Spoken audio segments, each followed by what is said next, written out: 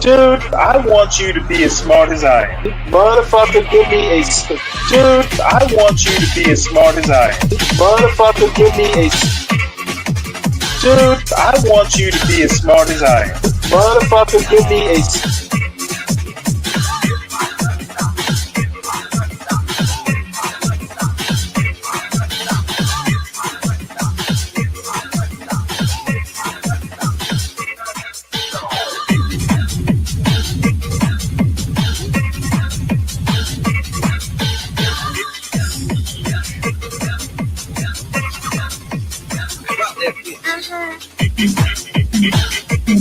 Dude, I want you to be as smart as I am. Motherfucker, give me a specific...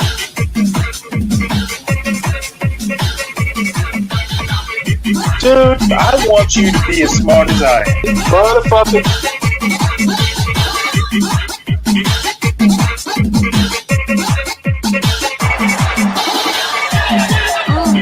Come on out, you rapist!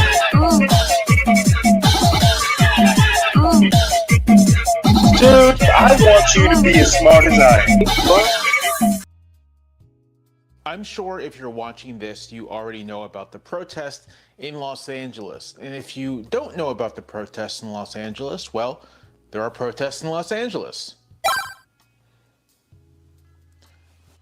The proximate cause of those protests are a crackdown by Immigration and Customs Enforcement, a crackdown driven by the fact that the White House, the Trump administration, cannot meet its stated deportation numbers. During the campaign, President Trump promised to deport millions of undocumented immigrants, and the slight trouble is that there aren't actually that many easily deportable undocumented immigrants. There's no database of undocumented immigrants. You have to actually find them. The president also promised to deport all of the millions of criminal undocumented immigrants, people breaking laws. And the fact about that is that that population doesn't really exist, other than perhaps illegally crossing a border, which is a crime. Most people who are undocumented have committed no more than a civil offense in overstaying a visa or not having the proper papers, not having legal status. And if they are living and working here, they're likely not engaged in any criminal activity, any violence or theft or anything like that. In fact, immigrants of all classes are dramatically less likely to be engaged in criminal behavior than native-born citizens for reasons that should be obvious. First, you're motivated to be in a different country to work and make a living for yourself. And second, attracting the attention of law enforcement is detrimental to your prospects for staying in that country. What this has meant for the administration is that the promise of an easy deportation plan is not feasible. It's not possible. They're not going to be able to do it. And so last month, according to reporting by the Wall Street Journal, Stephen Miller, the president's top aide and one of the architects of his immigration agenda, went to Immigration and Customs Enforcement with essentially an ultimatum. You have to deport more people. You should stop focusing so much on criminals. You should start going to places where people who are here to work gather, Home Depots, 7-Elevens, and you should round up people there. That's what you should do. And that's what ICE did. And last Friday, they began a large such operation in Los Angeles, where they targeted a Home Depot in a predominantly Latino neighborhood of the city. One interesting aspect of immigration politics right now is that when you ask Americans, do you want mass deportations? They tend to say yes. A majority tends to say yes. There's a recent CBS News poll that finds this exact thing. But then when you ask them, do you approve of how the Trump administration is going about mass deportations? They say no. When you ask them, do you think people should have due process? They say yes. If you ask them whether they think people who are just laborers or people who have made homes, started businesses, if they should be deported, they say no. And what's happening here actually makes total sense. Americans are convinced of the idea that there is a large number of criminal undocumented immigrants. Again, this is false. And they are supportive of the idea that the government would deport these people. But because this population doesn't really exist, the people who are being deported are ordinary, hardworking individuals who just happen to be undocumented. And Americans don't like that. And you're seeing this play out literally in Los Angeles, because when ICE shows up to start snatching people looking for work and throwing them in the trucks and deporting them, maybe sending them to that awful prison in El Salvador, ordinary Americans, citizens, stood up and said no. began blocking ICE, began using their bodies to prevent this from happening. And a protest came out of it. First, a few thousand people, now 10,000 or more people protesting every day against this deportation effort. And it's spawning protests in other cities. As you know, I'm sure, the president has responded to these protests by mobilizing the National Guard and sending Marines in. I'll say here that there's a whole separate video to do about the illegality of the president's actions with calling out the National Guard and the Marines. So we'll cover that at a later date. We will cover that at a later date. Part of the president's justification for calling out the National Guard and the military is chaos, disorder, anarchy, rioting. And the justification for using those terms is the fact that some cars have been burned, Waymo self-driving cars, and there's been instances of some property damage and people throwing bricks and bottles at police cars. To be perfectly frank, this is relatively tame in the history of civil unrest that happens in American protests, but it is enough of a pretext for the administration to say that it constitutes an assault on the federal government, that it constitutes some sort of insurrection, that in the words of Stephen Miller, it's Los Angeles and California trying to nullify an election and subvert the authority of the United States. Hence, the military. And among political commentators, people like me, although not me, just people in my business, among political commentators, you have those who are saying that this is going to help Trump. That these protests, these images of cars burning, are going to help Trump. That this is what Trump wants, this is the battle he wants to fight, and it's going to assist him in his efforts to consolidate some sort of authoritarian regime. Now here is, I think, the thing about that claim. I think that claim is taking something that is true, which is violence at protests can be harmful to the cause of the protesters, but generalizing it to something that isn't true, which is that protest helps Trump. The first point, it should be said, is much more nuanced than people give it credit for. According to the scholar Omar Rassau, who has studied this for 20 years, I hope I'm saying his last name correctly, the relationship between violence and protest is complicated because protest is most effective when it sends a message, when it captures the attention of the broad public. And it's most able to capture the attention of the broad public when nonviolent protest is met with a violent response from the state. That engenders sympathy for the protesters, engenders sympathy for the message, and is beneficial to the protesters.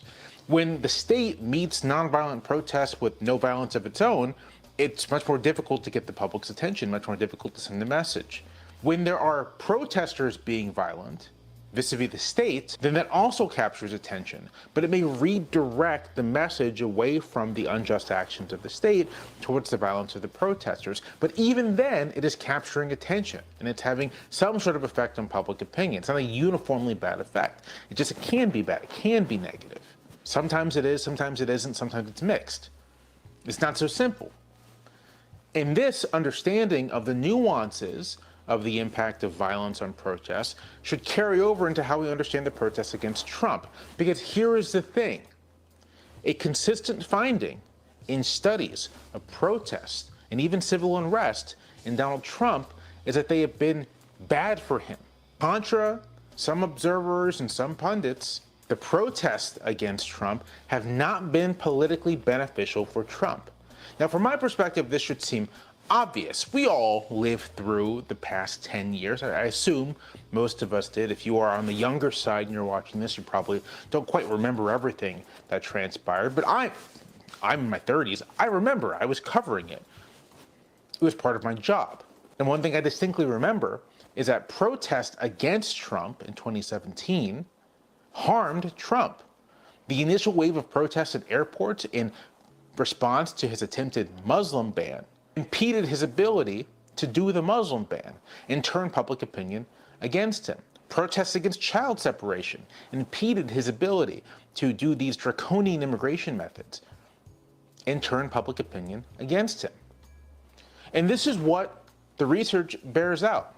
With the Muslim ban, for example, protests against the Muslim ban, as well as the initial women's march at the start of Trump's first term, resulted in a measurable decline in support for banning Muslims from entering the United States. In fact, all kinds of civil unrest that occurred during that first term ended up hurting him, even when the arrest was kind of in his favor. The Unite the Right rally in 2017 in Charlottesville, from where I am recording this, was a net negative for Trump. People generally just don't like protest and disorder, and they blame the incumbent president for the presence of that disorder. And this leads us all into 2020, where there are some of the largest mass protests the United States had seen since the 1960s, where an estimated 15 million Americans participated in these protests. Now, there are some voices in political commentary who will say that it is the legacy of these protests that helped return Trump back to office in 2024, which is a nonsense claim. And part of why it's a nonsense claim is because it's actually been well established that the 2020 protests contributed to Trump's defeat, that in the absence of those protests, he might have actually won. But the extent to which he was associated with disorder nationwide, the extent to which the protests made certain issues like racism and racial inequality and racial justice highly salient in ways that benefited the opposition to Trump, all of those contributed to him losing. The protests in a lot of ways were another test of the president's ability to handle a crisis along with COVID, and he just couldn't handle it, and it harmed his standing.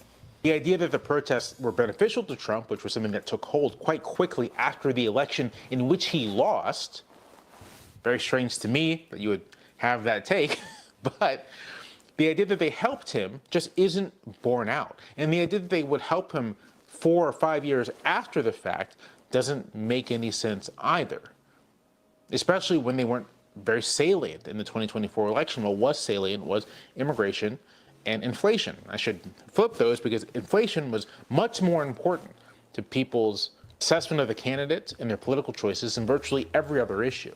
Now we're here in 2025, and there's another set of protests instigated by the administration. Now, just because something happened in the past doesn't mean it's going to happen in the present or the future. Nothing, especially politics, moves along some linear line. But if we're going to be making guesses, if we're going to be making assessments of how these protests are going to affect Trump's standing, the evidence that we have is that protests are bad for Trump. That when the American public is on the streets screaming about something, screaming about the administration's policies, it's not good for him. We also have to consider that Trump entered office relatively unpopular, although more popular than he had been in the past, and his popularity has been on a steady decline since then. Recent polls have him around -9, -10 net approval.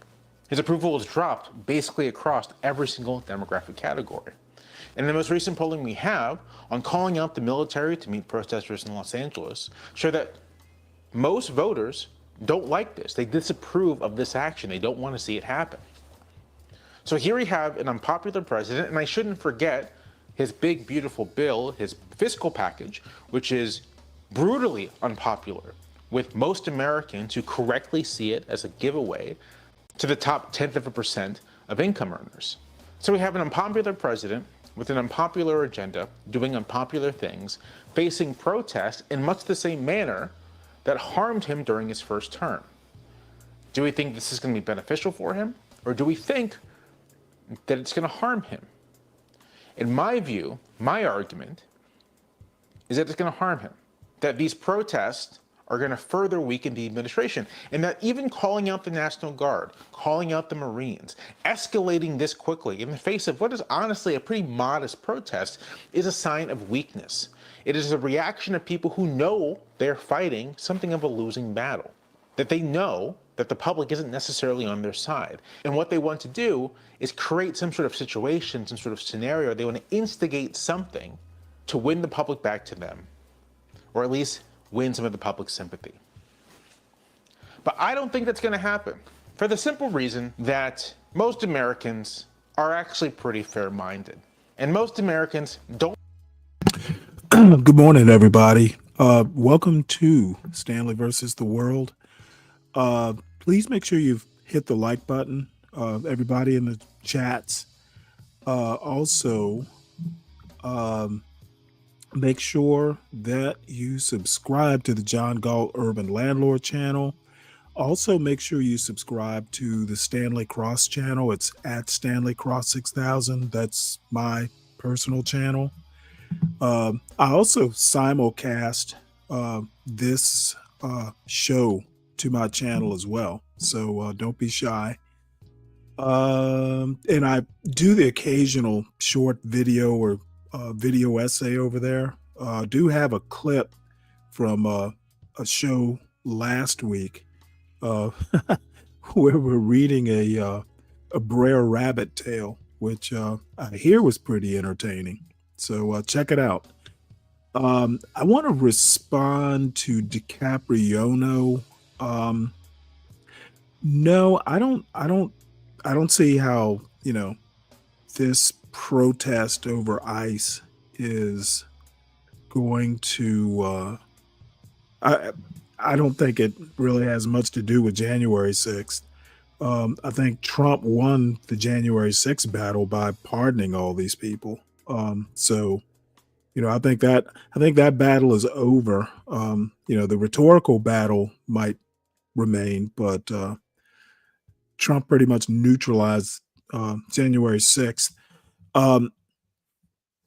I kind of wonder sometimes about the opposition to Donald Trump. I think the best thing the protesters could do right now is to cease all protesting and just have the National Guard there and the Marines there doing nothing for a few days. I think that would be the most effective protest move right now. Don't give them something to do. Basically leave Donald Trump with egg on his face. I've not heard that proposed. And as soon as the Marines and the National Guard get recalled, start protesting again. Just have some fun with it. But no one has brought that up yet, and probably that's not going to happen. But I wish I were in control of the protests. Don't like the idea of yanking 4-year-olds from their doctors, from their life-saving treatment, and shipping them out of the country. Most Americans don't like the idea of their neighbors, of their friends, of their partners, people at their churches, people who work with them, who run businesses that they frequent. They don't like the idea of those people being snatched away by state-sanctioned kidnappers and sent away for basically what is an administrative error, for what is something that isn't meaningfully a crime. They don't like the idea, in short, of the state being extremely unfair with people who have done really nothing other than try to better their lives. Now, there's a lot to say about how the public couldn't internalize this, couldn't come to this perspective during the election. I think it has a lot to do with the nation's broken information environment, with the fact that there's no one really challenging the assertions being made about the number of undocumented immigrants and the nature of their presence here. And I think it has something to do with the lack of any meaningful political opposition to immigration restrictionism. That the Democratic Party, far from trying to stand up for a more open vision of American society, essentially capitulated in the idea that it is of vital national importance that we begin rounding up people here for work and shipping them out. That bipartisan bill would hire 1,500 more security agents and officers, 100 more immigration judges to help tackle the backload of 2 million cases, 4,300 more asylum officers, and new policies so they can resolve cases in 6 months instead of 6 years now.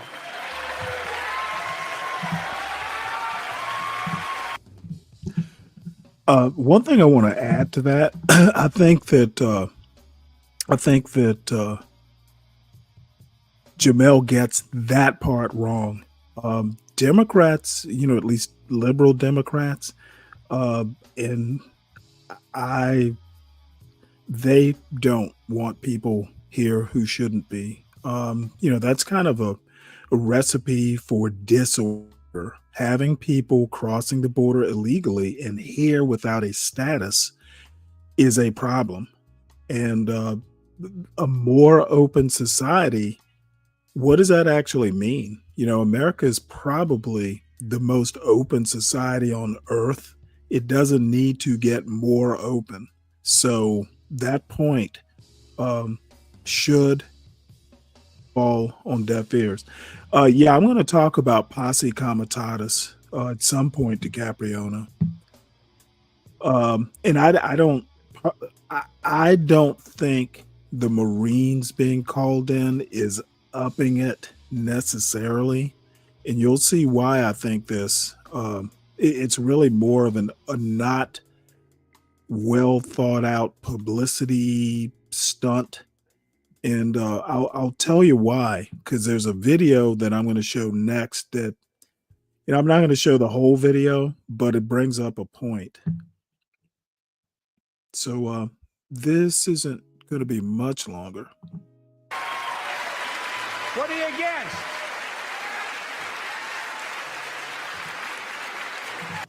So a lot of blame go around. But we're here. Now is now. The past is the past.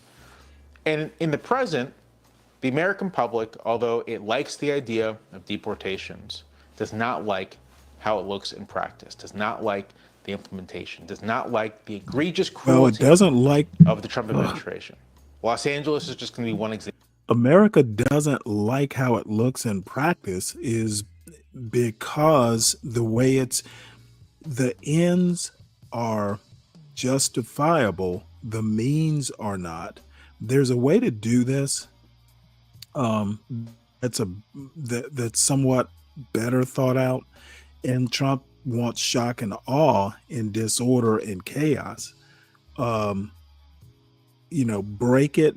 the system, and then, as you discover what is broken and you absolutely need, you go back and fix it. That's basically what Elon, that's that Silicon Valley method, break it and then fix it. It does not work when humans are involved in that. And Trump is not going to learn this lesson. An example of that. There will be more.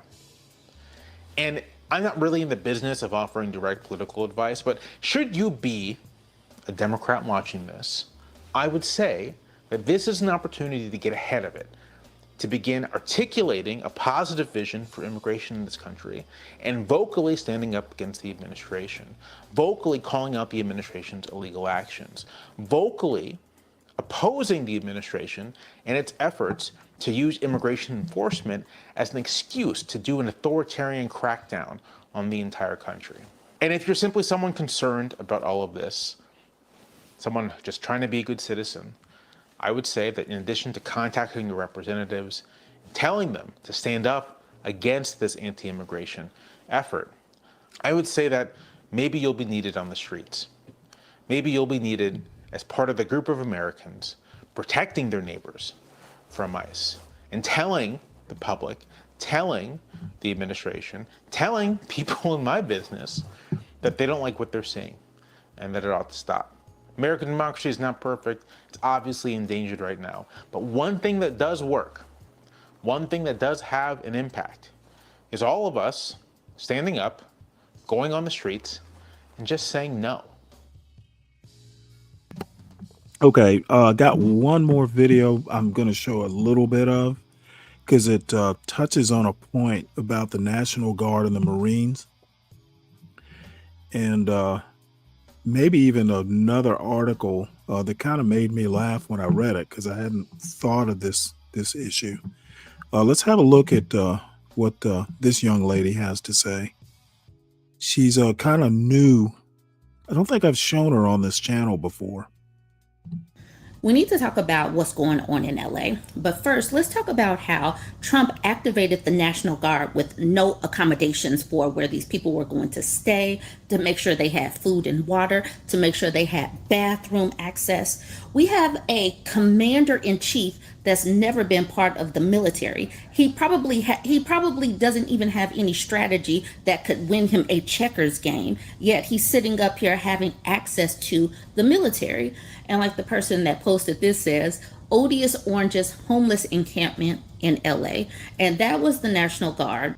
And now he's also deployed the Marines. And we're going to talk about the Marines in just a moment. Before I get to the Marines, I want to continue to talk about this National Guard situation. It was described as wildly underprepared. National Guard troops seen sleeping on floors in exclusive photos.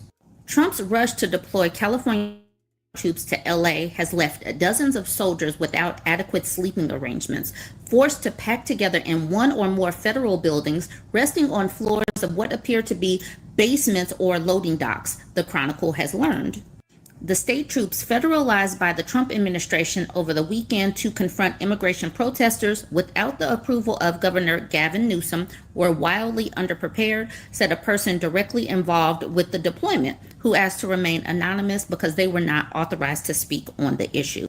Think about how our enemies around the globe are watching this situation play out. That we have a commander in chief that has the brain capacity of a goldfish, a dying goldfish.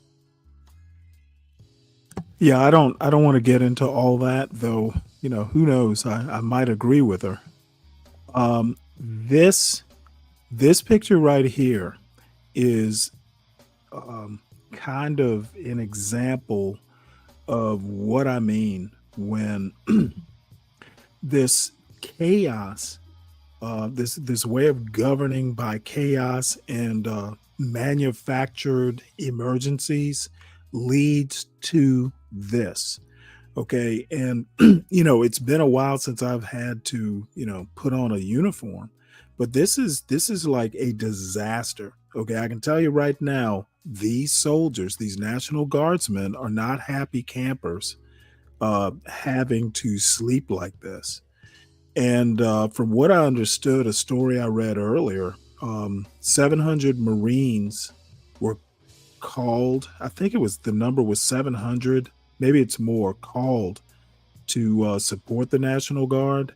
And not all of them are being used. A bunch of them are just sitting around. Like 3 of the 700 were out patrolling.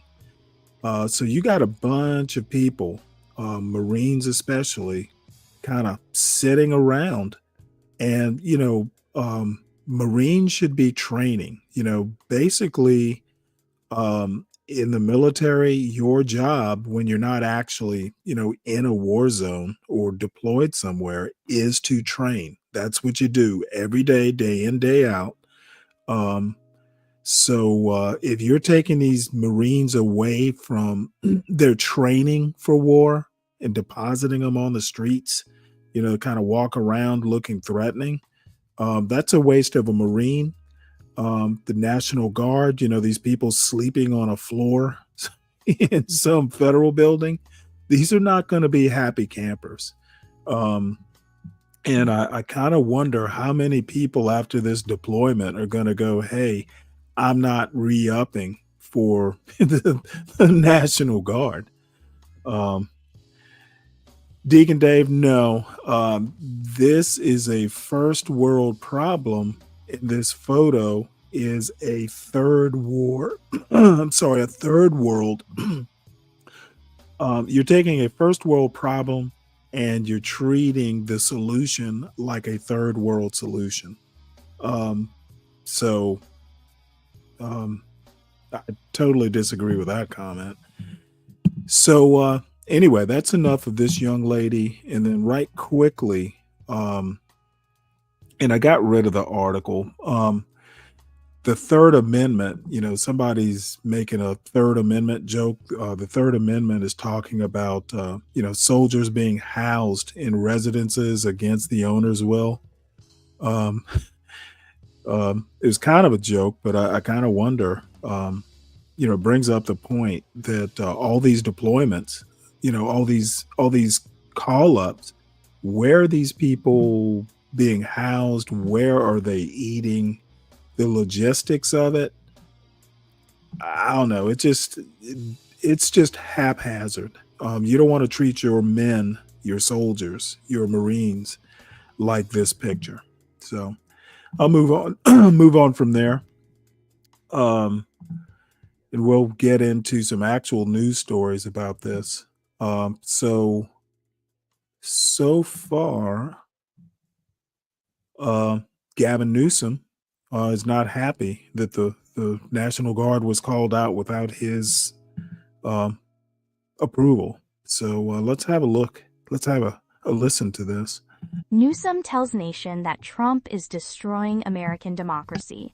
This article is by Laurel Rosenhall and read by an automated voice. Governor Gavin Newsom made the case in a televised address Tuesday evening that President Trump's decision to send military forces to immigration protests in Los Angeles has put the nation at the precipice of authoritarianism.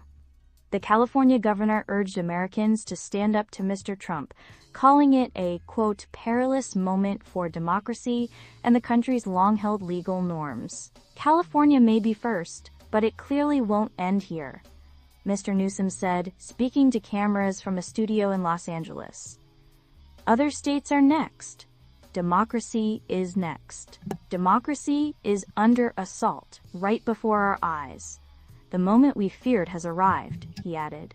Mr. Newsom spoke on the fifth day of protests in Los Angeles against federal immigration raids that have sent fear and anger through many communities in Southern California. He said Mr. Trump had inflamed a combustible situation by taking over California's National Guard and by calling up 4,000 troops and 700 Marines. Trump is pulling a military dragnet all across Los Angeles, Mr. Newsom said. Well beyond his stated intent to just go after violent and serious criminals, his agents are arresting dishwashers, gardeners, day laborers, and seamstresses. The governor is considered a possible Democratic presidential candidate in 2028, and his Tuesday night speech called Democracy at a Crossroads sounded national in scope. It aired on some national networks and, after a brief delay because of audio problems, on Mr. Newsom's social media accounts. The current political standoff has given Mr. Newsom a wider platform, and he has jousted with Mr. Trump and Republicans for several days in interviews and on social media. After Mr. Newsom's speech, some Republicans ridiculed the governor for the audio issues that occurred during the broadcast of his speech. James Gallagher, the Republican leader of the California State Assembly, responded by pointing to the strict rules the governor imposed during the COVID-19 pandemic. You were the ultimate authoritarian who shut down restaurants and masked our kids while you went to the French Laundry, Mr. Gallagher said on X, referencing a dinner party at the famed Napa Valley restaurant that Mr. Newsom attended while gatherings were restricted in 2020. Soon, the feud between Mr. Newsom and President Trump will head to federal court. On Monday, Mr. Newsom sued the president, challenging the military mobilization as an unlawful commandeering of state power. On Tuesday, he filed an emergency motion asking the court to immediately block the military from patrolling city streets or working with immigration agents. A hearing on that request is scheduled for Thursday. Authoritarian regimes begin by targeting people who are least able to defend themselves, Mr. Newsom said in his speech. But they do not stop there.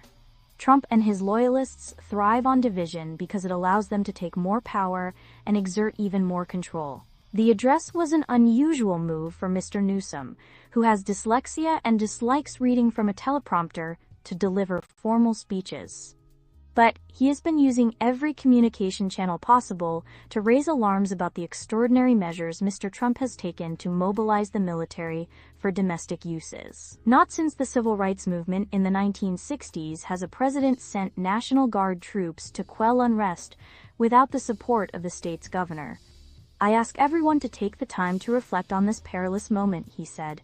A president who wants to be bound by no law or constitution, perpetrating a unified assault on American traditions. Mr. Newsom said the president had taken a quote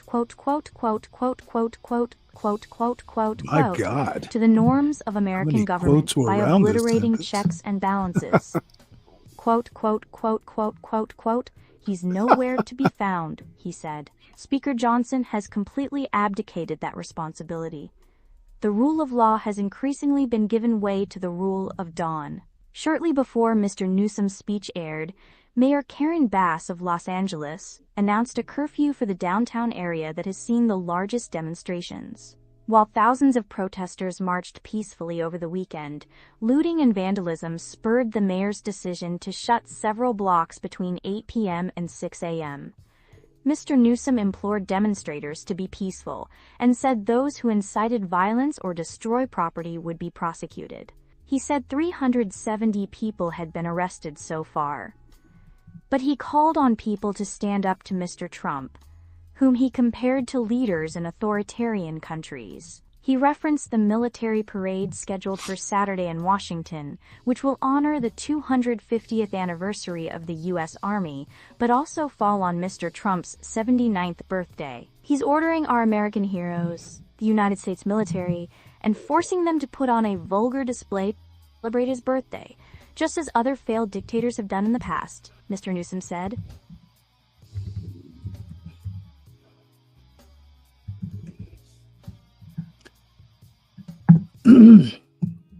Okay, so next up is Trump himself speaking at Fort Bragg, right here in Georgia. No, I'm sorry, that's Benning. My bad, North Carolina. So let's hear what President Trump has to say. They're hurling bricks and cinder blocks at law Oh, that's enforcement. low. Did you see they're breaking up the sidewalks and the curbs, breaking it up with big, strong hammers? These guys are professionals. These are not amateurs. They're breaking it up because they took the bricks away from them. They came in with bricks, red bricks, that they could throw at our military and at the police in L.A., who are very good, but they weren't aggressive like our soldiers. Our soldiers really were aggressive, but they all worked together. But they came in with bricks they were taken away, and they had hammers. Oh, wow, how did that happen? And they're pounding the sidewalk. I said, what the hell is he doing? And he's breaking it up and making it into concrete bombs in a way, and they're dropping them on our military. They're throwing them at our military. Pretty good arms they had, too. Hits guys right in the face. Big chunk of concrete, worse than a brick. They're taking them up to the bridges, and they're dropping them in the cars that are going by. These are animals. But they proudly carry the flags of other countries, but they don't carry the American flag. They only burn it. Did you see a lot of the flags being burned? They weren't being burned by people from our country or from people that love our country. People that burn the American flag should go to jail for 1 year. What they should be doing. 1 year. And we'll see if we can get that done.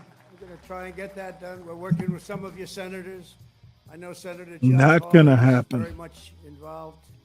And I know the two senators from here. I think you guys, are you guys in favor of it? Would this be a bad time for them to say no? I got those two votes. All right. Well, that's Donald Trump talking about flag burners, which, to be honest, ABC News' longtime correspondent can I Terry stop Moran this? out of a job after posting an anti-Trump social media rant. Moran was previously suspended for calling let's Stephen see Miller here. a Let's stop that nonsense. So basically, the flag burning thing, that First Amendment piece was solved decades ago. So once again, Donald Trump talking shit. That's not going to happen. So, shit talkers will talk shit. Let's see. Let's see if there's anything in this story. Oh, I didn't realize he deployed 4,000 National Guard troops. Wow. So, scanning through this article, I think pretty much everything he said, yeah, that pretty much covers the story. So now you know how Donald Trump feels about it. He thinks America is under siege. So that's that. I don't I don't know what else to say, to be honest. So looks like the mayor, and I see DiCapriono actually mentioned the curfew. So LA's mayor imposes curfew for parts of downtown in wake of protests. So she must have talked to what's her name in the mayor of DC. Los Angeles Mayor Karen Bass imposed a curfew for parts Karen of Los Bass. Angeles after protests over immigration enforcement in California roiled the city's downtown area. Bass said the curfew will run from 8 p.m. to 6 a.m. local time and cover roughly a square mile of downtown. She said she expects it to last several days. The curfew is a necessary measure to protect lives and safeguard property following several consecutive days of growing unrest throughout the city, Los Angeles Police Chief Jim McDonnell said at a news briefing announcing the curfew. Since Saturday, we've seen a concerning escalation and unlawful and dangerous behavior. McDonnell said arrests have risen each day since Saturday, peaking at nearly 200 people arrested on Tuesday. Of the 197 people arrested Tuesday, 130 were detained near the Metropolitan Detention Center downtown and 67 were arrested after occupying the 101 freeway, McDonnell said. After the curfew went into effect, the Los Angeles Police Department said on X that multiple groups continued to congregate in the curfew zone and mass arrests are being initiated. The curfew comes after President Trump derided the protesters earlier Tuesday, calling them animals and professional agitators. The president gave his speech standing in front of uniformed army soldiers, who at times cheered and applauded. What you're witnessing in California is a full-blown assault on peace, on public order, and on national sovereignty carried out by rioters bearing foreign flags with the aim of continuing a foreign invasion of our country, Trump said at Fort Bragg in North Carolina. We're not going to let that happen. The remarks came one day after U.S. Marines were deployed to the Los Angeles area. About 4,000 National Guard troops have been mobilized as well. In an address Tuesday night, California Governor Gavin Newsom railed against Trump for eroding the nation's democracy and amplifying tensions in Los Angeles. He described Trump's actions to call in the National Guard and Marines as a brazen abuse of power that inflamed a combustible situation. Newsom said that Trump chose to create a culture of fear that has led school children to be afraid of attending their own graduations. We do not want our streets militarized by our own armed forces, Newsom said. Newsom implored residents to protest peacefully and said those who don't will be held to account. The governor ended by saying that the stability of the country itself is at stake. Other states are next. Democracy is next, he said. Democracy is under assault before our eyes. Large protests panning Trump's immigration policies continued to spread to cities across the country on Tuesday night. In New York, hundreds gathered in Manhattan across from the federal buildings that house immigration operations, while in the Atlanta area demonstrators lined Buford Highway, according to news footage. A large protest popped up at the Colorado State Capitol in Denver, and thousands of people marched in Chicago's Central Business District waving flags and signs. ICE is continuously deporting people without due process, said Jay Wax, a 36-year-old community organizer at the Chicago protest. If we don't protest against it, then it's just going to continue to be accepted.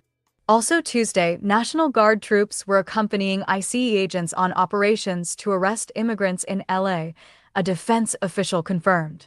While the Guard members were authorized to protect federal property and officials, their protection of federal officials during arrests is an expansion of their role during days of protest in the nation's second-largest city. Earlier on Tuesday, ICE released a picture showing National Guard members protectively surrounding ICE agents in the middle of an arrest.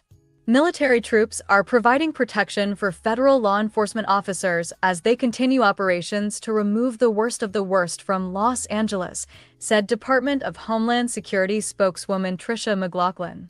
At roughly 5 p.m. local time Tuesday, protesters in downtown Los Angeles were marching through the streets, chanting, "Whose streets? Our streets." Stores were being boarded up as the march went by. As the march reached the federal building, police were waiting with shields. The protesters moved on without a clash. Hours earlier, police had surrounded a group of protesters outside a detention center. Demonstrators were lined up against the wall while they were arrested. Juan Pantoja, 47, said his brother was caught up in the arrests while riding his scooter past the protest. "It's good they're protesting, but all this vandalism is out of hand," Pantoja said. Cops shooting people with rubber bullets is out of hand too. The unusual decision to deploy active duty troops was the first time in more than 3 decades that Marines have been sent into a U.S. city to address civil unrest. Local elected officials have said that Trump's response has at times caused the protests to intensify. California officials on Tuesday urged a federal judge in San Francisco to intervene and block the National Guard or Marines from being used for law enforcement. Federal antagonization, through the presence of soldiers in the streets, has already caused real and irreparable damage to the city of Los Angeles, the people who live there, and the state of California. They must be stopped immediately, the state said in a court filing. A hearing has been set for Thursday. Defense Secretary Pete Hegseth, in a hearing before the House Appropriations Committee, also defended the deployment on Tuesday, describing protesters as rioters, looters, and thugs who endangered federal agents. The mission will cost the Pentagon at least $134 million for additional troop pay, food, transportation, and other logistics, according to Bryn McDonnell, the Pentagon's acting comptroller, who testified alongside Hegseth. Trump said in Tuesday's speech he decided to deploy thousands of National Guard troops and Marines to protect law enforcement from what he described as attacks of a vicious and violent mob and some of the radical left. The protesters, he said, are animals. Earlier on Tuesday, the president warned that any protesters who show up at the military parade to celebrate the Army's anniversary in Washington, D.C. on Saturday will be met with very heavy force as well. Los Angeles resident Alex Navis said police shot him with a rubber bullet during a protest on Monday. The 33-year-old said he was trying to help his wife, Jackie, who had been pushed by law enforcement when he was shot. Both Alex and Jackie Navis were charged, the couple said, but that didn't stop them from joining a march through downtown Los Angeles on Tuesday. I'm protesting for our rights, Alex Navis said. Write to Jack Morfitt at Jacked. Morfitt at WSJ.com. Victoria Albert at Victoria Albert at Yeah, we'll just stop it there. Well, good. Curfew sounds like a good idea is basically my response. I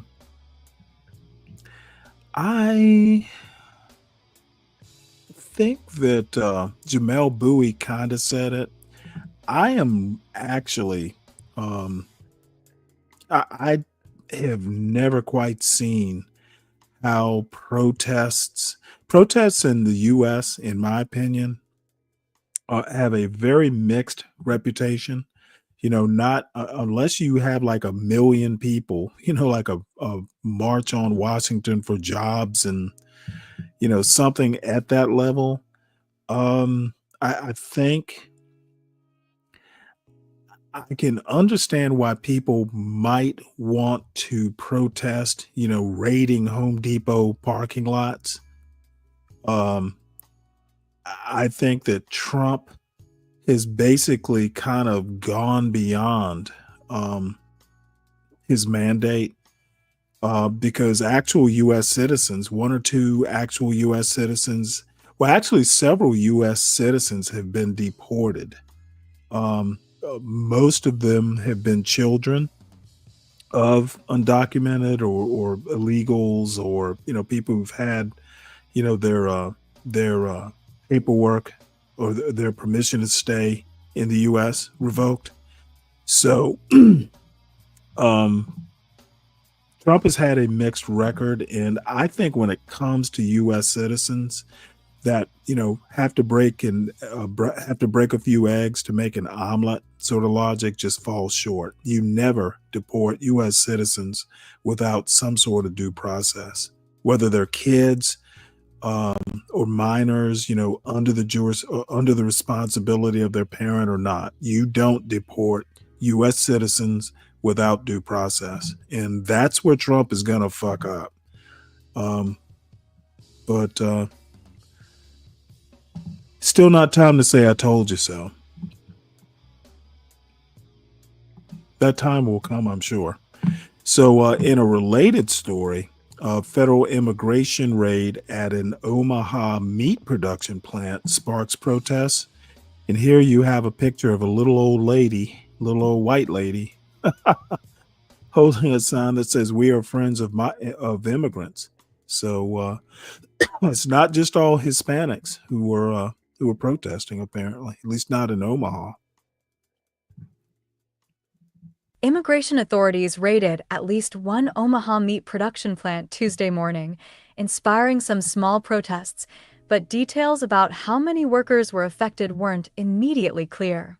Omaha police and the Douglas County Sheriff said immigration officials had warned them about their plans, and their departments helped block off traffic around the neighborhood where many food production plants are located while U.S. Immigration and Customs Enforcement officers worked. Meatpacking plants rely heavily on immigrant workers who are willing to do the physically demanding work.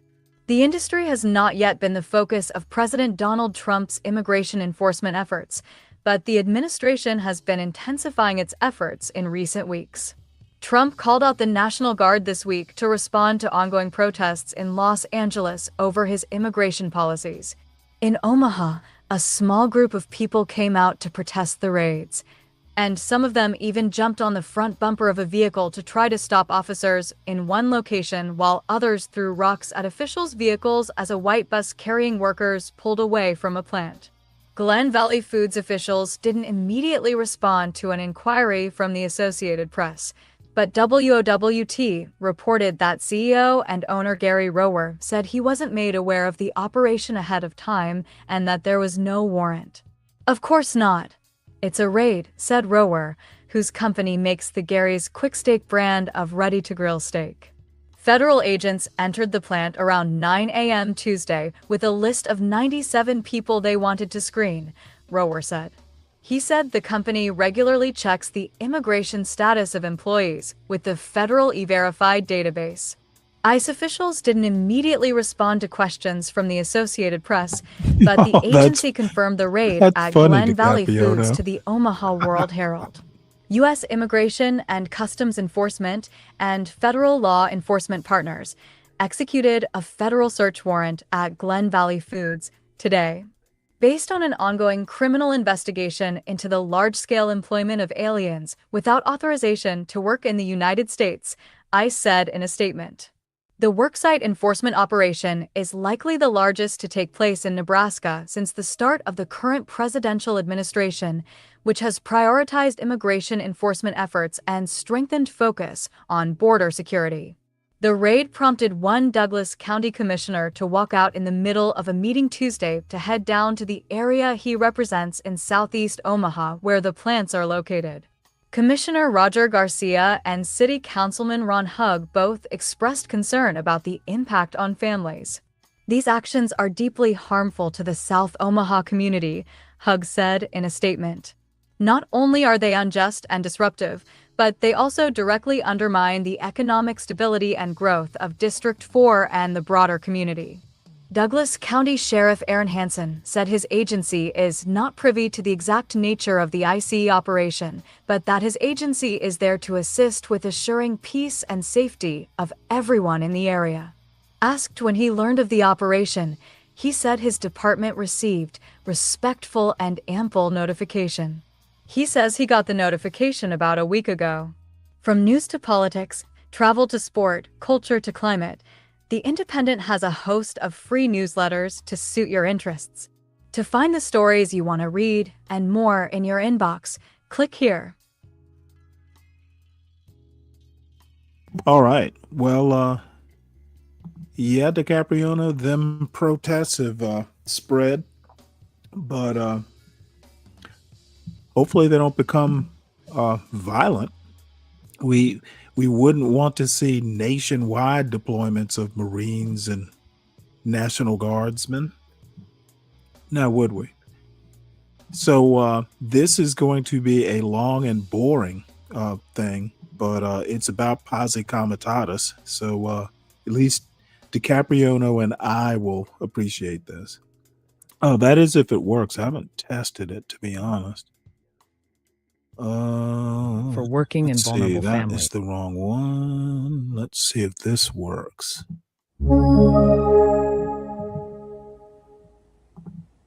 Posse Comitatus, The Power of the County, by Joyce Vance.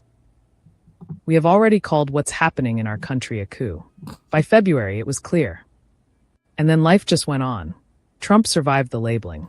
Fox News continued its broadcasts without missing a beat. Rubicon crossed, we all moved forward, and little changed.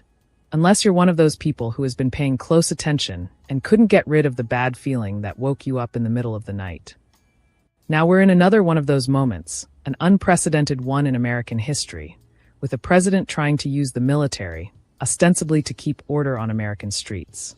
But there is no indication that local authorities in Los Angeles can't keep the peace, just fine all by themselves, and plenty of suggestion that militarizing the city may make it boil over.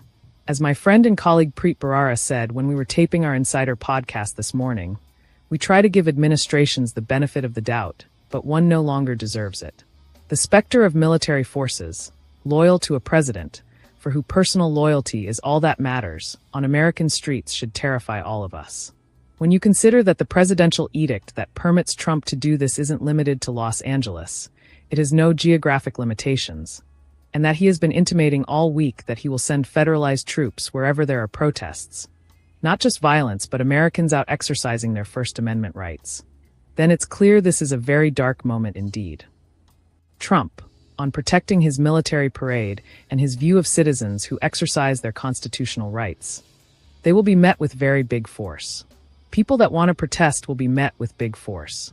I have not heard about a protest, but this is people that hate our country. They will be met with heavy force. Meanwhile, we have all watched as 700 Marines joined National Guard troops in Los Angeles, assigned there in response to protests over ICE raids at local workplaces. The order that got them there has the most innocuous of names: Department of Defense Security for the protection of Department of Homeland Security functions. I'm not even sure what that translates into. The military protecting federal law enforcement? Who does federal law enforcement need protection from? If we were living in George Orwell's 1984, it would be comprehensible as newspeak for, the government is going to impose its will on all of y'all. And I do mean all. Today it's Los Angeles, but tomorrow it could be anywhere. The order purports to give Trump the authority to deploy both federalized National Guard units and active duty members of the armed forces. You'll remember from Sunday's post that the rule under which Trump is operating, 10 U.S.C. 12406, provides that the president may call into federal service members and units of the National Guard of any state in such numbers as he considers necessary to repel the invasion, suppress the rebellion, or execute those laws. In the event that the United States, or any of the commonwealths or possessions, is invaded or is in danger of invasion by a foreign nation, there is a rebellion or danger of a rebellion against the authority of the government of the United States, or the president is unable with the regular forces to execute the laws of the United States. There are lots of conditions that have to be in play before a president can do what Trump is doing. I'm still looking for the invasion or rebellion in Los Angeles and not seeing one, let alone one that couldn't be handled, if it was actually happening, by the steady stream of California law enforcement who are now ever present. Under the Constitution, police powers are reserved to the states. The Posse Comitatus Act prohibits the federal government from using the military inside of the domestic United States for law enforcement, absent truly compelling circumstances. So while the president can federalize the militia, what we now call the National Guard, if he's unable with the regular forces to execute the laws, those forces can't do anything that isn't already authorized by law. To the point, Trump can't use them to conduct military-style roundups of immigrants, even though we all know that's precisely what he wants to do and where he hopes this is headed. That's the crux of the matter. Using the military to advance his personal political agenda isn't legal, and Trump knows it. But if he can frame this as an insurrection, he might get away with it. That may well be why he's trying to provoke a confrontation on the streets of Los Angeles, sending in the Marines. Posse Comitatus is Latin for the power of the county, a reference to the olden practice of a sheriff summoning a posse, a group of citizens to assist him in keeping the peace, doing rescue work, or arresting criminals. The act itself was passed in 1878 and reflects the desire of Southern white supremacists to keep the military from intervening as they established Jim Crow. But its basic principle, reserving police powers to the states and keeping them free from federal military interference, is deeply grounded in the views of the Founding Fathers. One way around the Posse Comitatus Act is the Insurrection Act. When it is invoked by a president, it allows the military to be used for domestic law enforcement, but, and it's an important caveat, only to restore order. It's not a permanent or a nationwide takeover. But Trump hasn't invoked the Insurrection Act.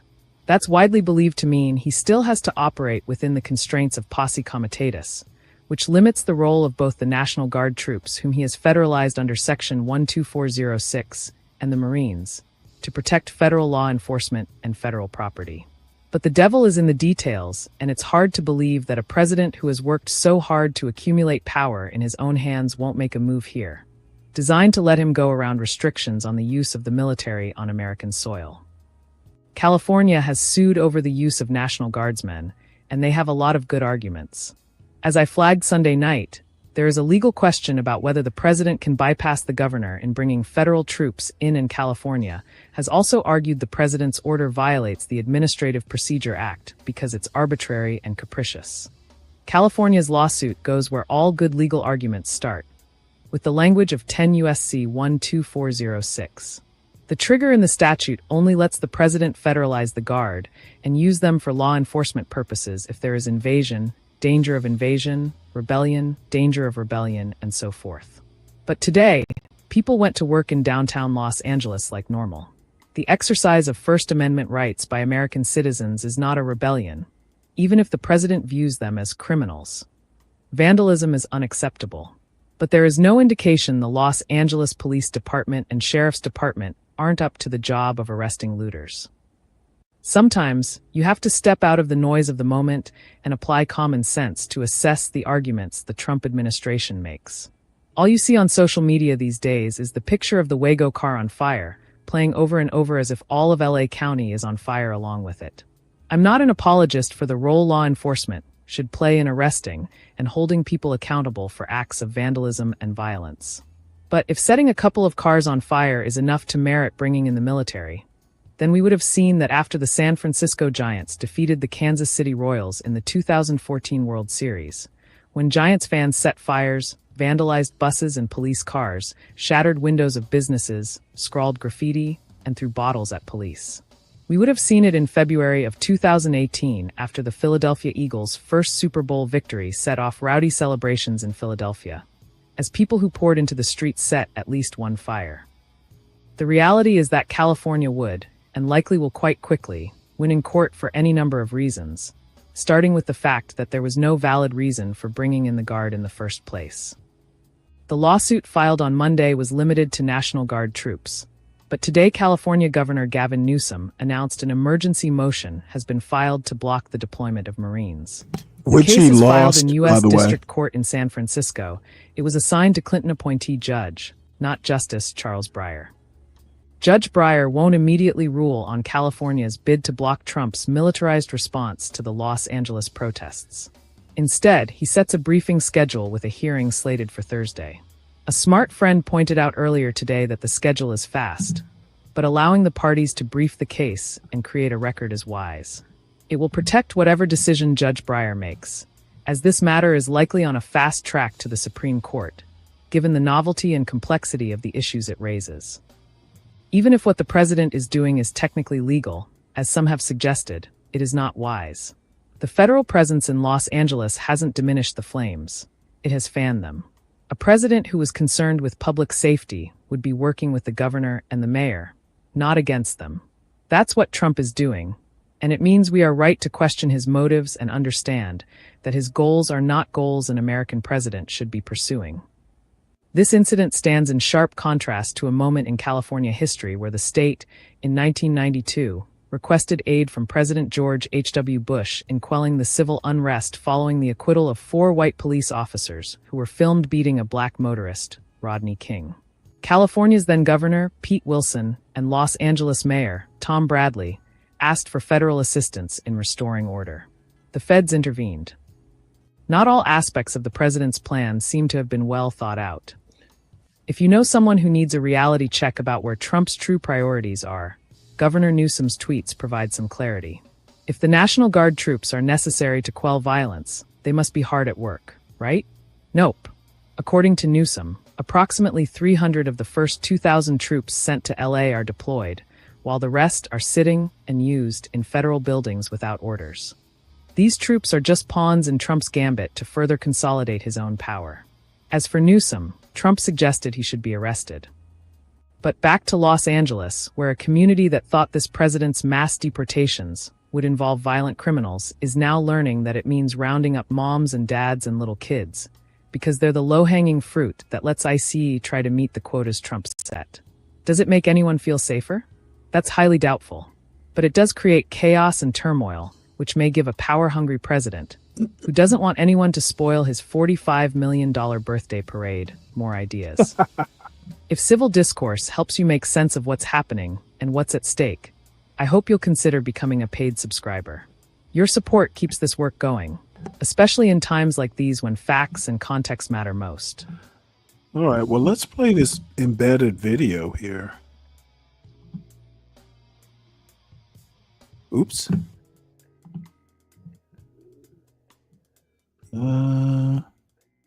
Where is the volume? It'll be an amazing day. We have tanks, we have planes. Let's start it over. Your birthday celebration? I just think it's amazing. We're going to have a fantastic June 14th parade, Flag Day. It's going to be an amazing day. We have tanks, we have planes, we have all sorts of things. And I think it's going to be great. We're going to celebrate our country for a change. You know, recently, as you know, with World War II, the victory of World War II, I called up France and they were celebrating the victory. Well, we helped them a lot, as you know. I don't have to get into that. But I called up other countries. They were all celebrating the victory. We're the only country that didn't celebrate the victory. And we're the one that won the war. Okay, if it wasn't for us, that war, you would be speaking German right now, okay?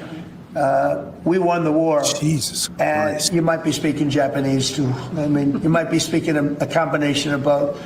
We won the war, and we're the only country that didn't celebrate it. And we're going to be celebrating big on Saturday. We're going to have a lot of, and if there's any protest that wants to come out, they will be met with very big force. By the way, for those people that want to protest, they're going to be met with very big force. And I haven't even heard about a protest. But, you know, this is people that hate our country. You've not heard, but they will be met with very heavy force. Thank you very much, everybody. Stay uninformed, my friend. Stay uninformed. Oh, man. Let's see. Well, I'm gonna skip ahead here. Trump has not heard about the protest that's being planned. Well, as it turns out, there is a protest being planned in several cities. It's called "In America, We Don't Do Kings." And no, I will not be attending. I don't do protests, but apparently on June 14th, we rise up. There is a whole organization being set up. Like, apparently this is where all the protests are going to be held. You know, whether there's a lot of people or not, who knows? But there will be protests. And not only that, but they're doing like Zoom calls or Zoom presentations, like No King's Day Town Hall, Know Your Rights training, and they even have some in Spanish. No King's Call for veterans and military families, No King's Marshal training, No King's Host update call. What's next in the fight mass call? Event attendee pre-mobilization mass call. God damn. You know, this is if Trump has not heard about this protest yet, he probably will. And if anybody wants the website, let me know. I can't imagine too many people in this audience are going to be at any protest of Trump. But it just made me laugh that Trump had not heard of a protest when there's a whole fucking website. Talk about uninformed. But stay uninformed, my friend. Stay uninformed. So let's see, what else do we have here? Trump's. No, I'm not going to do this one. Let's do this video here because I found this lady. She is a replacement for Beau of the Fifth Column. If you don't know who Beau of the Fifth Column is, look him up on YouTube. I don't even know that he does videos for some reason or another. And I don't know whether this is his sister or what, but I found this comment. It's called "Let's Talk About L.A. Trump and the National Guard." I found it very thoughtful. So let us listen to it.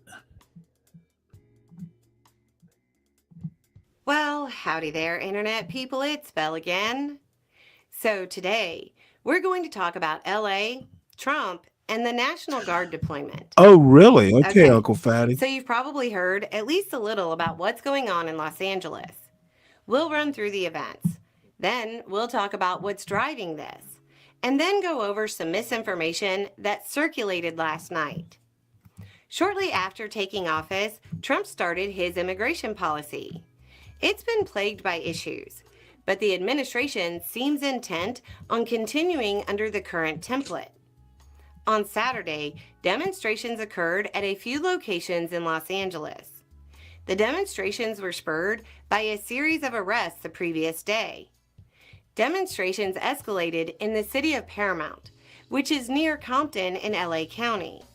Rocks were thrown. Riot police were called out. As is becoming the norm, the law enforcement crackdown caused the demonstrations to spread, and it spilled over into Compton. Trump took the protests as an opportunity to change the narrative and signed a memo federalizing and deploying a couple thousand National Guard troops.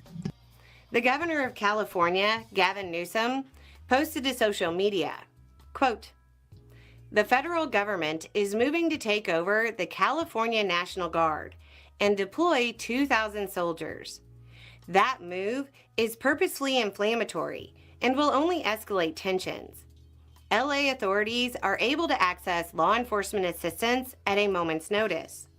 We are in close coordination with the city and county, and there is currently no unmet need. The Guard has been admirably serving LA throughout recovery. This is the wrong mission and will erode public trust."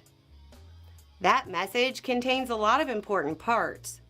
First, it seems like the governor did not sign off, which will probably be the subject of a legal battle later.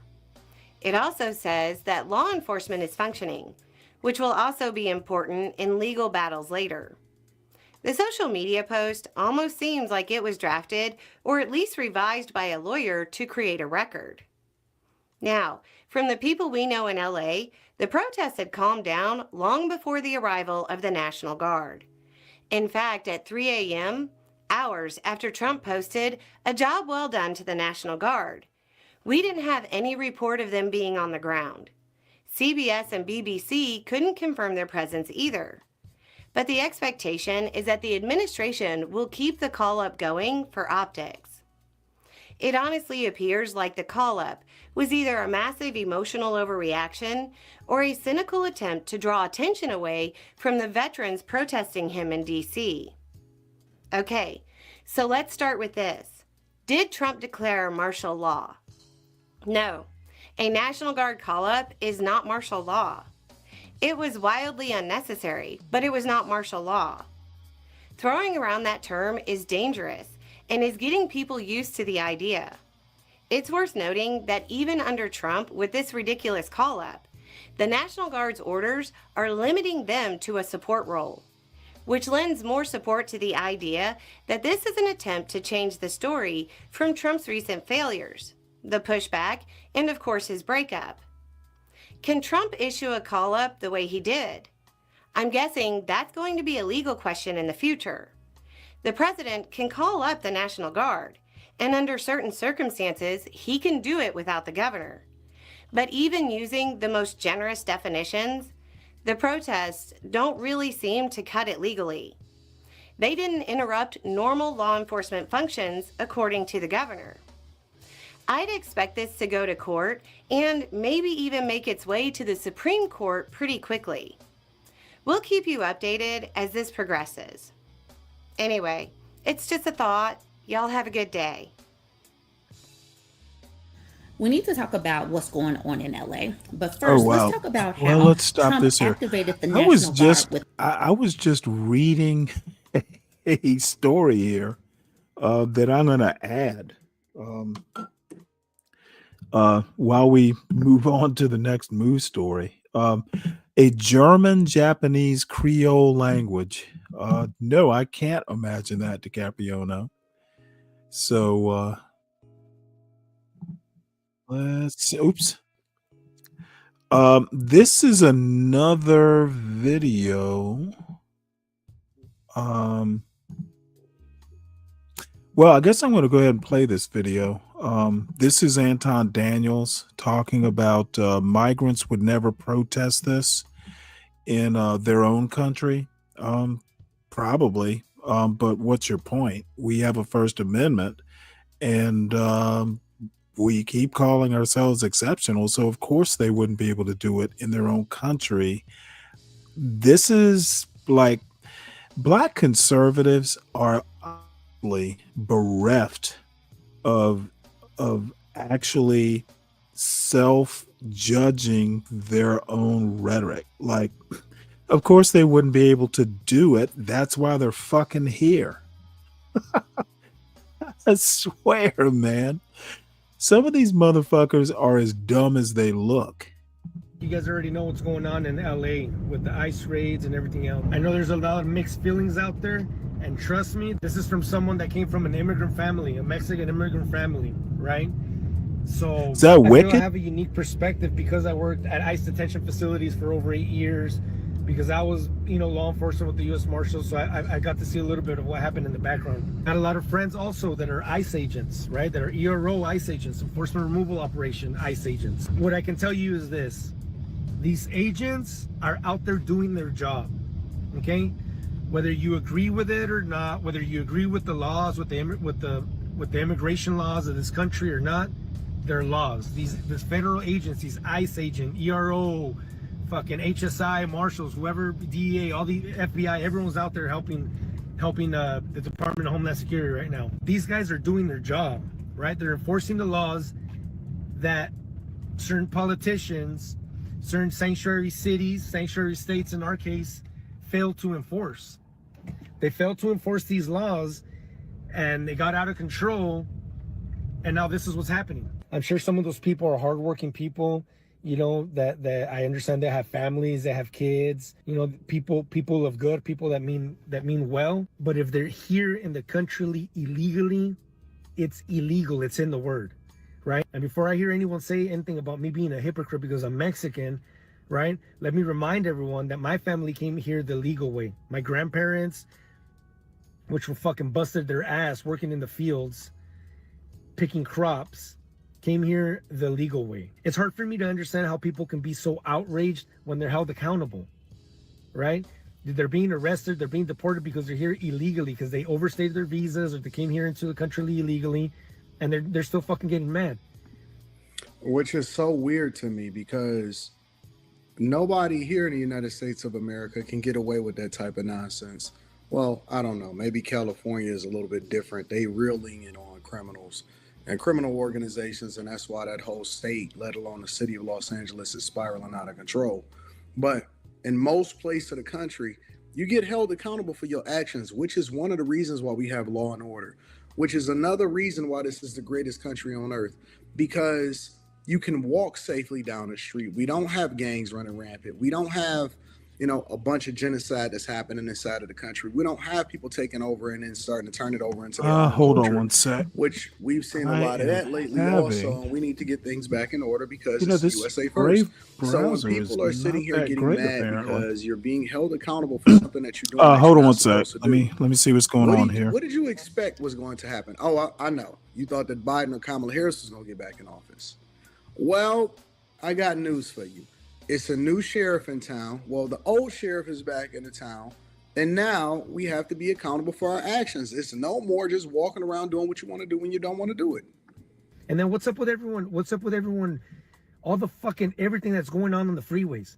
I saw some videos with the highway patrol vehicles getting smashed with rocks, people throwing shit at ICE agents. I saw a U.S. Marshals bus getting fucking blocked, getting attacked. What's the deal with that? Everyone's waving their Mexican flag. Everyone's so outraged, right? Not understanding that they're impeding the fucking traffic. They're impeding the freeway. People are going to work. People, are going to the hospital, to fucking doctor's appointments. Women are on their way to the fucking hospital to give birth. People are in ambulances with a heart attack, and you guys are blocking the fucking road. They don't care about that. They don't care. Nobody cares. The only thing that people care about is how they feel at the time that they feel it, and everybody else got to suffer as a result of it. They don't care. That's not protesting. That is not fucking protesting. Blocking the road and interrupting fucking life is not protesting. And it's fucking shit.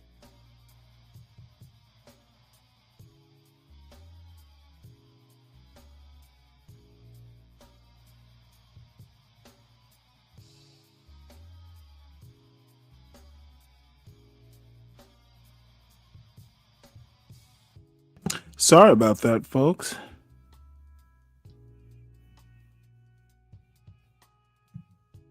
Which is another reason why this is the greatest country on earth, because you can walk safely down the street. We don't have gangs running rampant. We don't have, a bunch of genocide that's happening inside of the country. We don't have people taking over and then starting to turn it over into their own culture, which we've seen a lot of that lately also, and we need to get things back in order because it's USA first.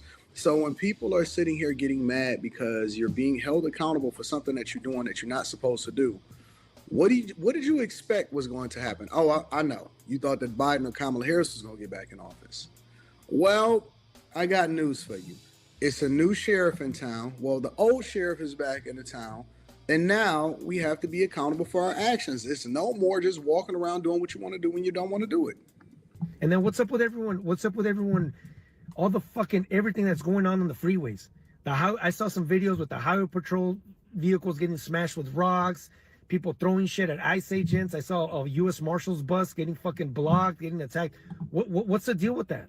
Everyone's waving their Mexican flag. Everyone's so outraged, right? Not understanding that they're impeding the fucking traffic. They're impeding the freeway. People are going to work. People, are going to the hospital, to fucking doctor's appointments. Women are on their way to the fucking hospital to give birth. People are on fucking ambulances with a heart attack, and you guys are blocking the fucking road. They don't care about that. They don't care. Nobody cares. The only thing that people care about is how they feel at the time that they feel it, and everybody else got to suffer as a result of it. They don't care. That's not protesting. That is not fucking protesting. Blocking the road and interrupting everyone else's fucking life is not protesting. And it's fucking shitty because all I see, the majority of the flags that I see being flown are Mexican flags. And it's fucked up and it's shitty because I don't associate with myself with fucking lawlessness. But anyway, you got the LA mayor, you have the Governor Newsom saying that it's Trump's fault, that it's ICE agents' fault, as if these people weren't here illegally in the country. It's almost like we've dealt with it for so long, and it's been part of our culture, and it's been, especially here in California, right? Sanctuary, and in fucking New York and other shithole places like that that have sanctuary states and cities. But it's almost like we've lived like this for so long that it's become normal. That now when people are fucking now when there's a government that's trying to enforce laws, rules, and regulations and holding people accountable, now it's outrageous. Separating families. People talk about it like it's something out of this world. Like if I get arrested, I'm not going to get separated from my family, right? If I go rob a fucking bank, I don't think people are going to be saying, oh, pobrecito Angel, he got separated from his family. Right. Thank you. People that are here legally are finally starting to step up and talk some sense into you people. Hopefully you listen to them because you don't listen to us. Guess what? You broke the law, you get fucking arrested, you get separated from your family. You came in here to the country illegally, you broke the law, your ass is going to get deported, separated from your family.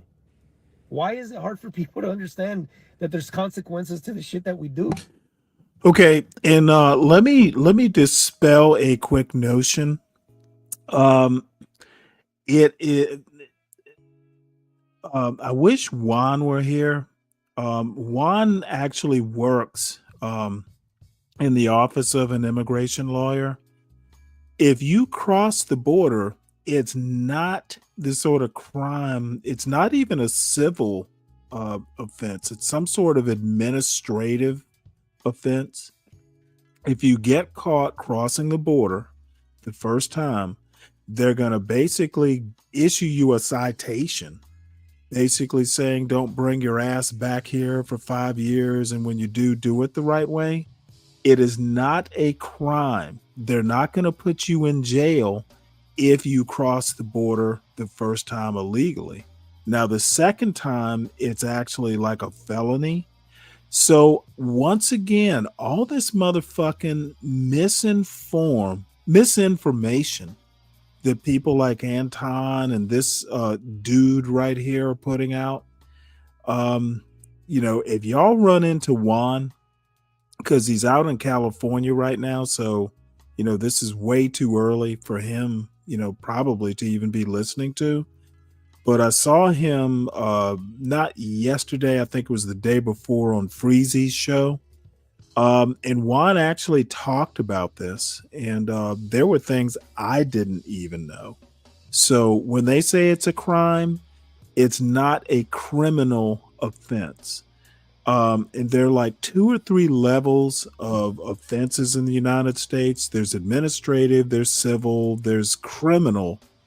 And people don't seem to fucking understand that. And they probably don't need to. But for all the little people that are foaming at the mouth about it's a crime, well, you should. It is an issue, but it's not like if you cross the border, you're going to jail. They're just going to send you back with something that basically says, hey, if you do it again, your ass is going to be grass. So, the first time you cross the border, they will just let you know you shouldn't cross the border. So everybody stop foaming at the mouth. Dude, like, I get it. It's fucking shitty. But hey, it's a risk that you're willing to take, obviously. And then who is we? Fasting with voice. Who is we? These are the consequences. And then these people are throwing things at the fucking federal agents, at the law enforcement. Who gets to determine who don't belong here? One of these fucking guys is able to articulate that they fear for their life and they fucking shoot someone. Then what's gonna happen? Imagine the fucking chaos then, the outrage. He does kind of look like Anton, kind of like Kevin Samuels, to be honest. Protest. I could already fucking see it. And it's a matter of time till it happens. What do you think is gonna happen when you have fucking people throwing fireworks, throwing rocks, throwing all kinds of shit to these federal rangers? What do you think they're gonna do? These people have families as well. What do you think is gonna happen? I hope this video opens people's eyes. I understand that we're not all gonna agree. It won't. It's a very touchy subject. I understand that, but I hope that you sit back and think about it. This is not an answer. This violence shit is not gonna work. It's not an answer. You're not gonna win. The federal agents are enforcing laws. It's not like they're doing shit that's illegal. Do you understand what I'm saying? Oh, and then here's another thing. And then people are fucking. I wasn't in the military. I was in the Navy. Shit, lighting vehicles on fire, breaking into fucking stores, stealing shit. Really fucking up the whole city. You have people fucking up the whole city, right? In protest. You guys are fucking up your own city. Your own city. We all. You guys are screwing over your own business owners, your own community. I hope everyone takes a chill pill. I hope people start opening their eyes and start understanding that when you fuck up, you're going to be held accountable. I understand it. It's shitty. I understand that not everyone's a criminal, but you also need to understand that immigration is a law.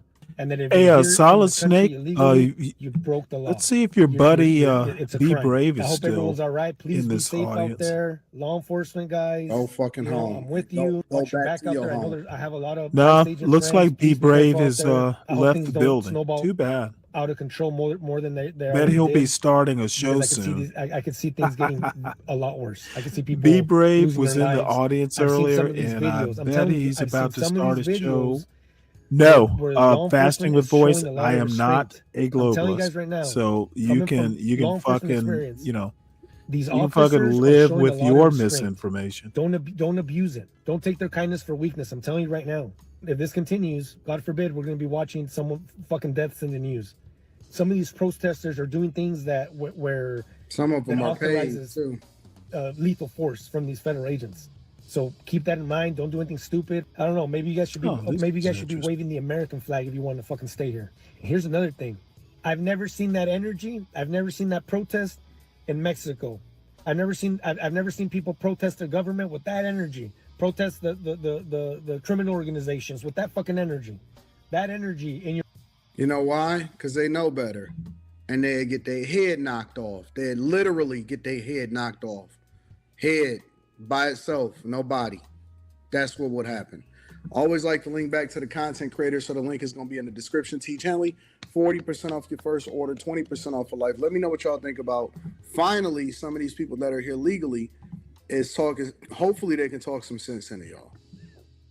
Into y'all? Who the fuck is y'all? These guys are just so fucking just annoying. So this is kind of related. If you'll remember, a few weeks ago there was a kerfuffle in New Jersey over I want to say it was Teaneck. It was it the Newark mayor and a New Jersey representative, U.S. representative, got into a kerfuffle at a detention center. And let's see, was it Newark? Can't tell. It'll come. Yeah, it was Newark. So anyway, Aline Haba, who was actually at some point Trump's personal lawyer, is now the acting New Jersey U.S. attorney. They have brought charges against Representative LaMonica McIver. They are charging her with some actually fairly serious crimes. So this is what the Trump administration also wants to initiate, basically retribution for their political enemies. A New Jersey grand jury on Tuesday indicted Democratic Representative LaMonica McIver of New Jersey on 3 charges of assaulting federal law enforcement officers during a clash last month outside of a Newark ICE detention center. Interim New Jersey U.S. Attorney Alina Haba announced on X. In May, Haba announced her office was charging McIver with 2 counts of assaulting, impeding, and interfering with law enforcement after a clash between law enforcement. Lawmakers and protesters who claimed conditions at the Delaney Hall Detention Center were unsafe and illegal. On May 9th, McIver and 2 other members of Congress went to Delaney Hall and attempted to conduct federal oversight of the 10,000-bed detention center. During their visit, protesters, including Newark Mayor Ras Baraka, scuffled with law enforcement, resulting in Baraka's arrest for charges of misdemeanor trespassing. Charges against him have since been dropped. A special agent with the Newark Division of the Department of Homeland Security investigation team alleged in a sworn affidavit for the initial charges that after McIver and others attempted to block Baraka's arrest by creating a human shield, she slammed her forearm into the body of a uniformed Homeland Security investigations agent and reached out and tried to restrain that agent from grabbing the mayor. He also stated that after Baraka was in custody. Let me stop right here to address this fucking comment. Solid Snake, this is actually kind of the crux of the problem I have with the John Galt nightshade fucking bullshit that y'all love to pull. I don't represent blacks. I do not make blacks look bad. I don't fucking represent the race. This is not the 1970s, son. Okay, blacks are free enough as individuals to express their whole opinion without, like every other black person, taking responsibility for their bad or good opinion. Save that motherfucking fucking nightshade bullshit for John Galt show. It doesn't work here, son. Just wanted to let you know, I am not here to be Solid Snake's representative. So there you go. You will be chastised every time you piss me off with that you need to represent your race bullshit. And motherfucker, even if that was true, I represent the race better than you do. So you best tread lightly. I'm in a speak my mind mood this morning. Back to the regularly scheduled programming. She pushed an ICE officer and used each of her forearms to forcibly strike them. In footage posted online by DHS, McIver, wearing a red jacket, can be seen along the Delaney Hall fence as Baraka is being arrested. As the group of protesters and law enforcement start to brush up against each other, McIver is spotted using her elbows to move herself past an officer. Despite the announcement, the indictment was not immediately available on the federal docket in New Jersey. In a statement, McIver said that she would enter a not guilty plea and called the new indictment a brazen attempt at political intimidation. This indictment is no more justified than the original charges and is an effort by Trump's administration to dodge accountability for the chaos ICE caused and scare me out of doing the work I was elected to do, McIver wrote. Haba is a close Trump ally and served as his personal attorney in his New York criminal trial. This is a breaking news story and will be updated. No, actually, it's funny you say this, Cool Kamasi. No, I do not support Trump. If there were someone like a Brian Kemp, for instance, who was in office and better able to think ahead about consequences, if Brian Kemp, who's the governor of Georgia, the state I live in, and I happen to actually like Brian Kemp, like I keep saying, excuse me, burping here. Like I said, a lot, not all, but a lot of Trump's agenda is laudable. It's the methods that are the problem. Okay. But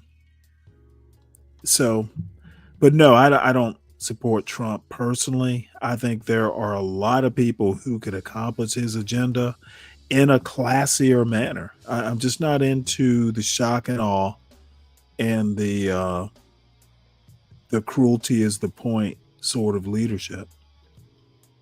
I think Trump is a Philistine. So, and whoever uses the word Philistine, nobody fucking uses that term anymore. Hold on one sec, Lupin. I'll find it for you. He's a good guy. Now, you know me, I've never been on this panel. I'm just kind of a supporter because I don't belong on those sorts of panels because I don't agree. Even they're younger black people, 30s, 40s, who have their opinions, and I tend to be disruptive on a panel because if I disagree with you, I'm going to be blunt about it. So I like Freezy, I like T, I like these people. I enjoy being in the audience. I'm kind of, people know who I am, at least in these audiences. I'm not going to go up there unless there is a reason for me to go up there because they deserve, to not have me be disruptive. So, no, come on. Cool Kamasi, me calling Trump a Philistine, that is not a compliment. That fucking made me laugh. Wow, okay. Philistine, compliment. Who knew? So anyway, let's move on to the next story. That Cool, Kamasi. I enjoyed that one. So this is rather interesting, and we heard months ago that Guantanamo is having new construction and all that sort of stuff, and it has been 30 years since I've been to Gitmo, so I don't plan on going back. Hopefully, certainly not as a prisoner. But Trump has plans. Trump to ramp up transfers to Guantanamo, including citizens of allies. So y'all beware. If I can figure out how to get this working. You're listening to Trump to ramp up transfers to Guantanamo, including citizens of allies, a news story written by John Hudson and Alex Horton and read by an AI-generated voice. The Trump administration is preparing to begin the transfer of potentially thousands of foreigners who are in the United States illegally to the U.S. military base in Guantanamo Bay, Cuba, starting as early as this week, said U.S. officials familiar with the matter. The foreign nationals under consideration hail from a range of countries. They include hundreds from friendly European nations, including Britain, Italy, France, Germany, Ireland, Belgium, the Netherlands, Lithuania, Poland, Turkey, and Ukraine, but also other parts of the world, including many from Haiti. That's funny. Officials shared the plans with the Washington Post, including some documents, on the condition of anonymity because the matter is considered highly sensitive. The administration is unlikely to inform the foreigners' home governments about the impending transfers to the infamous military facility, including close U.S. allies such as Britain, Germany, and France, the officials said. The preparations include medical screening for 9,000 individuals to determine whether they are healthy enough to be sent to Guantanamo, notorious for its history as a prison for suspected terrorists and others captured on battlefields in the aftermath of 9/11s. Some of these details were reported earlier by Politico. It is far from clear whether the facilities there can accommodate 9,000 new detainees, an influx that would amount to a massive increase from the several hundred migrants moved to and from the base earlier this year. But Trump administration officials say the plan is necessary due to a need to free up capacity at domestic detention facilities, which have become overcrowded amid President Donald Trump's pledge to implement the biggest deportation of undocumented migrants in American history. A document reviewed by the Post said that Uncle Fatty. GTMO, You're the government probably acronym right. for the base, is not at capacity. In January, Trump announced he would send as many as 30,000 migrants to the facility. Scores of migrants held at the base in March who were sent back to facilities in Louisiana in a move critics of the administration's immigration crackdown suspected was due to capacity issues. The Department of Homeland Security declined to comment. The White House did not provide comment. A defense official said that ongoing missions at Naval Station Guantanamo remain unchanged, and we do not comment on any speculative future missions. DHS intends to minimize the time detainees spend at the Caribbean base, but the White House could decide to use the facility for longer-term detention, according to an official document.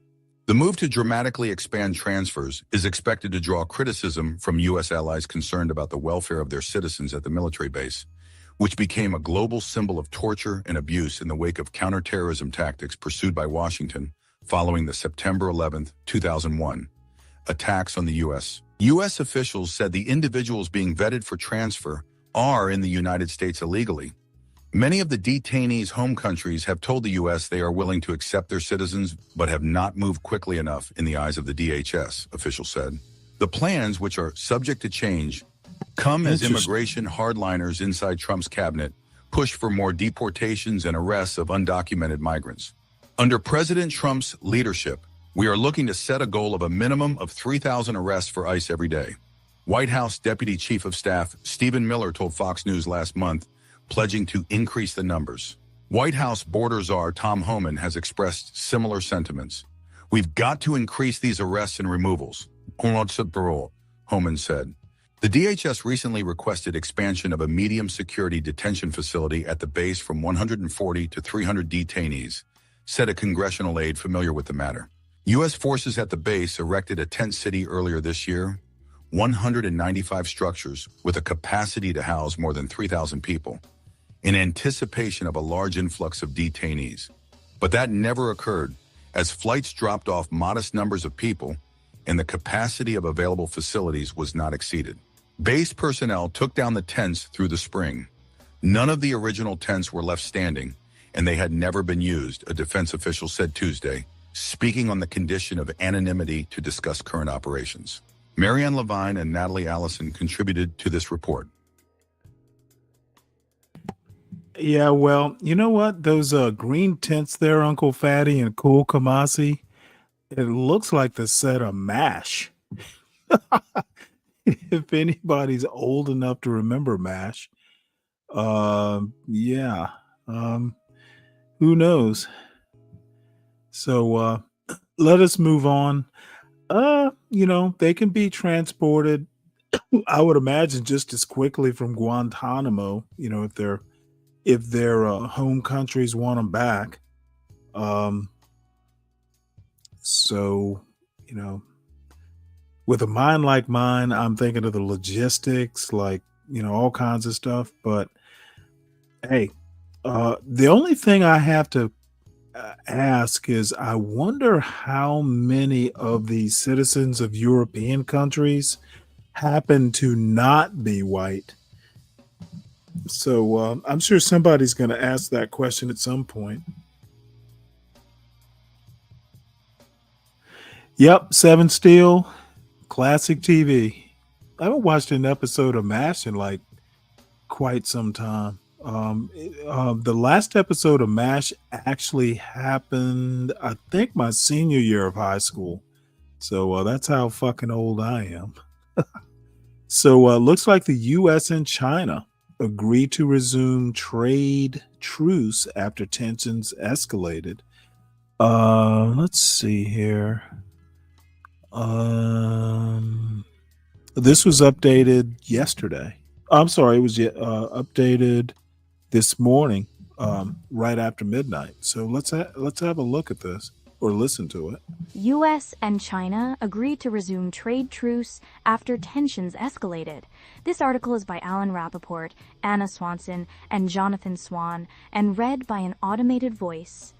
The United States and China agreed to roll back some of the punitive measures they had taken against each other's economies and return to a trade truce reached in May, officials from both countries said on Tuesday.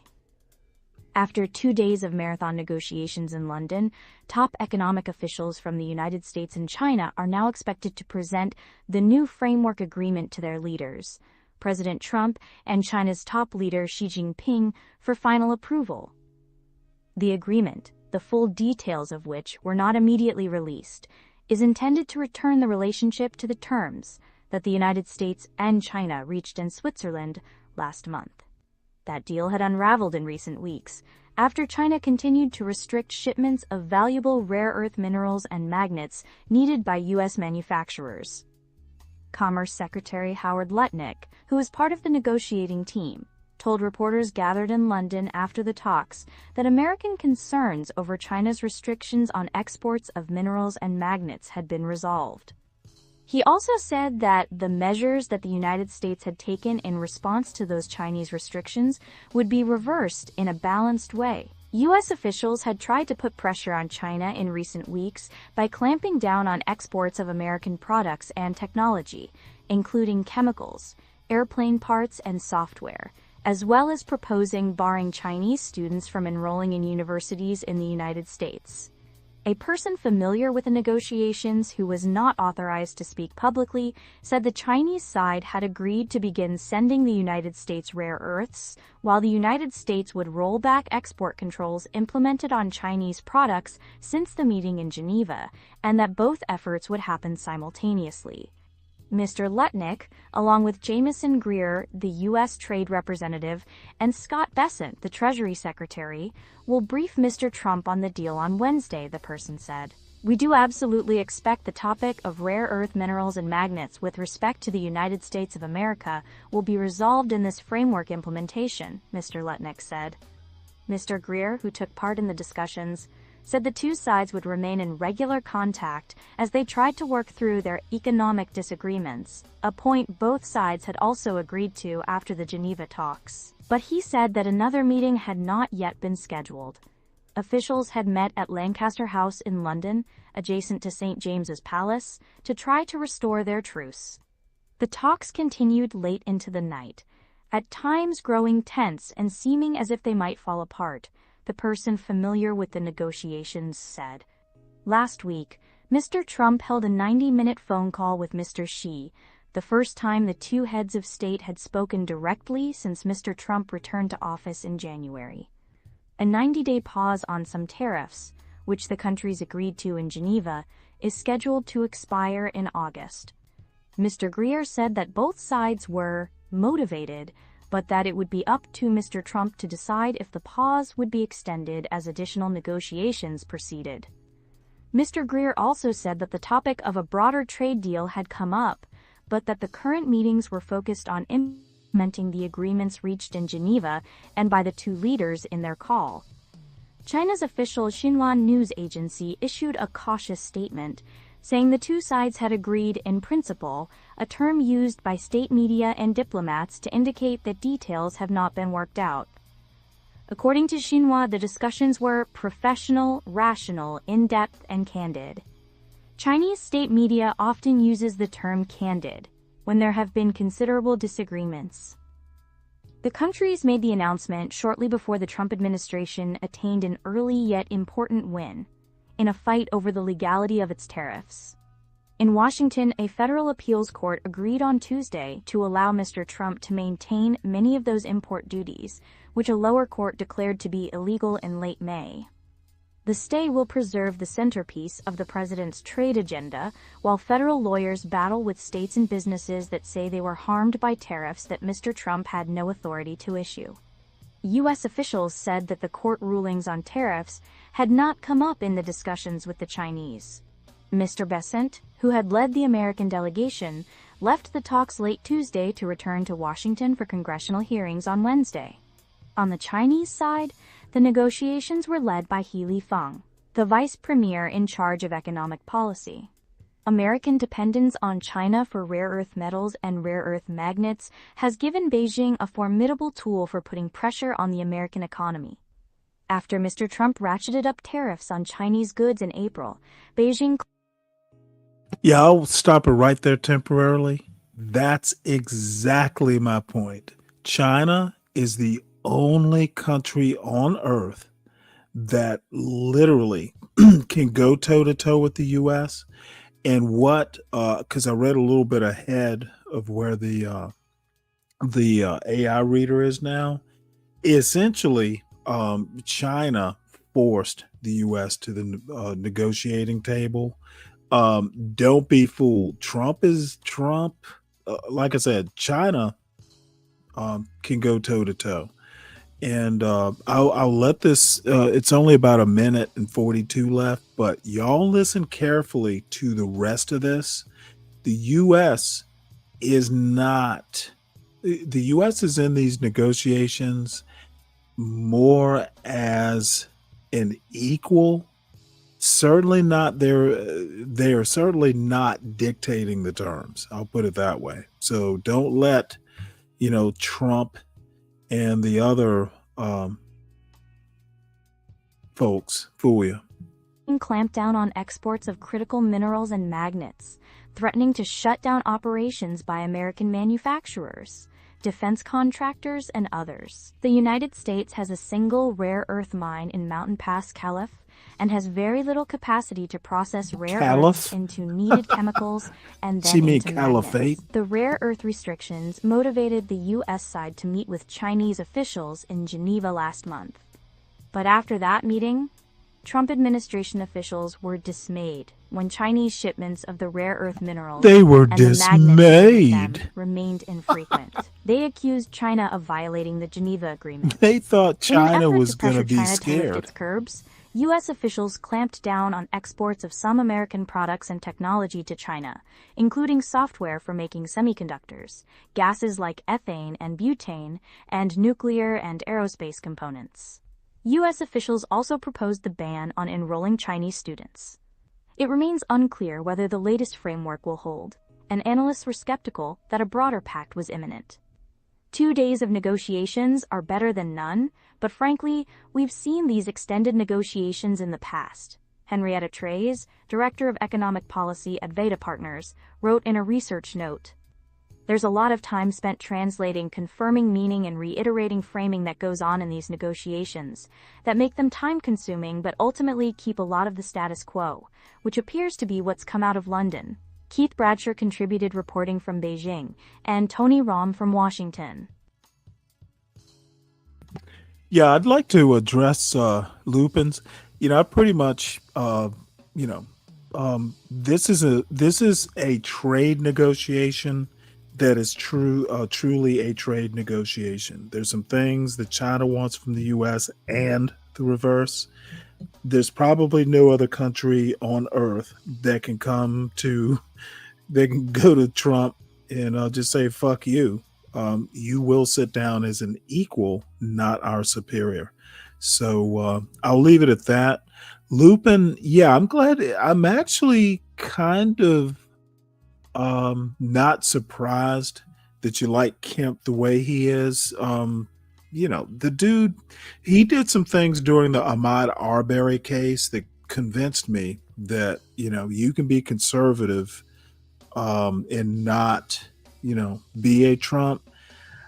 My response to this comment, Lupin says, Stanley, I like Kemp as well, but he would most likely shed his current persona and transform into a MAGA bot.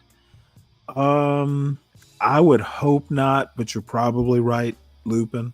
The other thing is, and I'm interested to know what you think. I think Kemp's accent would probably be something that could be a problem. So I'm really interested to know what you think about that. That down home. I don't think I've ever run into an accent like that. And I don't know. I guess I should know where Kemp is from. I would think Kemp was up from like Dahlonega, somewhere. His accent is like almost Appalachian.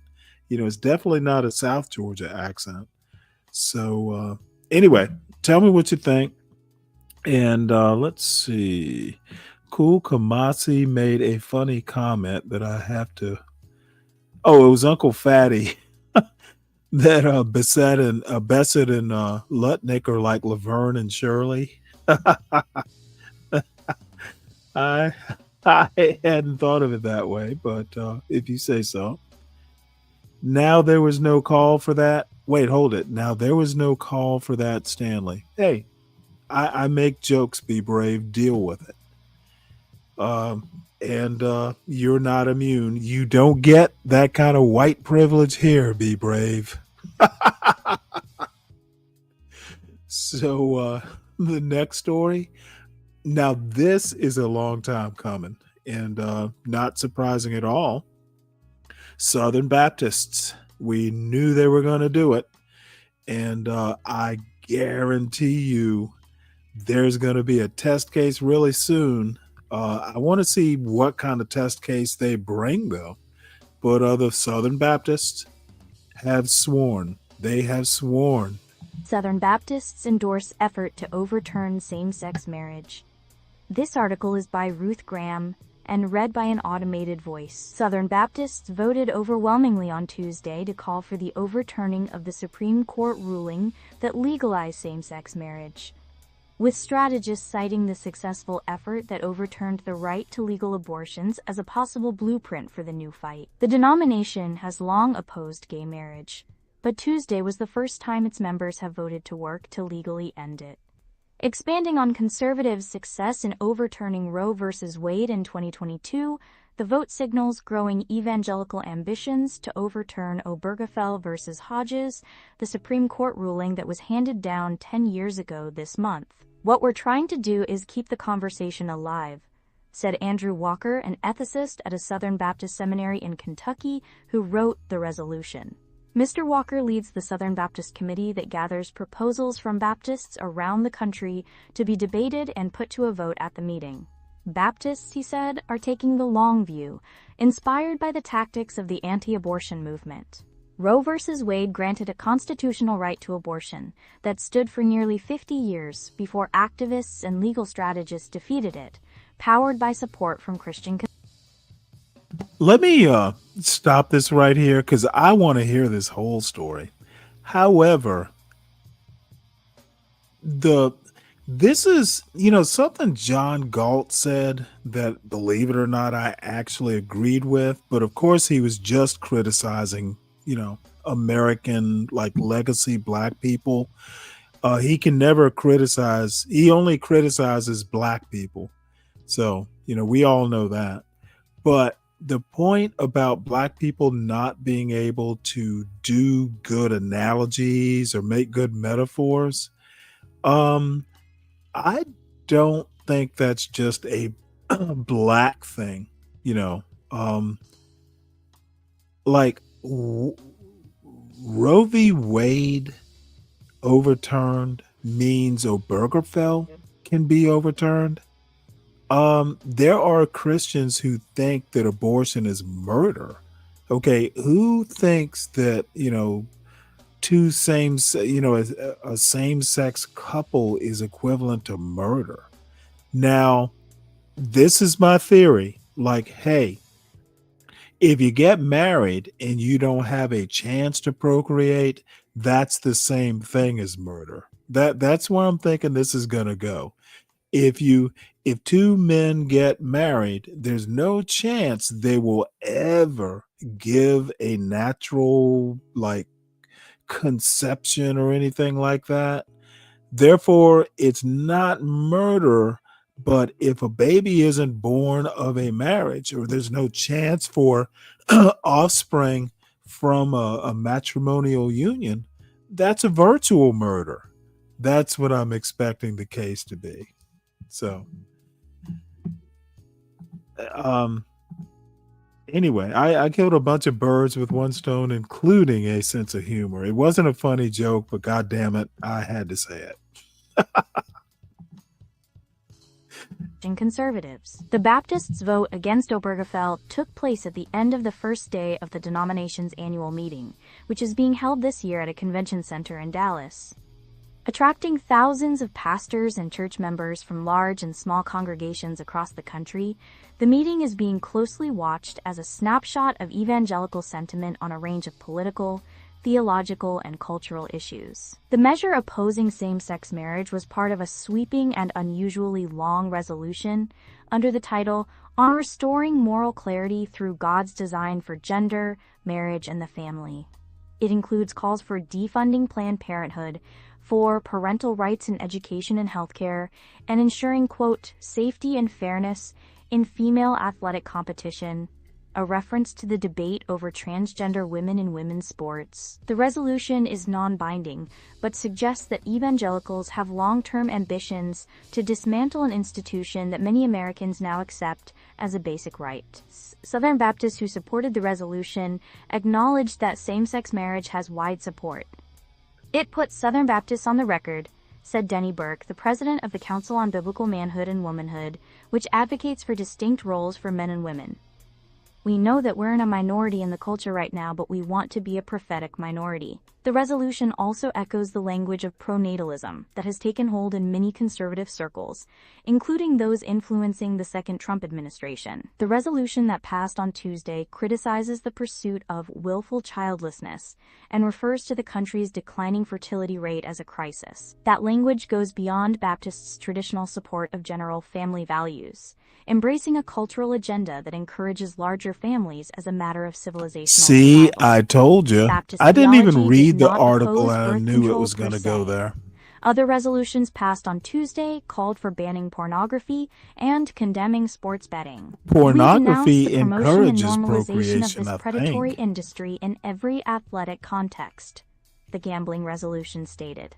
It called on corporations involved to, quote, cease their exploitative practices, on policymakers to curtail sports betting, and on Christians to refuse to participate. The Southern Baptist Convention is the nation's largest Protestant denomination and is often seen as a bellwether for conservative evangelicalism writ large. Like many Christian denominations, it is broadly in decline, with about 12.7 million members in 2024, a 2% decline from the year before. But church attendance and baptisms were up, suggesting an ongoing vitality in the pews. Passing the resolution against same-sex marriage could suggest to policymakers that conservative Christians have the will to sustain long-term opposition to positions without much popular support, including from some conservative politicians. Last year, the convention adopted a resolution opposing the use of in vitro fertilization, frustrating many Republicans who wanted to reassure voters that their opposition to abortion would not endanger widely popular fertility treatments. President Trump called himself the father of IVF during the 2024 campaign and said he wanted to make the treatments free for all Americans. On Wednesday, the delegates, called messengers, will consider whether to abolish their own public policy arm, which its critics say is out of step with conservative Baptists in the pews. They will also discuss a constitutional amendment cracking down on women pastors, which failed to pass last year but seems to have gained support. Some messengers in the room said the mood at the convention feels steadier this year, after several years of bruising internal battles. Speakers on the main stage and from the floor have often mentioned unity. Many messengers are weary after contentious debates over issues on which the denomination broadly agrees. About 10,500 messengers have registered for this year's meeting, a downtick from years past when hot-button disputes drew high numbers of church leaders and members to make their voices heard. The proceedings on Tuesday consistently ran ahead of schedule. It was a distinctly unusual development for a sometimes rowdy, chaotic gathering at which any participant is invited to speak from the floor, and which attempts to conform to Robert's rules of order sometimes devolve into exasperation or laughter. Clint Presley, the pastor of a large church in North Carolina, was easily elected to a second term as president of the denomination on Tuesday afternoon. Mr. Presley, an affable preacher who has largely avoided controversy, told messengers in an address on Tuesday morning that although the denomination has, quote, found ourselves in a little bit of a storm the last little bit, its convictions and churches are largely solid. It is good to be a Southern Baptist, he concluded.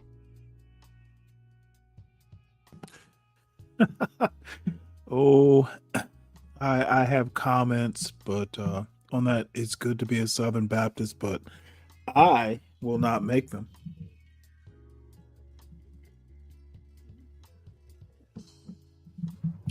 So here's the next story, and welcome aboard, AAE. I'm glad to see you. I have not dropped the link. If anybody wants to come up, that opportunity will be in a few minutes because there's another Wilfred Riley video that I think is important for this. Like I said, I think, I'm not a conservative by any means, a black conservative, but I think he's important. And if you want a very smart kind of contemporary view of what a black conservative is or can be, Wilfred Riley, I'm kind of a fan. I don't agree with him, but the dude is super smart. Like, probably, in my opinion, he's the smartest black conservative out there today. So anyway, let us move on. I don't mean to be a fanboy, God damn it. So work overtime. This could be good news. This is something that I think Trump scored a home run on if he can get it passed. Work overtime? You may soon get a tax cut. This article is by Andrew Duerne and read by an automated voice. When President Trump first floated the idea of no tax on overtime at a campaign rally last year, he did not elaborate on how it would work. Could anyone who works more than 40 hours a week claim a tax break? Would overtime pay really be completely tax-free? The answer to both questions, as it turns out, is no. Under the sprawling domestic policy bill that Republicans pushed through the House and are preparing to steer through the Senate, the tax break would be limited. It would be available only to Americans who, under federal law, must be paid at a time-and-a-half rate for working any time exceeding 40 hours in a week. That's a broad group that includes almost all Americans who are paid an hourly wage, but many salaried workers would not be eligible, and the tax relief would not be total. Americans would still owe payroll taxes and potentially state income taxes on their overtime pay. Federal income taxes would be eliminated on those wages, but only on the earnings attributable to the 50% bump in pay, only a third of the money made while working overtime. Even with those limitations, both critics and supporters of the idea believe the tax break could reshape the American labor market. The White House Council of Economic Advisors expects that the policy will motivate Americans to work more and help strengthen the economy. Skeptics think the change would primarily drive people to reclassify their earnings or even change jobs in order to file for overtime. They worry that if enough people sought jobs that offer overtime, wages in those positions could eventually fall. Ultimately, it's going to create unintended consequences that incentivize certain behaviors in the labor market and thus create winners and losers from that, said Emmett Bowling, a labor policy analyst at the American Action Forum, a conservative think tank. Hourly jobs might become more desirable because of this tax deduction. Tax experts give the policy mixed reviews because it treats people in jobs that easily allow overtime differently from those with jobs that do not. Some occupations, like teaching, don't qualify for overtime pay under federal law, while in other cases, people could work more than 40 hours a week in multiple jobs and not receive the tax break. Even for occupations in which overtime pay is possible, employees may not be able to control their work schedules and decide for themselves to work overtime. The requirement that overtime hours receive premium pay already discourages companies from asking their employees. Let me ask you a question. And this is kind of to like business owners, like an Uncle Fatty, or people who are really savvy on these financial tax stuff, like Lupin. I can see problems with like competition for overtime. There's some jobs where if you are senior, it's like a seniority thing. Who gets overtime? Like if you're very senior, or depending on the job, I can see like lawsuits, discrimination lawsuits over over overtime. Overtime. Oh, excuse me. Overtime is this sort of direction, though I support it. I think not taxing overtime is a great move to solidify a populist base. But I can see people fighting over it because people don't like their money fucked with. And overtime is money. Non-taxed overtime is money. So any thoughts to level set me would be appreciated. This will not charge workers to move to. No, you believe me, you don't want to be non-exempt if you're overtime, because non-exempt workers don't get paid for overtime. That AAE. So most people would not want to be salaried. I wouldn't want to be, if I could get paid or tax-free overtime, shit, just make me a manager, but a hourly manager. Plus I never fucking wanted to work. I once had a boss of mine tell me, and it wasn't to me directly, but he said it to a group full of managers. You don't get paid to work 40 hours. Meaning he pretty much expects you to work, long hours. So Uncle Fatty, yes, you are correct in theory. However, man. So anyway, I think it's a good idea. I just all of a sudden can see some problems, on the horizon. So employees to work more than 40 hours a week. Alex Brill, a senior fellow at the Conservative American Enterprise Institute, said the tax cut could help lure people to work more hours, and therefore help Interesting. companies You become think more that would productive. change, Uncle But Fatty? employers would still need to allow it. If you're on a factory floor, not everyone can say, Okay, it's hey, been give so me long, I overtime. don't And remember then everyone is non-exempt fighting versus over who exempt. My gets to bad, operate the machinery, AAE. he said. The schedule needs to be managed. Overall, the tax cut would be most And not valuable for all people who could easily set their own salaried workers schedules, get meaning bonuses. it might ultimately favor white-collar workers. A pair of economists studying a tax exemption for overtime pay in France found that the policy did not affect hours worked overall. Instead, they found that the policy, a version of which was in place from 2007 to 2012, primarily allowed people with flexible schedules to declare more overtime hours. These results suggest that the upshot of the de-taxation of overtime hours has essentially been tax optimization, with no real impact on the length of time worked, wrote the study's authors Pierre Cahuc and Stéphane Carcio. In an interview, Mr. Cahuc said it was too easy for some people to manipulate their schedules to save on taxes and called the policy a, quote, bad idea. Almost no country has this type of policy, he said, because it doesn't make much sense. The Republican plan would bar people making more than $160,000 a year from claiming the tax break.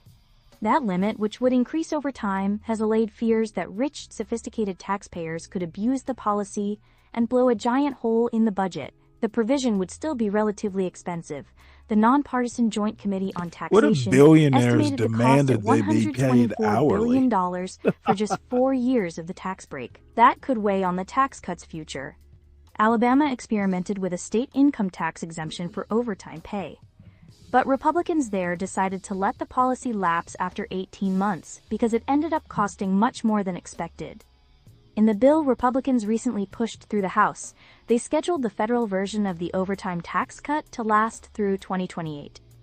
The expiration would coincide with the end of several other temporary tax cuts in the bill, including the provision on tipped income, setting up Congress for another battle over tax cuts in a few years. While analysts quibble with how the overtime exemption could affect the labor market and tax compliance, Republicans have called the policy a reward for hardworking Americans. As the Ways and Means Committee debated the bill last month, Representative Jason Smith, Republican of Missouri and the chairman of the tax writing panel, gave the example of a constituent who earned roughly $75,000 and worked about 300 hours of overtime a year, who would stand to receive a $1,320 tax cut should the provision become law. That is real tax relief for one of the hardest working people that I know, Mr. Smith said, and there are millions and millions of workers like him across the country. Democrats have lined up against the Republican bill this year, but they may eventually find it hard to oppose continuing the policy. In Alabama, Democrats have led the charge to try to keep the overtime exemption in place. How do you justify opposing something that's going to help working-class people? Said Anthony Daniels, the Democratic leader in the state's House of Representatives. You know, and y'all need to forgive me for I don't know this world of taxes and OT. Most of my life has been, you know, in, I guess, managerial roles. So I you know, exempt, non-exempt, I used to know the difference. So forgive me, AAE. You know what? Why are you giving me this sense of Catholic guilt? Anyway, there is your clown prince of presidents here. This is a weird picture. This just weird. But you know, he is president. So let us sally forth. Trump to restore names of Confederate generals, including Robert E. Lee, to Army bases. Wow, that is, I find it a bad move. On June 10, 2025, at Fort Bragg, it was Fort Liberty or something like that, but apparently it's back to Fort Bragg, Braxton Bragg. In North Carolina, President Donald Trump announced his intention to reinstate the original Confederate associated names of multiple Army installations as part of the 250th anniversary of the Army. That's fucking ridiculous. it's almost disrespectful if you're going to celebrate the beginning of the Army 250 years ago.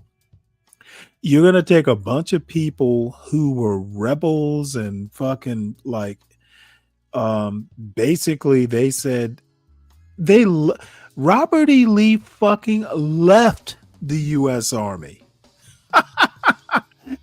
Robert E. Lee was offered the top position in the Army, and he chose to defend his quote country. And he was talking about Virginia specifically, not necessarily the Confederacy. But this motherfucker is so stupid that he's going to celebrate the 250th anniversary by renaming bases after generals who rejected the U.S. Army to join the Confederate Army. This is what I mean, folks. This dude cannot think past his fucking racist tendencies. Well, it's ridiculous. It's tremendous how disappointing the people who voted for Trump have failed this country. Elect a man who can fucking think, please. So here we go. This announcement follows the 2021 creation of a congressional commission to rename Confederate linked bases and subsequent renaming actions under the Biden administration. And that's really what it is. Anything Biden did, I can do better politics, including Defense Secretary Lloyd Austin's 2022 approval to remove Confederate names. Trump announced plans to restore the original designations of several military bases, including those currently known as Pickett, Hood, Gordon, Rucker, Polk, A.P. Hill, and Robert E. Lee, effectively undoing the name changes implemented during the Biden administration and recommended by the commission. He stated, "We won a lot of battles out of those forts," and added, "It's no time to change," emphasizing his intent to reverse the renaming as part of the Army's 250th anniversary events. The decision implies a policy shift, restoring prior base names, honoring Confederate leaders, which may influence ongoing debates about military commemoration and could affect the scheduled weekend military parade in Washington, D.C. Dude, such a fucking needless action. Stunning in its stupidity. So there we go. That's our president. Let's see. What does he say? I guess what does AAE say? I guess Trump's argument could be Reconstruction number one effort was to bring everyone back. Full reinstatement for the Confederates. Not too much punishment. So are you comparing Donald Trump to Andrew Johnson, AAE? That's a very adept historical point. Nice. Except we haven't had a civil war that I know of. Okay, let's see. Lupin, Brian Kemp. I'm sitting back watching the show and hoping the country will not go against the things that have made it great. Like you, Stanley, I'm a student of history and things shift the left. I don't care. There is too far of a leftward shift on one hand, too far of a rightward shift. I'm simply not that much of a populist, which will get me spanked in a John Galt universe. But yeah, I'm with you. Kemp is a good guy. I do worry about his accent though, but I bet he could probably control it. Let's see. I like it. People are too sensitive. You know what? And some people aren't sensitive enough, Deacon Dave. That is actually a problem with coons. SKC and you let a lot slide off your little raccoon fur. And you probably shouldn't.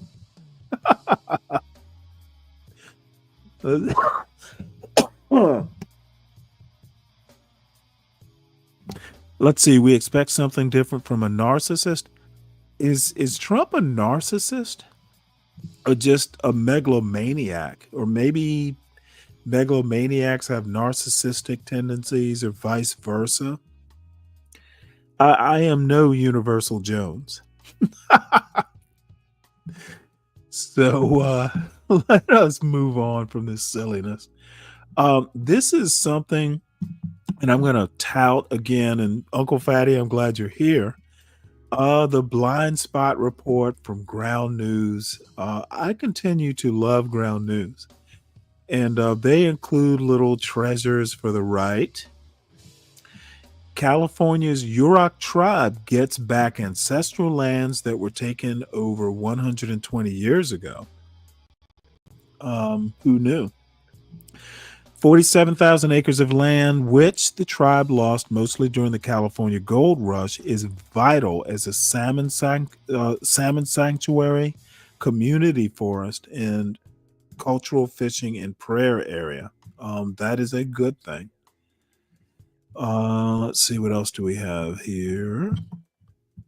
Poll of the week, which I don't care about, but the poll is: do you agree with with California's decision to give the Yurok tribe? Oh shit. Okay, well, you know what? If that's a California decision, I wonder if that could be reversed by a Trump administration. Let's hope not. So let's see. For the left, NYC homicides and shootings dropped to record lows so far in 2025, officials say. New York City recorded the lowest number of shootings and homicides in recorded history. Damn. In the first 5 months of 2025. Wonder how long they've been recording that history. According to Mayor Eric Adams and New York or NYPD Commissioner Jessica Tisch. I haven't heard much from Adams in the mayoral race. Maybe this is something that he's going to use as a feather in his cap. And I see Al Sharpton here. Al Sharpton is getting old. So let's see, what else have we got for the right?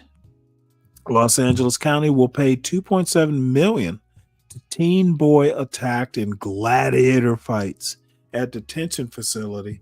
Apparently, LA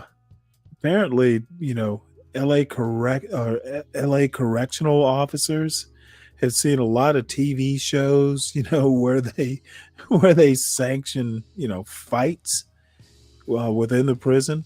The attacks occurred because probation officers. Oh, shit, I thought it was correctional officers. These are probation officers. Allegedly facilitated nearly 70 planned fights, creating a space and time for these incidents between July and December 2023. A fucking Thunderdome. Catholic bishops sue Washington over law forcing priests to break confessional seal in child abuse. Ooh, I see that going to the Supreme Court. Represented by the Beckett Religious Liberty Firm, the bishops argue the law forces priests to violate nearly 2,000 years of church teaching or face criminal penalties, including jail and fitness. Well, our priests are now going to be treated like journalists. You got to reveal your sources. Let's see. For the right, White House struggling to find qualified people to serve under Pete Hegseth, like he's qualified. The White House has struggled to find qualified candidates to work for Defense Secretary Pete Hegseth, with at least 3 people declining roles due to concerns over Hegseth's leadership, according to NBC News sources. This is the same guy. Wait, somebody, I think it was DiCapriono, commented that he hadn't heard much from Pete Hegseth lately. Well, maybe you know why. His spokesman quit.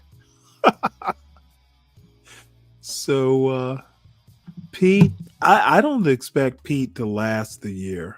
I think that Donald Trump will wisely cut his losses.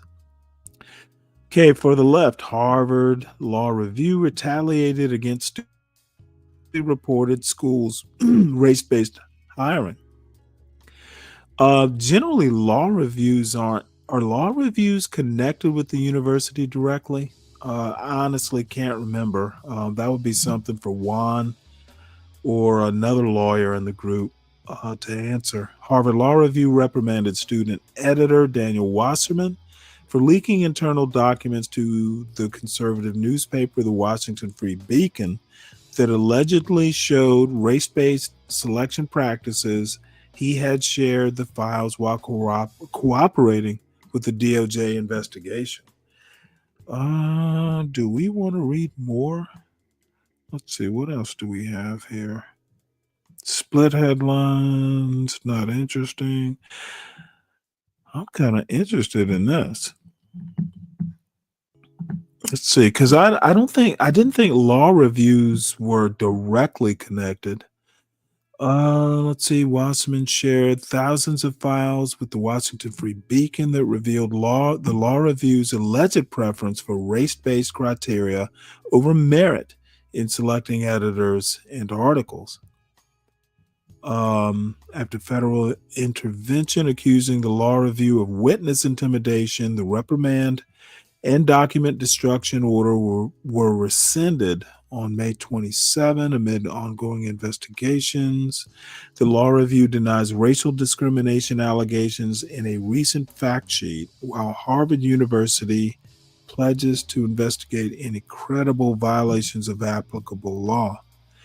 I would go deeper into this because maybe not all law reviews are directly connected to universities, but shit, I'm not a lawyer. What do I care? So let us move on. And this, the glory of our president is revealed in whitehouse.gov. Y'all subscribe to whitehouse.gov. There's a lot of good stuff that Trump and his very savvy media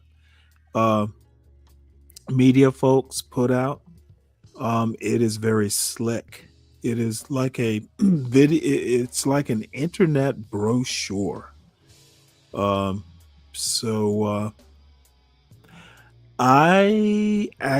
a newsletter. Stay in the know. Get direct updates from the White House in your inbox.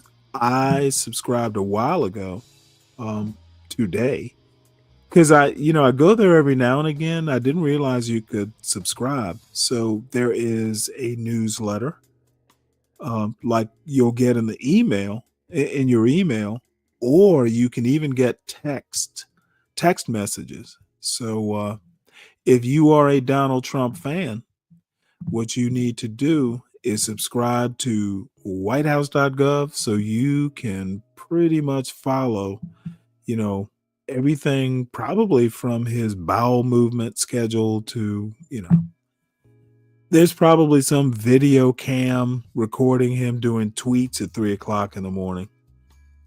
So, let's see. Southern Strategy 2.0. This too shall pass because the pendulum will swing to the middle left. You know what? Actually, it tends to, the pendulum always goes through the center left and then the center right. In my opinion, Lupin, and I'm sure I'm wrong from a mathematical perspective or physics perspective, it seems that the pendulum spends too much time at the extremes and not enough time in the middle. Just me though. Let's see. Deacon SKC thinks I'm laughable. Just wanted to throw him off my stream as a power play in order to let him know I have no use for him either. Jesus Christ. You know what?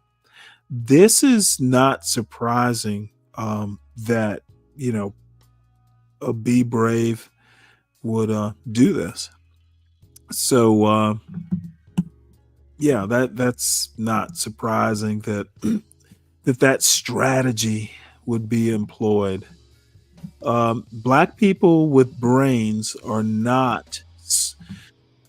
Black people with brains are not something that can be tolerated in certain spaces. And, SKC and I are always, we're never going to be, 100% in sync with our worldviews, or at least our American, focused worldviews. But I respect a thinker, and I consider SKC a thinker.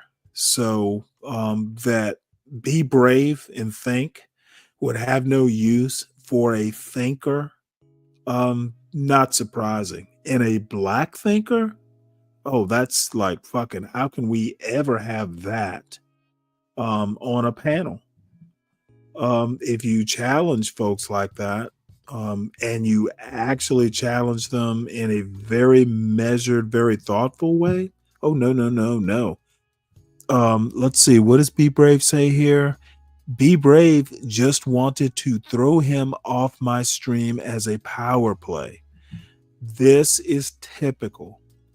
If someone is a better thinker or knows more, the last resort is a power play. You get rid of them.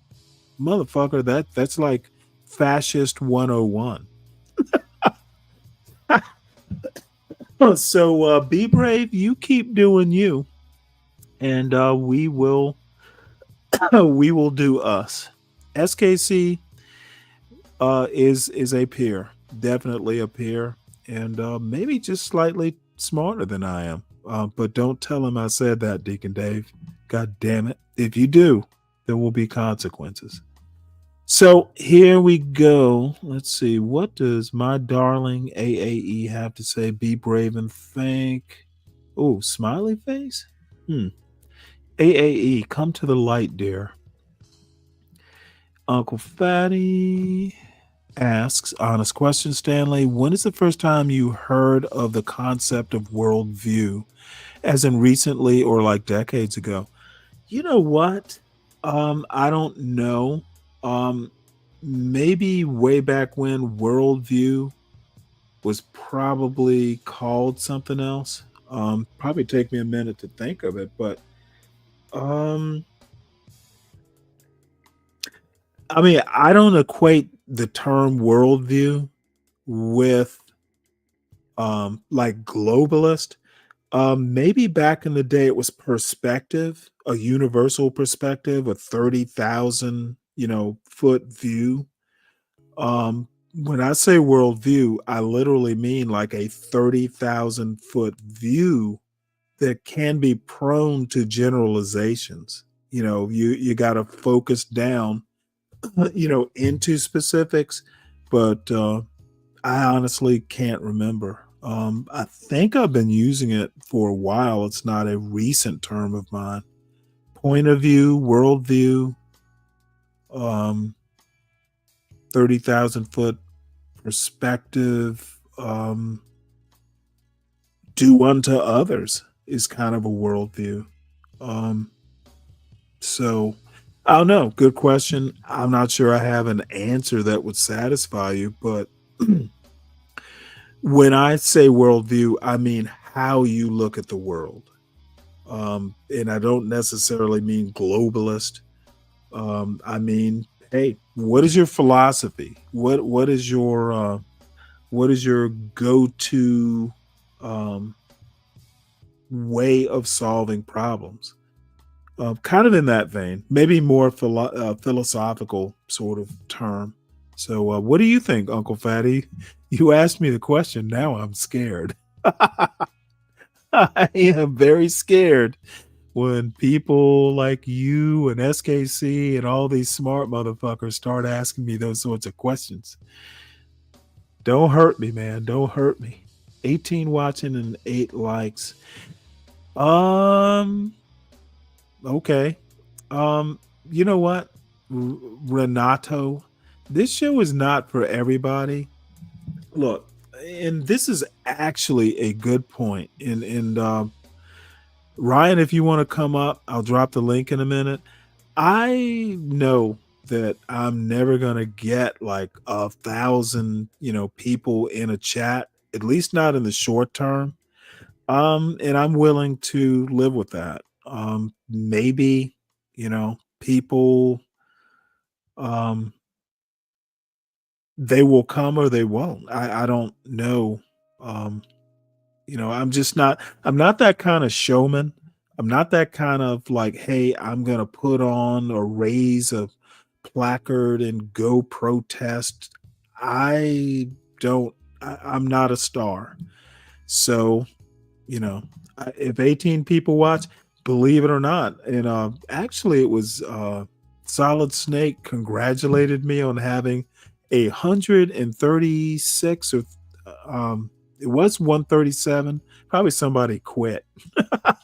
I had either 137 or 136 subscribers to the Stanley Cross channel.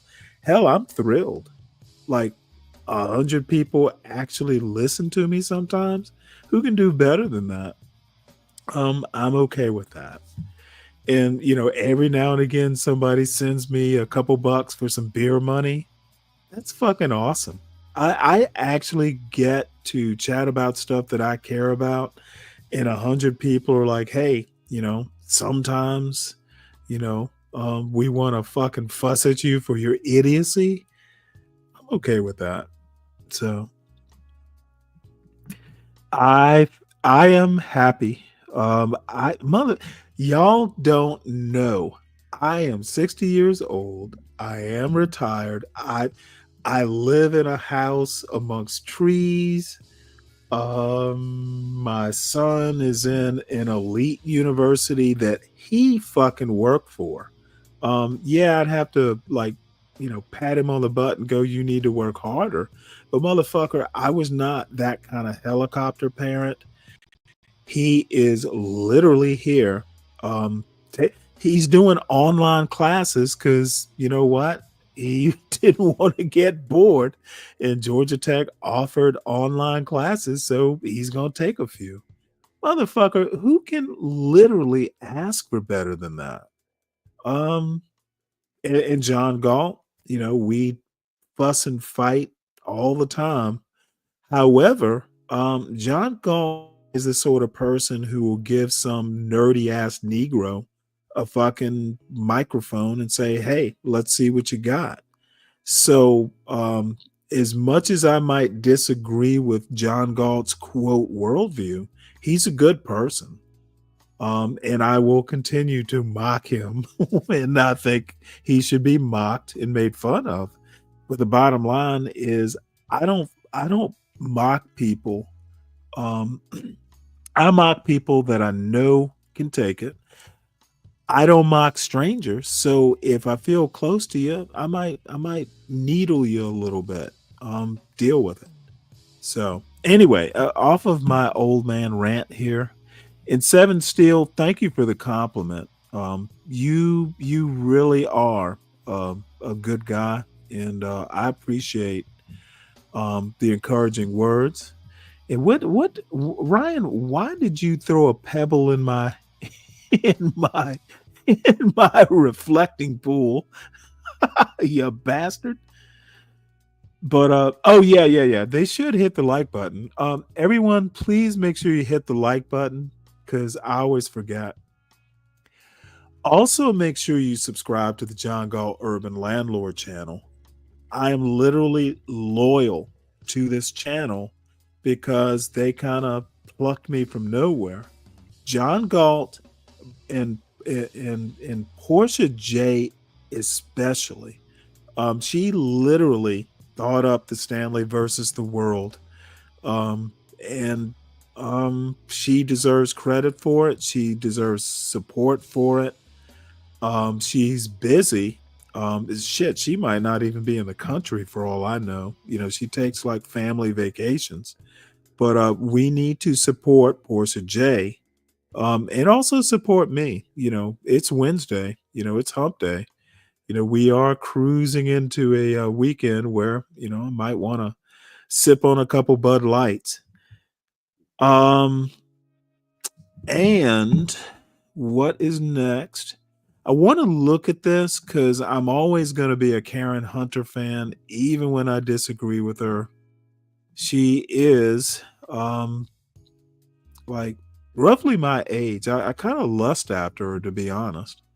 But that'll never happen. So I will just have to deal with the loss. But I'm interested in what she has to say, and I'll try to get through the commercials. By the way, you often hear about, Black people need their own social media platform. Karen Hunter, this woman on the screen, literally went out and led an effort to build a social media platform for Black Americans, legacy Black Americans. It's called Narrative. I am a subscriber. It's literally a social media platform. Now, I don't know the background. I don't know the ins and out of it. But as far as I know, it was Black computer people who put it together. And I'm sure there was, there was help, but it is a standalone. It's subscription. It is not, but it is a standalone. As far as I know, there wasn't much like sponsored by like a Black bank. Black banks always have like, bigger bank sponsors. As far as I know, Narrative is its own thing, and it literally is a social media platform with a group of people and a large group of people who are self-sustaining through subscription. So, if any, Karen Hunter never gets talked about, but she has done a fucking major thing here. And I've not heard what she has done talked about. And maybe I missed it, but I haven't heard it talked about. So here she is. This woman is actually a great woman, believe it or not. What should be our thing? What do we need? Everyone who's listening to my voice, you live somewhere. But collectively, what is missing right now that we can build over the next 10, 20, 50 years that will sustain us for the next 1,000? We're ready. We're prepared. Do not give in to fear. We are fearless. This is not the time to be afraid. This is a time to stand up and fight back and to resist any temptation for them to divide us. We're in this together. The rule of law is on our side. We will not give in, not give up. We will not capitulate. We will not bow. We will not bend. We will survive.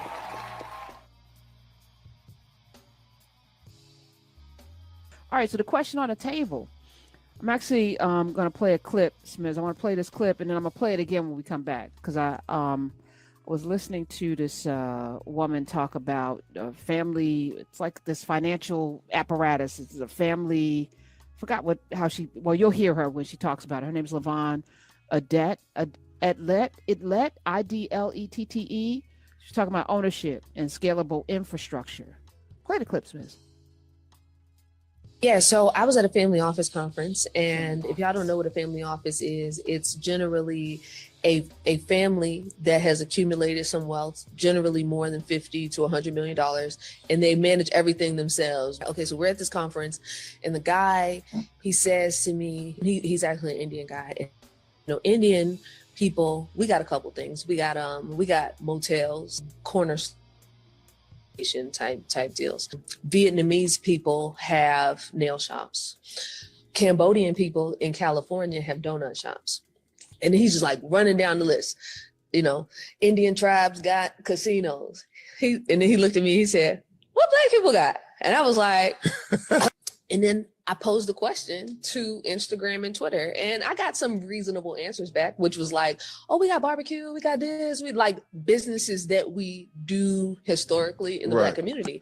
But the differentiator is we are not in the each one, teach one, fund and mobilize each other in these industries like what they're talking about. And if you've never seen this documentary, you should definitely go and watch it. It's called The Donut King. The guy was a Cambodian refugee.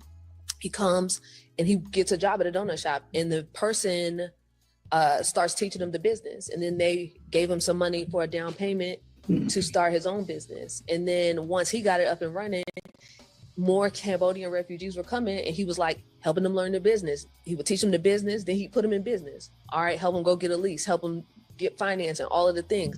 They stand it up, they pay him back, and then they do it for somebody else. And so at one point there were like 400 donut shops owned by Cambodian refugees. And so I look at that and I say, wow, we do got barbecue restaurants, but when have they ever shared a business practice? When have they ever even shared like the special seasoning that all got seasoned salt in it? Or said, okay, you open another location, I'll help you with the down payment, I'll help you get your lease terms, I'm gonna help you, because if you've never been in an industry, you don't even know what to ask. Facts. So now you got people who are in lease terms that are terrible that you could have helped because you've been through it and you've been burned before. Yeah. Family office, yes. You know, as I was listening to this clip, you know, there's commentary in our community about, you know, how we don't work together. And then I will always reject it on these airwaves because I see it. I see that we do work together. I think there's a narrative issue. I also think we don't spend enough time around people who support people to know what support looks like. So if it's our family and we're in a family of unsupportive people, then we will think that everybody is unsupportive. Or if we live in a neighborhood that has, you know, been neglected and rejected, you're going to see a lot of despair and negativity and some desperate behavior. And desperate behavior shows up in people taking advantage of people and people acting like Neanderthals that come out of caves. That's a mentality of lack. So if you live in a lack environment, you're going to have lack behavior. If you live among abundance, you're going to have abundant behavior. But we've also been conditioned to not move like that, right? So when people come into spaces as a quote unquote immigrant group, they tend to move into neighborhoods where people speak their language and do their culture practices and all of these things. And then that foments culture. And then you're going to have these stores. Okay, I don't know that I thoroughly agree with this analysis. I think that when, you know, immigrants move here, they bring family members. You know, there are anchors.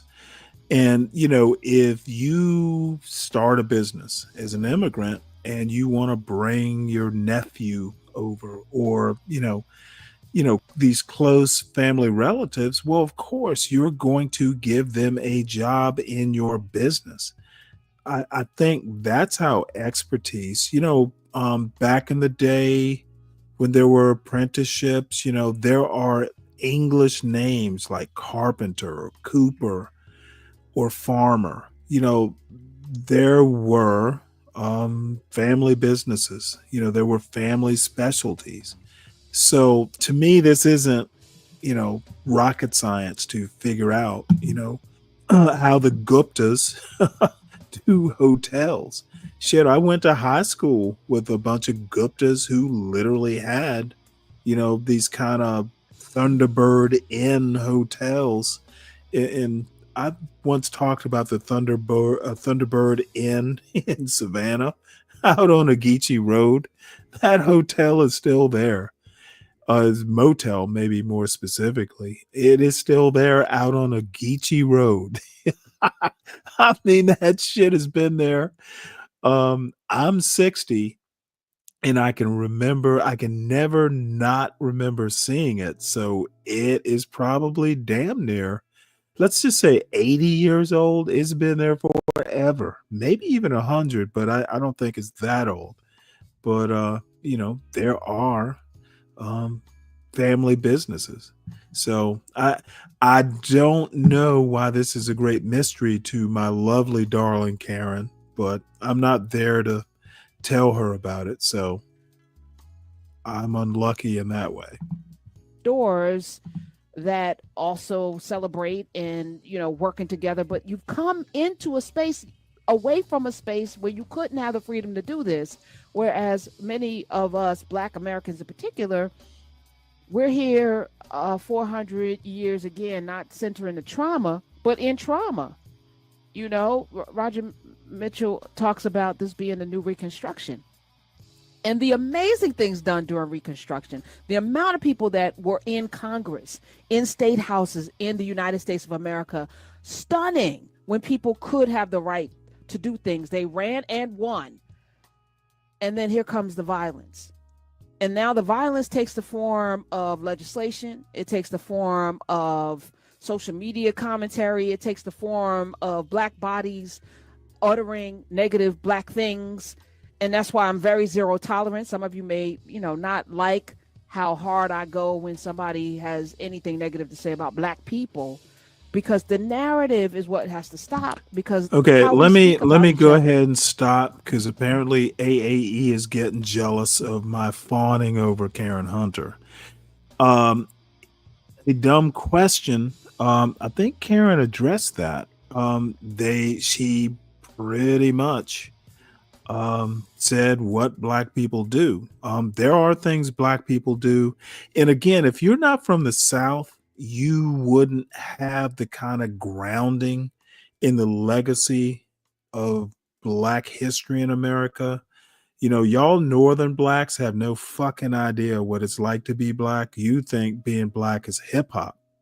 We Southern Blacks know what being Black really is.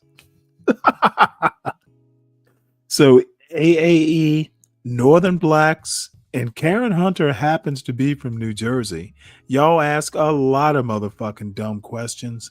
Come down south and let old Uncle Stanley solve the problems that you might think you have, because you actually don't have problems. Be Brave is right in a way. And now she's calling me a boomer. AAE, Black boomers are a wash. This is where your young whippersnappers sound like fucking idiots. Black boomers fucking raised dumbasses like you, and now we regret it. Motherfucker, you are literally here, AAE, calling questions dumb. Who the fuck is complaining? You are complaining while criticizing people of complaining. If it's a dumb question, fucking just move on. And don't ask the question. Learn some lessons. AAE, hit the link, woman. You need a good counseling session. And I'm not a boomer, but I'm right on that edge. You need a counseling from an elder who actually knows shit. And the first thing I know is, it's a dumb question. While Karen Hunter is trying to address that question, keep going, dear. I think, no. Why would I be, wait, hold it. Who's talking about fault? What the fuck are you talking about? Okay, I'm not placing blame or fault. It is you that are saying boomers fucked it up, or you're alluding to it. I'm much more of a, hey, chill. We can all work together. Stop placing blame, dear. And I actually do think you're cute, AAE. You sound so cute when you complain. Do you know you lisp a little bit? You sputter a little bit when you get mad. I bet you didn't know that. Why is this not working? It's just a joke, AAE. Don't beat me up too bad. What's up, Ryan? Oh shit. Am I still in the thing? Oh. What thing? Oh, okay, I'm in. All right. My fault. I was having problems with I thought I wasn't on the panel. I thought I got kicked out. That's all. You seem here to me. Oh, look at this woman. Now wait, hold it. This woman. Oh, she's coming up. Didn't your boomer parents or whoever your Gen X parents teach you fucking to respect your elders, woman? I think she's coming up. Nobody cares. Well, no. Nobody cares what black boomers have to say anyway. They're already retired, just like you, Stanley. Retired black boomer.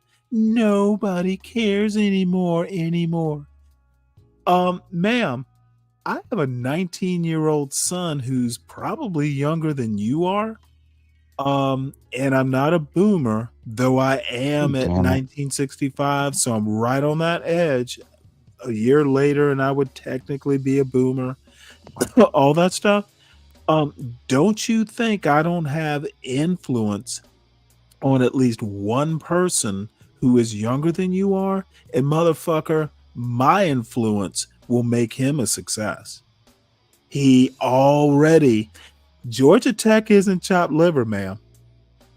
So you need to see, this is what I get about these young little whippersnappers not knowing who they're talking to, what the person they're talking to has done. I have more influence with a 19-year-old son on young people's culture than you do, AAE. And your dumb ass, you don't know who you're talking to, young lady. I literally have more influence on the culture than you do. On black culture, American culture. My sister has 3 kids that are roughly around that 19 to 22 age. And I know them. I literally have more influence than you do.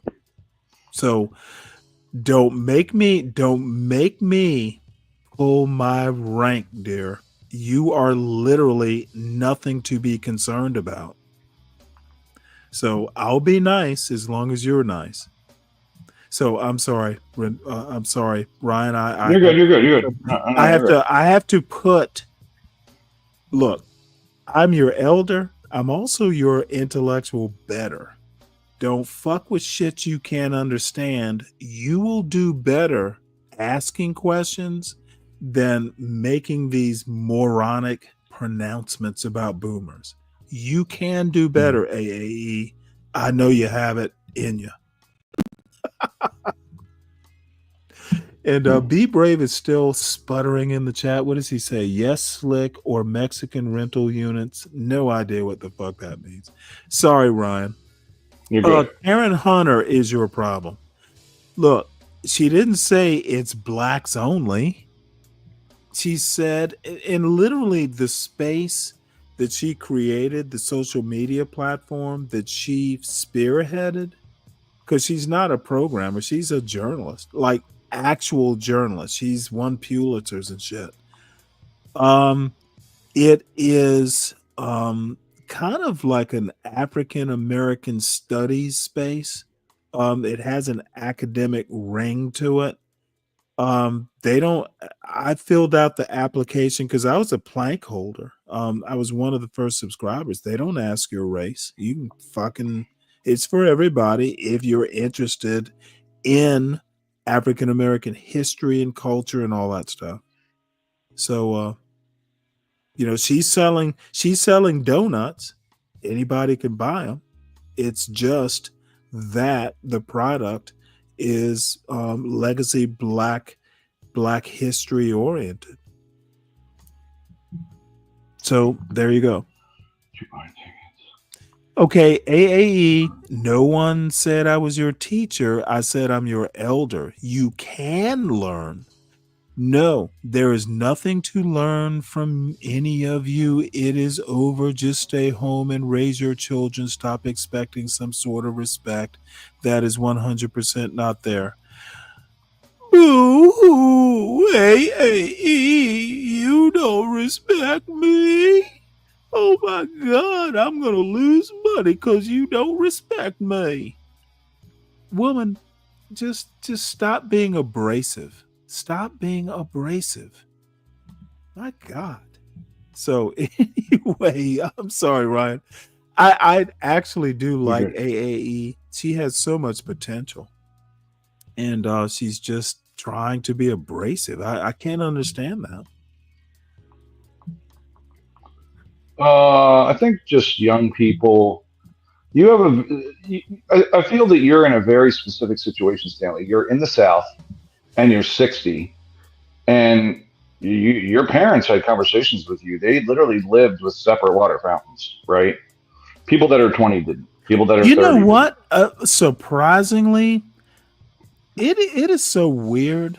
They didn't talk about the separate water fountains much. Well, that's the video I see. There's always two water fountains. It's like a black Well, kids no, get no, no, one, a no. white kids. There was Jim Crow. There was Jim Crow. But let me look. So I They think for have you, had- it's very personal, and for them, it's very distant. You know? No, oddly enough, Ryan, you'll never believe this. In days, maybe you and I should literally just do like a weekend show with no time limits just to kind of talk about this stuff.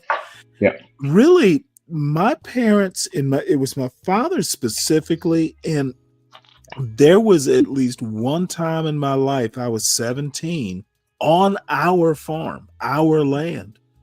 I kind of got an inkling of what Jim Crow was about. Yeah. My parents never like dwelled on it.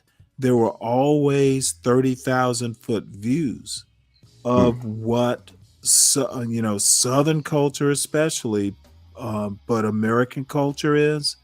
They were never like, the white man isn't this or that or the other. My father had white friends. They never did that. White people are the devil or white people is evil. Fucking never. They were Catholics. You pray with these people sometimes. That's fine. So I mean, I never got that. White people were evil. Their talks were more at the cultural level, never individual. Interesting. Okay. Well, But I think my parents were Well, my father's still alive. My mother died. A year ago last January. My parents were smart. They were literally smart. They knew what the fuck they were doing. So they are. My mother especially, but they're very particular. They think before they speak. Not 100% of the time, because parents can get mighty pissed off at their kids. But by and large, I honestly think that their raising of kids was kind of an overarching philosophy that they were very consistent about. And I think that's what parenting is. You got to be consistent. If you believe something, be consistent. So anyway, I've gotten away, excuse me, from the original topic. So recenter me, Ryan. I'm skipping off into the stratosphere. You're good. You're good. Oh, no, I was just listening to her. The only issue I have with any thing, you can market to a group. Like, I think rap is largely marketed to, young people that have not anymore, but I think initially it was, rap was marketed to, black kids in an urban environment. Whereas now it's everybody. Everybody buys rap. White kids, black kids, fucking Asian kids. I think rap's popular in Japan, So I think you can market to a group, but I don't think you should be exclusionary in that group. So it's just bad. It's not really smart for business to do it. You know what I mean? Like, you can target market. So what this woman was talking about was having a black show or something, a black podcast, or is that what she was talking about? No. Okay. So maybe the question is somewhat like John Gall asks, why can't blacks be more like Jews or Asians or whatever? The main question was, what do black people have? South Asians, Guptas have hotels. There always seems to be some sort of trade, that you're bringing family into. And blacks actually do, especially in the South. Barbecue, soul food restaurants. There's some things. Gullah, if you've ever been to places like, St. Helena Island, Sea Islands of South Carolina, their Gullah crafts, their baskets that these white tourists from up north will pay like $50 for a fucking basket. Like a literal weaved basket from some type of seagrass. There are things, and my point is that, and there's an E. Franklin Frazier, there is a Charles Blow devil that argument that black culture, and I'm speaking in general, like the quote black culture lost some stuff. It was actually fairly good until the early 20th century when Jim Crow laws started taking effect, and then there was the Great Migration. Black culture actually started breaking up for the worse with the Great Migration. Yeah. And I'm with you. You know what? I'm with you. I'm not a sociologist. I'm not, I'm not an academic, but I agree with that argument. So, black people lost a lot of stuff, maybe as far as skills and culture and stuff, but there's some things we retain. And I think that, like what what is she saying? Something about barbecue and soul food restaurants, ? Why is there not a black owned soul food chain? Again, pure ignorance. America has more small businesses than big corporations and chains. Chains tend to lose, the flair. But this is where I'm going to go with this. Small businesses, believe this or not, ma'am, run. The mom and pops literally run America. This is why there's like a chamber of commerce. This is what the ignorant youngins like yourself, who want to discard or disdain what older folks like me and Ryan know. You look like a fool, ma'am. At least you're not an old fool like Be Brave and Think. Be Brave is a fucking old fool. You're a young fool, so there's time for you to kind of reorient and get your wits about you. Be Brave, probably too late. Well, So, I think anyway. I will say that the Great Migration, and I think it was an attraction to industrialization. Like a lot of the Great Migration, you could go work a factory job and make more money than being on the fucking farm. Well, yeah, but think about it. It wasn't just the economics. Okay, first off, and really, I know you will never want to do this, but look, the Great Migration created a bifurcation in the black community culturally. This is where, like, back during slavery days, women were heads of families because the men would be sold off.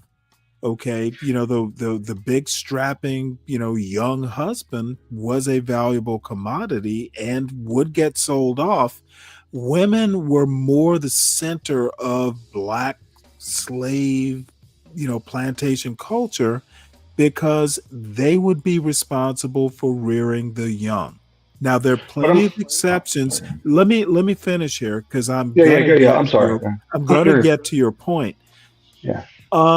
When the Great Migration happened, it literally kind of began a culture of grandparents raising young kids. these fathers and mothers, but fathers especially, would be going north for more work. It was almost like literally, there's some parallels to illegal immigration issues here, where they're going to Chicago to fucking send money home, because they could get a better job.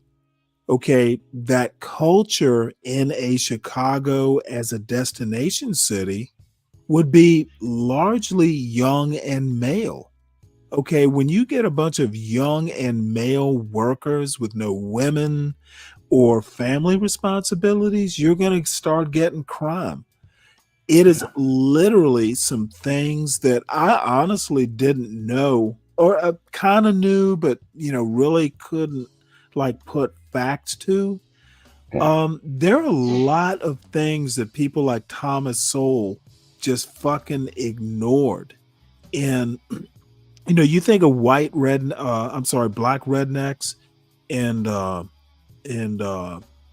white liberals, and he might have touched on it because I know he talked about basically the culture that was imported to Chicago was like redneck culture, the culture that blacks learned from poor whites. Well, I think there's actually more subtlety to that.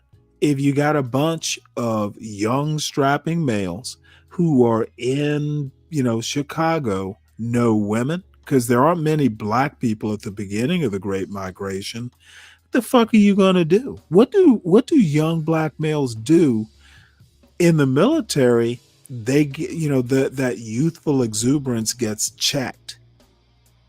Okay, but if you dude, I was in the military. Do you know what fucking 17-year-olds, even with the structure of the military, get into? It would surprise you, and often surprised me. So the bottom line is there's a lot of things that don't get accounted for, even in someone as erudite, making these analyses is a Thomas Sowell. What, to go back to, it's only barbecue restaurants. They're fucking businesses. This is what an AAE doesn't get. Even if it's only a restaurant, it's a business. Yeah. It is a livelihood. It I think is it's good. a tradition that can be transferred. It is property that can be transferred for generational wealth. And, when you want to start talking restaurants, go look at something like Bruce's Beach in Manhattan Beach, California, which I always bring up. They had a whole fucking resort. There was a restaurant. It was on a fucking beach. So that wasn't just some juke joint. And businesses are businesses, quite frankly. People like AAE, I think AAE in her head is passing for white, and in the worst way. And I don't know her, have never seen her, but just reading what she has to say about black boomers, she just sounds like, she needs some education. I guarantee you she's not from the South. And, I'm not going to say I feel sorry for her. I just think that she can do better. Yeah. I think I know the Great Migration was industrialization, and part of it was that Blacks I'm were telling you. workers. They weren't going up to do industrialization. It was because of industrialization. Yeah, they wanted, it was better jobs. Well, yeah, but hold on. The whole thing was they didn't want the abuse that was happening down south. Well, that too, of course. No. It's not that too. It was a primary cause.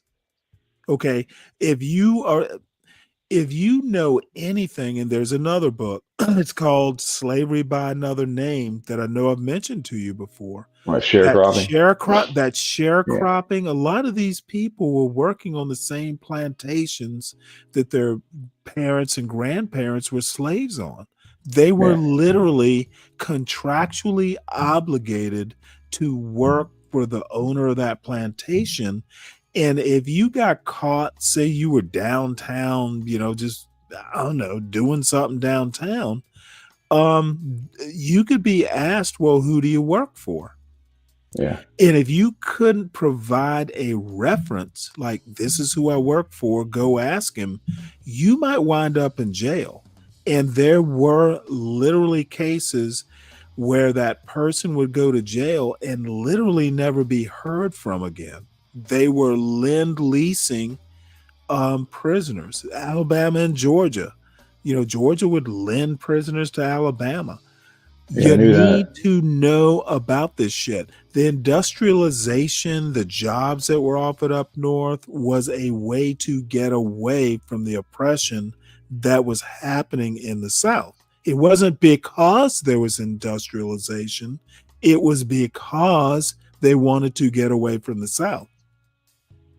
And Better living on the arrangements, other, basically. hold on the other end of that argument, once the North started getting more than a few token blacks, the North was okay with, hey, that token black, hey, that's cool. Once blacks started to congregate and crime did go up, there became a problem. The redlining started.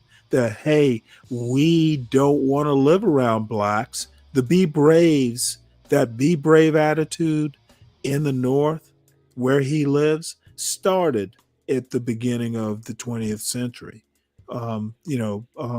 beginning to middle of the 20th century. So Be Brave is literally the personification of an anachronism. We don't want to live around blacks started with, we don't want to live around blacks. Let's do protective covenants.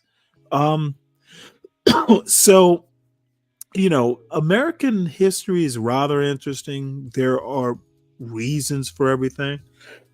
This is why you can have a Be Brave and a fucking AAE probably 50 years apart in age, or 40 years apart, and still both be the equal level of stupidity and not knowing American history and looking down on blacks and black culture, because they're both equally as ignorant because they just don't know shit. I think that I think that I've been saying this now for a while. I think there has to be a differentiator. So in other words, I think there's hood culture, and then I think of course there is. Yeah, so you got like hood culture, and people say black culture, white culture. I think you say hood culture. Well, no, let's go ahead. Hey, black culture encompasses hood culture.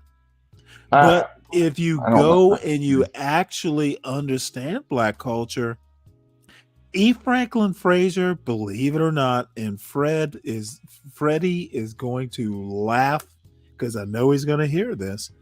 There were black culture, say back in the 40s, was almost a carbon copy of white culture. There was a 1%. There was a middle class. There was a populism. There was a working class. So, excuse me. You don't think it's still like that? I mean, I still see that. Oh, no. It still is. Yeah. Okay. So yeah, we agree. Oh, but I think and you probably know this as well as I do. If you isolated Black America and you broke down, upper class, middle class, working class, the percentages would almost be a carbon copy of the white demographic. There is a black 1%. There is a black 10%. Sure, absolutely. Yeah. So, yeah, of course. I mean, that's the other thing that idiots like Be Brave don't get. Black culture is literally a carbon copy, at least economically, of the white demographic. Yeah, I agree. And that's because Black culture was literally developed within American culture. There Yeah. is no Black American culture anywhere else in the world. So, the racist attitude and worldview that Black culture is separate from American culture is just sheer ignorance. It's like That that motherfucker is either stupid because he's racist or racist because he's stupid. that's why I think there has to be a differentiator. I really do. Like, in other words, there's the larger, within American culture, whites are like, we do, I do. I mean, I think a lot of people do. Like, they're white trash. They're different from me. And See, I Fatty's don't saying care. trailer That park culture, backwards culture, but we you differentiate go hard. ahead. You go. Well, yeah, Black culture is literally a carbon culture. There's going to be Black bottom feeders that are rough equivalents. Not, I keep saying carbon copy, and I'm It's very similar. really It's the being same stupid saying that. financially. But it's Yeah. it's within the same model. Yeah. Yeah, absolutely. So, and I think, but I think there's confusion, and I think outside of Black culture, Well, which don't I call live, it confusion. I'm just going to be blunt and call it ignorance. These that's people don't, and this is why there is great consternation in worrying about hurting kids' feelings. Knowing American history is going to harden people, harden kids, and make them more objective about current day problems. And that's what cannot be that can't be accepted by the Ron DeSantis's and the Donald Trumps. I think it can be divisive though, and I think it could be defeating, Of course, it can be divisive. and I think Why if it can wouldn't be, it be? It's always been divisive. well, what I'm saying is I think when you tell a kid, I mean, a college kid, like when you hammer them with the differences, Okay, I don't think, hammer them. That's yeah, easy. Don't hammer them. A good teacher is going to actually not hammer the kids with the truth. They might just hand them a book and say, "Hey, read this. Tell me what you think." that Okay, college guy, that you college don't have. professor you showed, Sam, you know that guy? Well, I think he does a um, good job. Remember that guy Sam you showed? I think he was from Penn. He had a YouTube show. Sam, I think he might be gay too. But was it either way, Sam? I think his name's Sam. He's the gray-haired guy. You showed him at Penn to try to give people perspective. And Oh, you're he had talking about the sociologist. yes. What the hell was his Yeah. name? Okay. Yeah. I know you're I talking. thought he did a good job, right? Like trying to. Yeah. Well, he's a good college professor. He's not gonna, dude. Knowledge doesn't have to hurt. Yeah. But I think we should definitely know our history. I just, when I go to the gym, there's a 22-year-old black girl that checks me in. She looks at me like she wants to fucking kill me. And I'm like, listen, Oh, I like, thought I was hoping you'd say. I was hoping you'd say she looks at me like she just wants to fuck me. God damn it. no, absolutely not. I'm an old man. But I'm You like, know, all I right. saw that picture of you and your wife. Motherfuckers, y'all are models. The fuck? I don't think I'm a model, but Oh, motherfucker. I was like, God damn it. These people you're in your 50s? Sir, you well, look like you were in your 30s. Maybe it was the haircut and, the picture was at a distance. And I yeah, it was was a actually distance. going to ask you if you minded me showing the pictures. I don't Dude, care. y'all are a fucking, God damn, y'all are fucking literally. And you know me, I don't give compliments if they're not, worth giving. But no, that was like magazine ad You might want to just float that picture for some. Actually, not hers. Just you. I don't care about mine. But No. doesn't. I'm not gonna. I won't show the pictures at all. But all Yeah. I'm saying is that you know what? You need to send those pictures to Trump. Or some representative. You probably need to be like our representative there. The diplomat to Greenland. Hey man, Exactly. Do you want to know how this evolved? He was on there talking about Greenland, and I'm like, all right, now this idiot wants to annex Greenland, and this is how you know your phone is listening to you. I was sitting there with my wife, and about an hour later, she got an email, or she got something that pops up on her phone that says trips to Greenland. And I'm like, yeah, that's how you know your phone is listening. All of a sudden, we're talking about Greenland, and boom, now there's, I bet travel's way up to Greenland just because of that, right? Just because who talks about it? You know what I mean? So your phone is definitely listening to you, no question. So tourism is up to Greenland, probably double. Well, I wish mine would listen to me more. But the bottom line, think about it. How many people get like a phone ad and just go, that sounds like a good idea. Let's go to Greenland. You know Not what? many people get to do that. We started bullshitting, and I said, we always go south. We'll go to in Caribbean, or like we've been to the South Pacific. And there's some more stuff we want to see in Europe, and I want to go to Egypt to see the pyramids. It's kind of like bucket list items that are far, because if you don't do them when you're younger, like you're not going to Egypt when you're 78 years old, right? So, I'm like, let's do the far off shit that I want to do now, instead of, who wants to go to Greece at 80, right? So who wants to go to fucking far flung 20-hour flights? So that's why I'm like, let's do the more difficult stuff that's further away now. We went to Australia, like that's far away. So you don't see 80-year-old people taking 20-hour flights and shit. So that's kind of my thing, is let's do the far flung stuff now. And then when I'm older, I can go to the South. I can go to the American West, do the stuff in the United States that I want to do.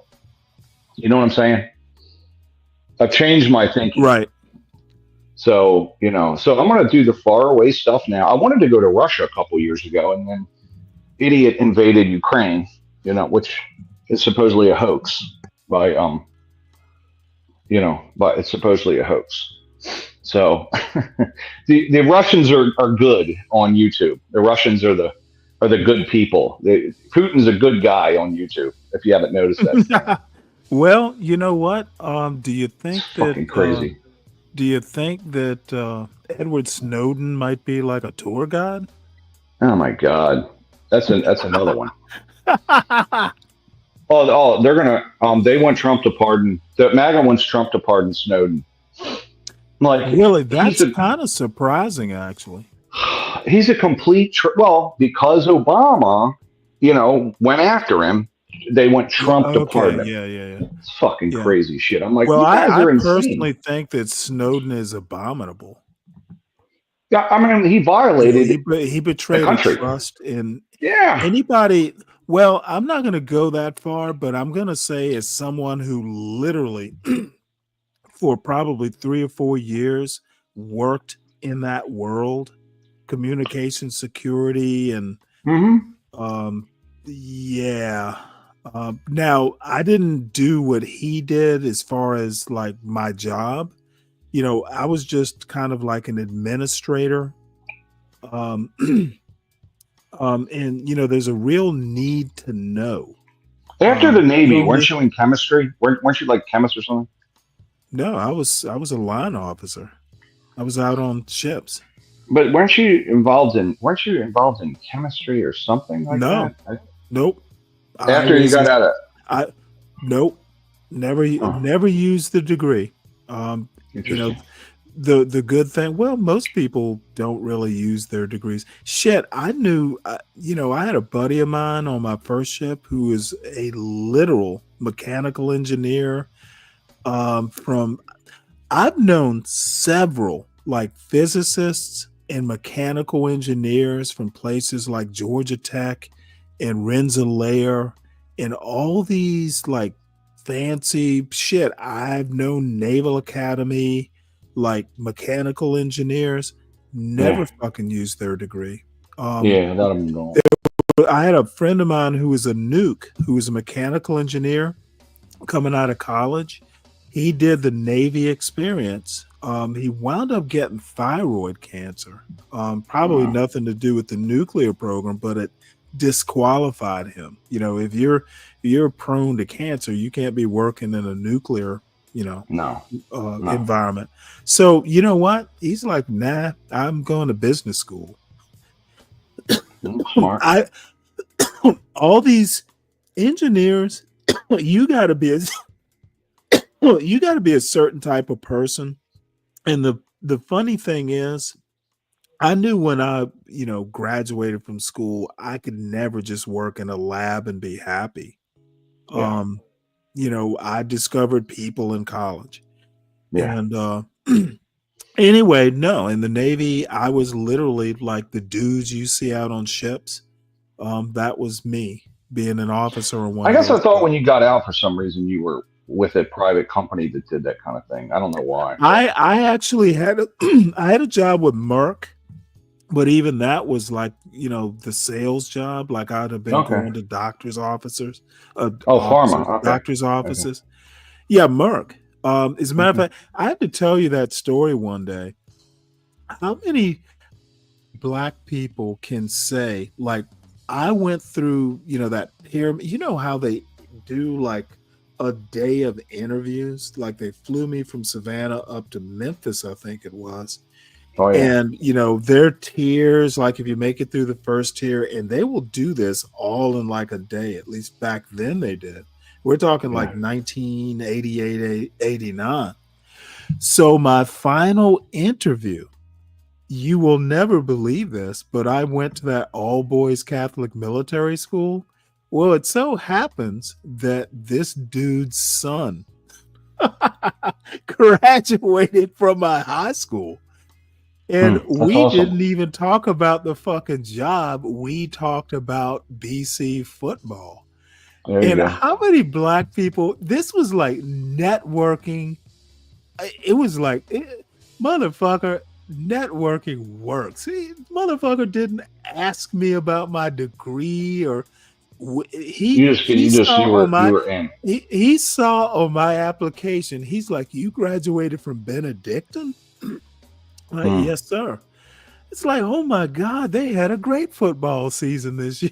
We fucking talked football. So you had the job before, just as soon as you heard that? Well, as it turned out, I did. Well, I got the job. But you know what? That's how you'll hear me talk about, the racist and all this shit. Yeah, it's a racist country, but it also isn't a racist country. Well, I would just say though that it is that motherfucker. I don't care if he was a racist. He knew my background. Yeah, America is so much more complicated. Okay, I mean, I got to tell you that's a big deal because so you went to this specific school, and so it gave you an advantage.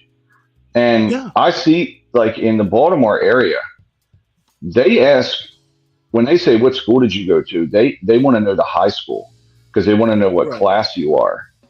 And then there's certain schools, these private schools, right, similar to probably that, where you went to Loyola, you went to Gilman, you went to St. Paul's, and DC's the same way. So, and then when you go to college, the fraternity. The fraternity is the same way. What is it? The Sidwell Friends? Sidwell Friends, yep. And you know what? The thing is that wrong? Yes. Yeah. However, you know what? I didn't choose the school. My father literally told me once, hey, I want to make sure you can compete with the best of the best. Yeah. And you know what? My son, it was important, and he chose his school. I wanted him to go to Princeton. because they've got a really interesting computer program. He didn't want to go to Princeton. He didn't even fucking apply, which kind of pissed me off because I think he could have gotten in. However, you know what? Is he a fraternity? No. We're not fraternity people. Man, I'm not a fucking joiner. That's why I'm not going to a damn protest. I've had my chances. Dude, Yeah, why would I want to do that?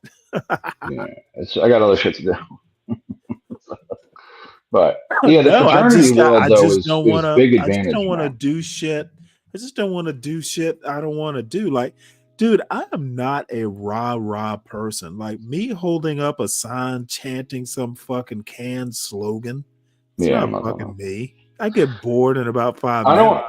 What did Groucho Marx said? I don't want to be a member of a club that would have me as a member. So that's kind of me too. So Uncle Fatty says Texas deploys National Guard to where, Uncle Fatty? To California? Dallas, I think Or they do. Uncle Fatty, are you in my chat? Hold on one sec. Uncle Fatty, give me a sec here. Because you need to start posting links. And let's see, what can I do here? Add as moderator. Hey, do me a favor, Uncle Fatty. Just go ahead and drop the link. I just gave you a wrench there if you want. Drop any links, and from now on, drop links if you think it's important. I always appreciate you being on top of the news. So just drop the link if you want. I wanted to watch Wilfred Riley, but we can watch this. Just drop the link. So go ahead, Ryan. I'm sorry. Oh no, I was going to say there's just a lot of advantage to that, and I wasn't in a, it was public school and then night college.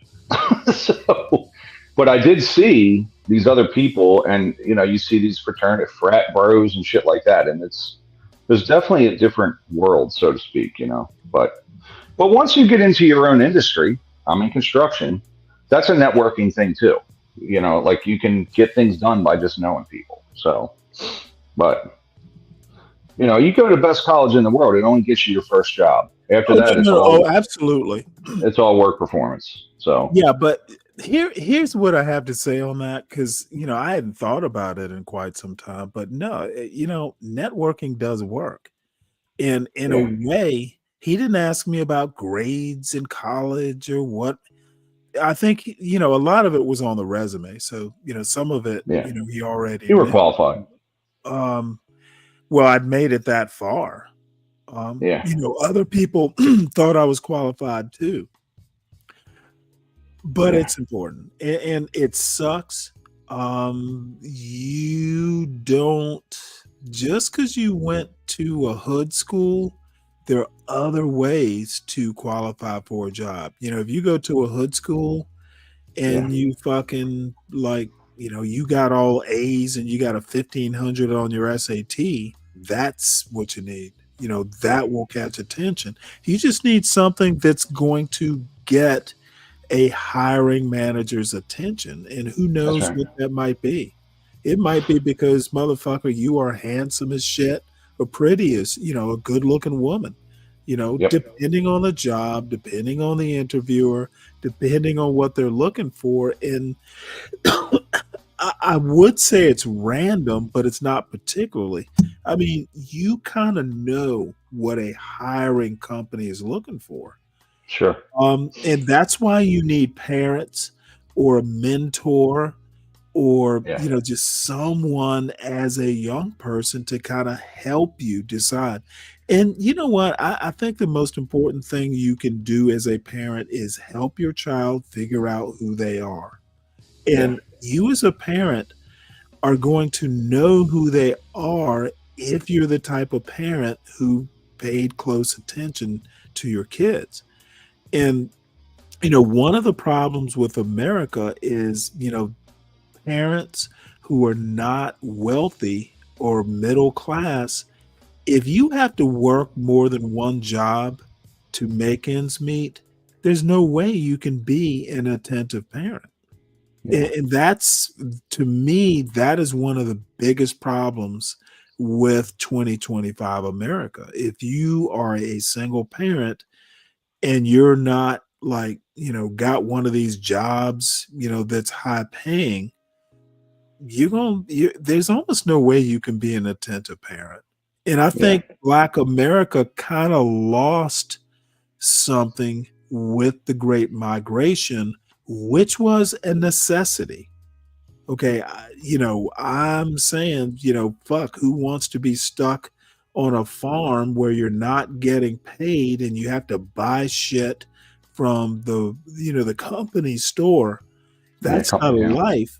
But there was a trade-off. And that trade-off is we lost some skills, some family skills. I will say too that industry wise, I would think that if there wasn't that, like the Great Migration, like I would estimate agriculture would be very much a black industry. I mean, they're from that, they know that initially from the South, right? And like George Washington Carver got into the chemistry part of it, right? Or the Okay, here is SKC with a Be Brave level comment. The community chose single parenting. Don't even know where that's coming from. Did the community have a choice, SKC? So, sorry. A rare, obtuse comment from the great SKC. So, like, how the Indians are in the hotel business and 7-Elevens, right? Like those convenience stores. Mm-hmm. So you get different groups that kind of German engineering. A lot of Germans went into the engineering end of the world. Certain groups went into certain things. Jews were in trade because historically they were kept out of guilds and shit. Like they weren't bricklayers and shit. You know what I mean? Like so they ended up in mercantilism and later banking, right? So like certain groups gravitated to certain stuff. And but I would say like the agricultural end would be an obvious thing, but then you have the Great Migration, so people move, and then you lose that that background, so to speak. So it's just a thought, I don't know, but I think nowadays though you do have concentrations of people in certain industries, but I think it's spreading out more. Right, but you gotta reframe that point about Jews did one thing and Germans did another thing. A lot of it isn't people necessarily saying, "Hey, I want to do this." A lot of it is mother of the necessity is the mother of invention. Okay, if you go back and I just so happened to be reading a book called The Dawning of the Apocalypse. It's Gerald Horne, famous historian, talking about that roughly 14th century, roughly to I think the 18th century. That's where slavery was kind of at a height in Europe, and it was budding over into the Americas. He makes a point that a lot of what Jews wound up doing was because of inquisitions. And the Spanish Inquisition wasn't the only yeah, of course. Absolutely. So you know what? Jews couldn't do certain professions, so it was necessary. Yeah, absolutely. Yeah. There's a novel I read years ago. Well, they kept them out of guilds, right? Yeah. And then they No. There were some guilds they formed themselves. My point is there were things. There's a book that I read years ago. It was a novel called The Map Maker's Daughter. Jews got into cartography, and believe this or not, Jews provided a lot of information about sub-Saharan Africa back in like the 14th century. Hey, they were cartographers. They were forced out of Southern Europe, wound up in North Africa. They were involved in the slave trade. but they were forced out of whatever it was they were doing in places like England and Spain and Portugal, Italy. So, what I'm trying to say is a lot of the trades that you would call traditional, it wasn't by choice, it was by necessity. Yeah, they had to. But I think it carries over to America. I mean, they had to survive. Yeah, survival, sure. But I think it carries over well to America because we're very much a mercantile country, right? Yeah, I don't think it carries over to America, and even if it does, Americans don't know any of that shit. They don't know American history, let alone history outside of America. What I mean is like the mercantilism. What they know is what they learn on Fox News. But no. What I mean is like when the Jews came to America, they already had this trade mindset. Jews came over with Columbus. Okay, I'm talking. Jews have literally been here a while.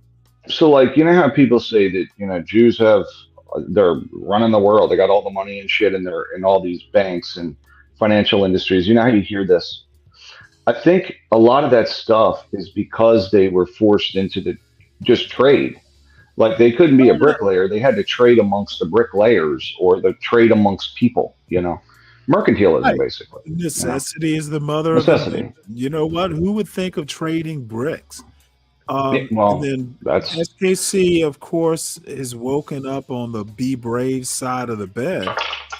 Lots of people held professions by necessity. ... Excuses. Yes, that's an excuse. Or maybe better than an excuse, it's a reason. I was talking about the reasons they did it. I don't know what the fuck you're talking about excuses. Why are you grumpy this morning, SKC? So let's see. Did Uncle Fatty put that link? There you go. Uncle Fatty's being. Thank you. Uncle Fatty's being. Thank you, Uncle Fatty. Mr. Patel. Look, most of the major hotels are actually corporations. What should I do? Marriott isn't a bunch of Indians. They're what Motel 6 is. You know what I mean?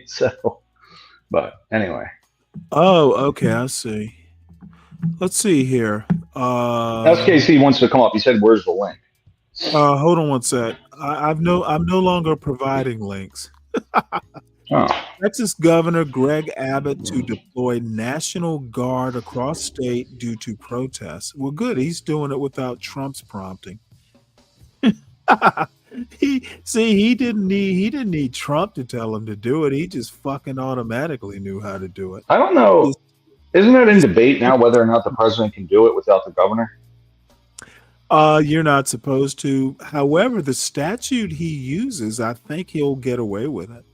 Because he's protecting federal property, federal workers. Yeah. Okay. You don't need the governor to protect federal stuff.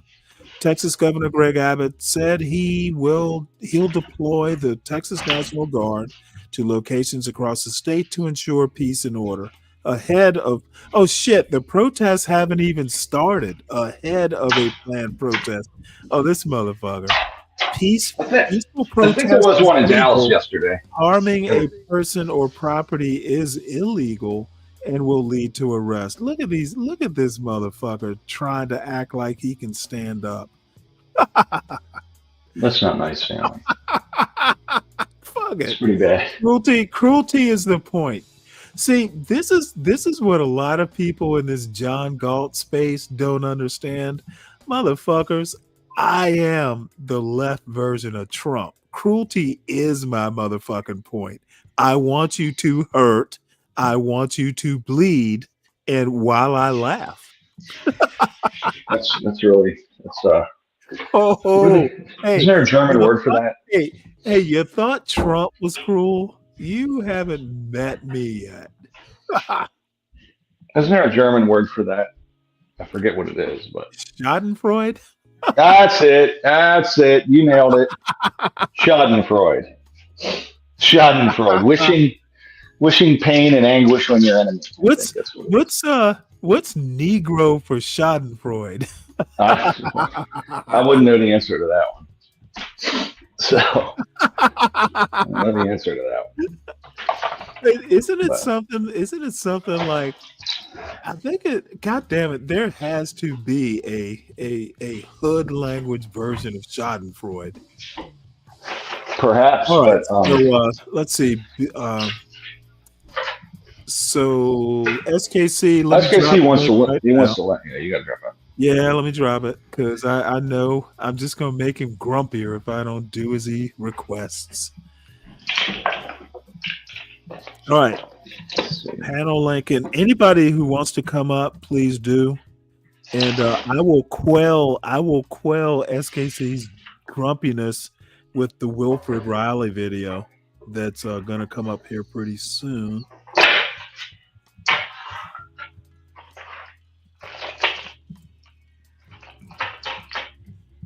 So there's a panel link there. And let me drop it in my chat.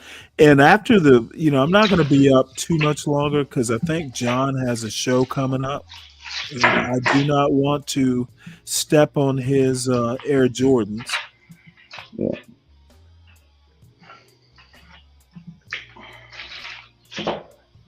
I wonder how many Air Jordans, pairs of Air Jordans that John owns. I would say probably not many. I bet he does. I think bet John- he has John- at least. Bet he has one or two.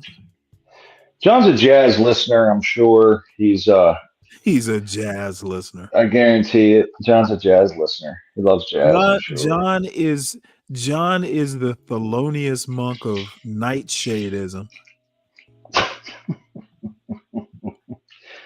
Yeah. So he's still down in Southeast though. Oh well, you know what? That's by choice. Yeah. More power to him. If he feels blacker living in Southeast, more power to him.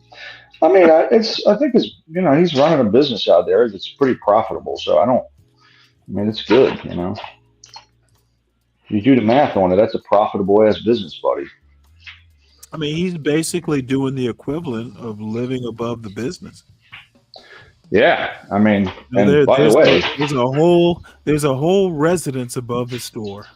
I think running the business he's running, you kind of have to. I mean, you almost have to be on the ground for the bullshit going on in those places. People are moving in and out every single day. Hey, Brian, I had a pair of Pro-Ceds back in the 70s, and it might have been around maybe 1976. There was an Olympics that there were big ads for Pro-Ceds, and the Ceds were like Ceds, kind of like Chuck Taylors, except I thought they were better looking. And they had a couple stripes on them, kind of like Olympic stripes. So fuck yeah, I had a pair. Wilson, hey Brian, do you remember Wilson Betas? The advertisement for them had them floating on water because they were so light. I had a couple pairs of Wilson Betas and loved them, as I recall. I don't even know what that is. Hey, shit, K-Swiss was pretty cool too back in the day. But that was, I remember them. I think K-Swiss was high school and college. Well, I remember when you remember when Reeboks came out, Stanley? Remember that? They were real popular. Yeah, I do. I do, as a matter of fact. Yeah, I remember when they launched, and it was everybody had Reeboks. Big deal. You know what? Yvonne Lindell. You remember Yvonne Lindell? Yeah, Yvonne Lindell. That's right. Yep, I remember. Yeah. I had a pair. I thought they were kind of blocky, but I actually had a pair because they did look pretty cool with jeans. Yeah, Reeboks were the big deal. That's the only shoe, and then of course Air Jordans. But before that, I think everybody just believe this or not, Air Jordans didn't come out till I was an adult. Like Jordan, I was in the Navy when Jordan, kind of got out of college. You went 86, and then. You know what? I don't remember. I remember Jordan getting popular round about the time I was just getting into the Navy. So yeah, I used to watch him, but like his shoe came later. I wasn't about to, I was out of, hey, I want a pair of shoes to play basketball.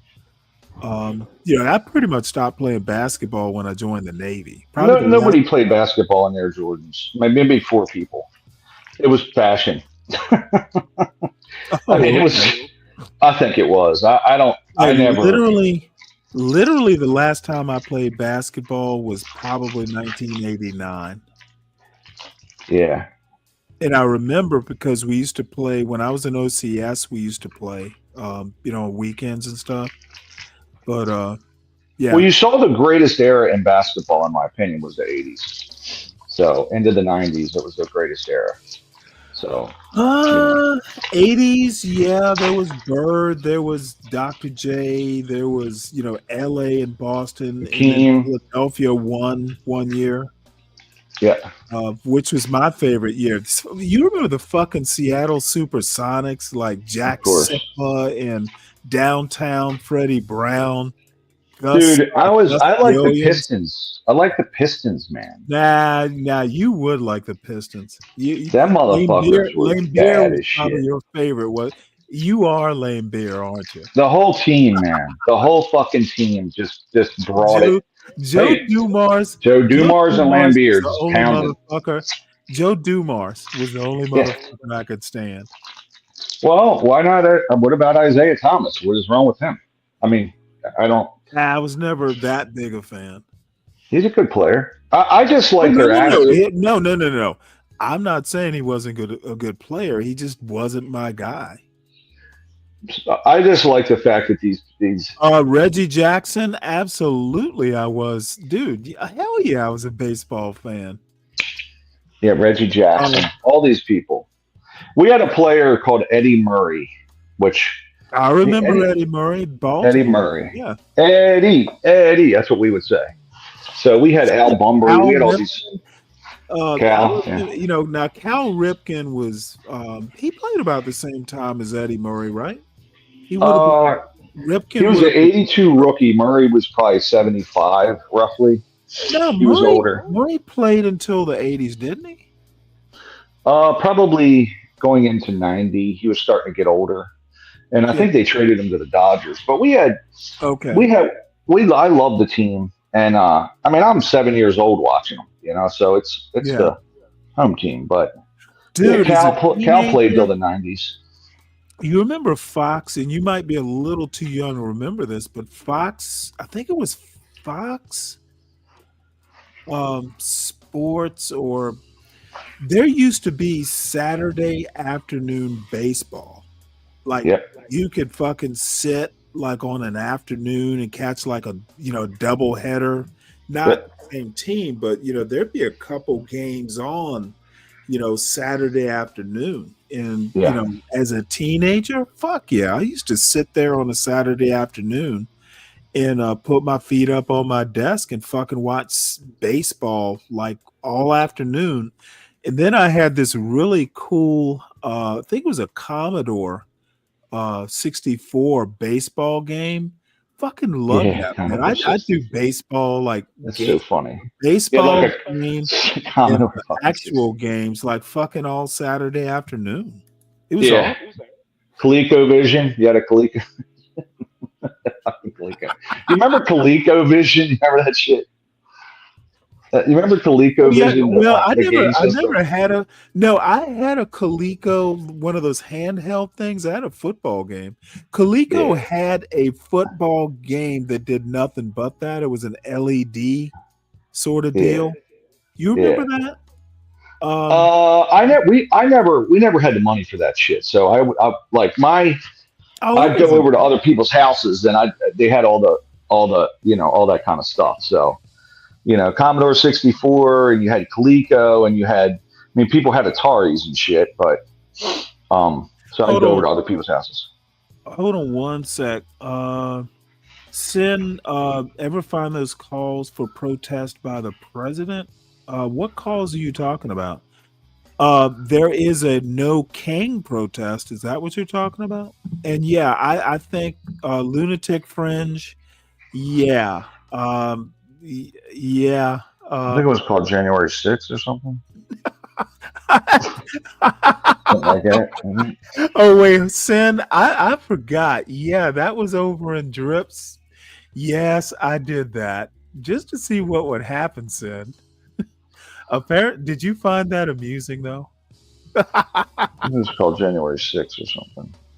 Calls for protest by the president. You mean about the president? Yes, there is a No Kings protest that is being organized over multiple cities due to spring on this Saturday when the president decides to do his Soviet style military parade.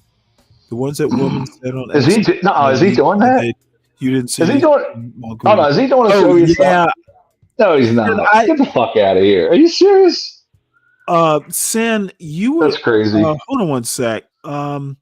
Yeah, she was talking about what was she talking about? She found on X, and I just basically said, God damn it, I can't remember the specifics of it. I remember what you're saying. It was one of Drip's moderators.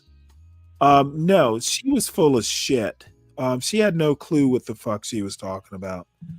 And what I don't like is people making shit up. And if you're getting all your news from X, you have a problem. There's a lot of bad stuff on X. You should always double check, against a credible news source.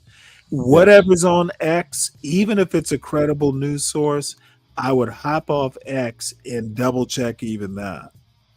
So Just go to the fucking anything. I tell people to pay for their news, Stanley, because if you don't pay for your news, you're just getting it's you got to pay for. You can't do these fucking websites. It's all bullshit. you can't expect people to pay for their news. Unfortunately, some of us do, but it's worth it. Pain can come in different forms too. You can choose to double check something and not just find what you're looking for and accept it as fact. That's true. Well, wait. Let me let SKC, because I know he's boiling over right now. What you got? What you got for us, SKC? Why you think I'm boiling over? I'm having Well, I don't know. I'm having a lot of fun this You morning. sounded pretty hot, motherfucker. You need to share some of that money. Are you making money off of me criticizing Trump? Why would I do that? I'm making money doing my own thing right now. Oh, okay. Yeah. Well, one of these days. No, go ahead. Trump says anyone who protests his birthday parade will be met with very strong, big force. Good. Well, you know what? Look, have you seen? Were you here for this No Kings thing? Let me show this to you. And it was John Galt. Yeah, we got one. Got one here. I'm helping organize it in my hometown. Oh, really? Are you? Well, let me show you. So you've seen the website then. John Galt put this in my Slack yesterday. Maybe he thought I was gonna go. I'm not a protest guy, but I think it's pretty slick. Hold on one sec. Let me bring it up. People with nothing else to do, that's what they should do. I think that they actually will drop what they're doing because they're serious about, we don't want a king. In America, we don't want kings. It's now a sport to protest. It's like a sport. Yeah, it's like, what does this even mean? What are you gonna do? You're gonna go, you're gonna march. Well, they're going to protest. What do you want to see? You're gonna holler and you're gonna scream, and then nothing's gonna change. Yeah, we're not gonna burn our own cities down either. You know what? Probably some of them will. We're not going to do what you and your buddy Trump want us to do, so you can sick the National Guard on us. Oh, I'm pretty sure there's gonna be. You want looting, don't you? I'm pretty sure at some of those places there will be that. Yeah, for sure. and the police and whatever guard and authorities, they will get involved. Somebody will get their head cracked over, and then I will laugh. When throughout history have we ever seen the right wing protest something? No, Sam, No. I didn't know anything about this Kings thing until I probably still wouldn't know about it, but John Galt knew about it. And apparently John Galt wants me to go out and protest. That's why. Yeah. They're speaking your language, Stanley. Look at what's said. They've defied our courts. Doesn't that pull you in? Isn't that your favorite? You know what? I might, the best I'm going to do is if they live stream the parade, I may do like a Thanksgiving Day parade. Hopefully there's some floats. I want to see a big Snoopy float at that military parade. Well, I'm going to dress up in a Hey, cocktail. could it be Snoopy playing the Red Baron? They got all of those dots. It's like I would say not even 10% of those places are gonna have significant showings for any of this stuff. What do you consider significant though? Like more than 2 people? More than some video cropped very closely to people to make it seem as though a whole bunch of people are there. Sure. But then if you was to pan out, you would see that it is like a city block or something. Just like, consider the dots for their relative size, right? But let's do some math, okay? Ah, come on. 64. Math, man. Come on. 64% of America voted in 2024. 64%. Okay. Trump got 49% of that. Okay, so 31% of America voted for Trump, and he thinks that's a mandate. Because honestly, though, I actually have to kind of come to his defense. It wasn't a mandate at all, but it's easy enough to facilitate a mandate. And then in 2024, look, if you just look at the Electoral College, you can make that argument.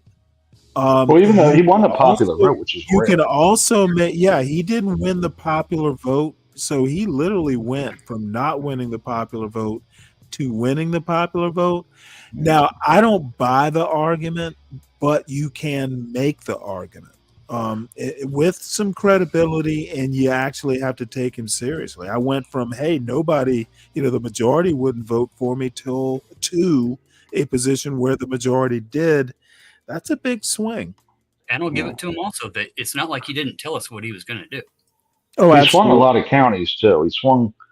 I mean, I was surprised he won. To be honest with you, like this fucking guy. Never happened before. Kamasi, I'm all for giving the devil his due. I don't think he has a mandate. I think he's going to learn that it's still roughly a 50-50 split. But hey, he can make the argument credibly. And people wouldn't just go, you're full of shit. You can't just go, hey, you're full of shit. So that means he has a point. 50% of 64% of the people. 64% of the people voted. So yeah, but people don't vote in America. The popular vote, the presidents aren't elected directly. So if you look at the Electoral College, it actually was a landslide. It wasn't even close. I don't know. That sounds like a ridiculous argument, though. It's kind of like if there are 2 basketball teams and somebody stated, "Well, the players that didn't get on the court, they didn't shoot, so we can't really tell who would have won." It's like, come on, man. You count the people who shot the ball. That's it. Sure. That's funny. I mean, historically, I think they're voting more now than they were before. So it's actually that's funny. I think Reagan, it was like 40% of people voted or some shit. So, I mean, I don't think he has a mandate, but I do think that he won. I mean, there's no doubt. But see, the thing is it's when it gets down to, hey, it's my opinion that he didn't win a mandate, but I can't definitively say he didn't. Hey, that's a W. And certain things, I will never. I just don't like Trump's aesthetic, I think, the way he has decorated the Oval Office. It's like motherfucker has cherubs, gold cherubs on Yeah. the Like it's fireplace. Versailles, you mean? Which one would you prefer? The gold cherubs or the White House lit up in rainbow colors? When was it ever lit up in rainbow colors? Or a whole bunch of When was it ever lit up in rainbow colors? Ever? Or a whole bunch of homosexuals on the lawn dancing and stuff. Which one would you prefer? I'll take the gold cherub. Well, let me tell you, because there is a third alternative.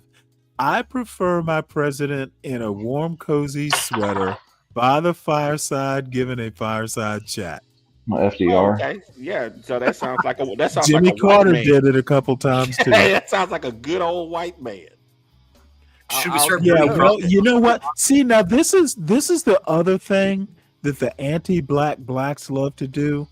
I wasn't even talking about a white thing, and all of a sudden you bring race into it, sir. No, I'm just saying. What's up? No. What's up with bringing race into? I just said I prefer my president wearing a warm, cozy sweater, giving a fireside chat. Where did I bring white into this? Black people, I did. Black people, a black president can't give a fireside chat, sir. No. Are sweaters forbidden? No, he would be in a black. hoodie. Are sweaters forbidden in your version of Black America? I can see Obama in a sweater. In the community, no. Here is where I'm going with this critique. It's the anti-black blacks who are fucking racists. No, I'm normal not. blacks. I'm just calling it as normal blacks. The last. I wasn't thinking about the race of my president, sir. Why did you bring race into it, sir? Because I can. Because you're a racist. That's why. Okay. No, I just think that the last last black person that looked cozy. You walk right in. No, I didn't walk into anything. You walk right into the trap. I want to go. You're racist. I want to go. Black and white means a lot to you, doesn't it, SKC? No, I want to go further with it. The last black person that you was have to go further now, and it's not further. By the way, it's farther. The last one that was in that sweater like that was Bill Cosby, and what the look at him! Look at him tap dancing. Where's Shenard when I need him? What did they do? Oh, I like tap dancing. I like it. Yeah.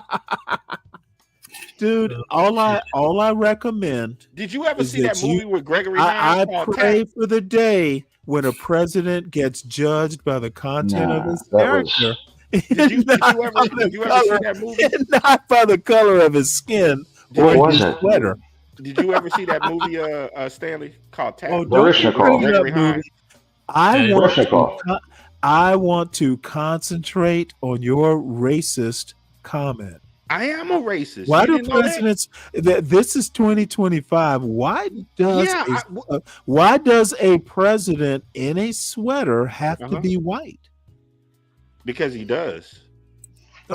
Okay, well, I'm gonna leave it at that. Yeah, you have made my day. I'm gonna make sure to clip this.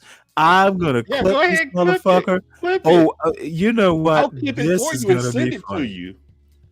Yeah, you clip it. You go ahead and clip it for me. Yeah, it's like it is what it is. Everybody knows that it's 2025. And you know what? I described what it is aptly. And that's fine. And I accept it. Thank you for making my day. That's what I do. That's why you put the link down. I can make your day. I have to admit, I have to drop that link more often. Next time, I'm gonna make sure. You can come up here and tell us your racist views of what a president is. Yeah, we already know. Hey, SKC, does a president have to be white to be legit? I didn't make that statement. All I stated is that. No, that's why I'm asking the question. Yeah, I want to explore. What I answered directly. I want to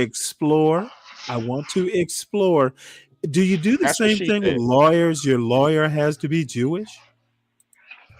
No, my diamond broker definitely has to be. Who the fuck has a diamond broker? You got a diamond broker, Fatty? On call, bro. Yeah. Jesus Christ. Got a new Hey, grill. your diamond broker goes to Antwerp every year, right? Or what's Jesus. that famous city with gold Rhodesia. and diamonds? Yeah, he calls it. Jericho? I don't know. Now there's a place in the when I was in the Middle East, they used to the fun. Well, I'm not gonna go there. I'm just saying there are places where all the Jewish diamond brokers go, and then there's a city where all the Arabs go to buy gold by the ounce. They take their own scales. Dubai, probably. Dubai, yeah, it could be Dubai. Could be Abu Dhabi. It's one of those cities. Yeah, that's not really a. Diamonds are done, man. It's done. Yeah, you can fucking make them. They You still can make look them. pretty. But You can make them with a machine now. I think all of the dots on that map there, they're not going to be any significant outcome from any of this. It's just a bunch of hooping and hollering, and that's it. The red ones, what do the red dots mean on there? Indians. You tell me. Oh, yeah, that's right. From India. Not feather dot. Yeah. That was terrible. I said that. I think it's for the size being. Oh wait, being over my 100 or something. I have a certified hater. SKC Stanley will bring up race 2 when it is too warranted. You are so full of shit, Stanley. Unbelievable. God damn. Who says that? Who says that? That's AAE. I mean, I could argue his point, but it is. Well, what it is. no, I'm kind of impressed that she's like my first hater. Nah, you've had plenty of haters. Come on. Leak is a hater. Leak's a hater. You got plenty of haters, Stanley. This might be leaked for all I know. You got plenty of haters, Stanley, I'm sure. Do I really? No, I don't think so. You know what? This is my favorite hater, though. I think she's a cutie pie. I think she just disagreed. That's it. No, good point. No, she's telling me I'm full of shit. I have not heard anyone tell me I'm full of shit in about 10 or actually 12 years. My wife would occasionally say I'm full of shit. And all of a sudden,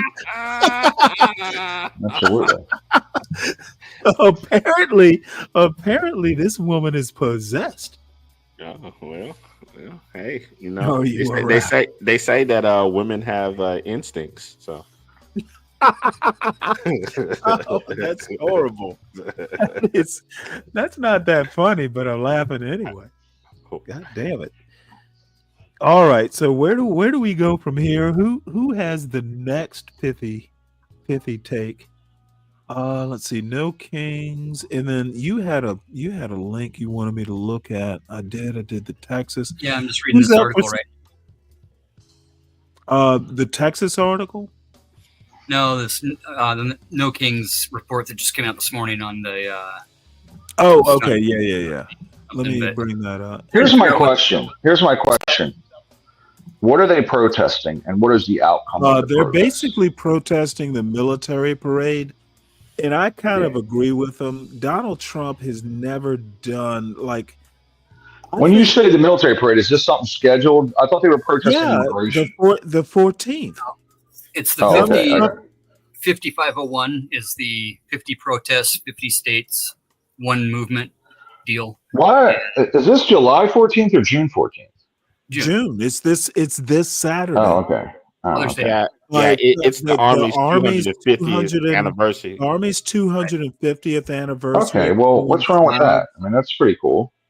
Right? You see what I mean? Right. What fucking president has ever done a military parade? There's pass and review. Let's start with Xi Jinping. I'm just kidding. I'm just kidding. George Washington surely did a pass and review, but he was also not president at the time.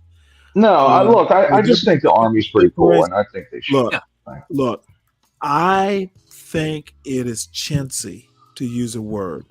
Donald Trump has every right to do it as commander in chief. It is basically is it $145 million pass and review?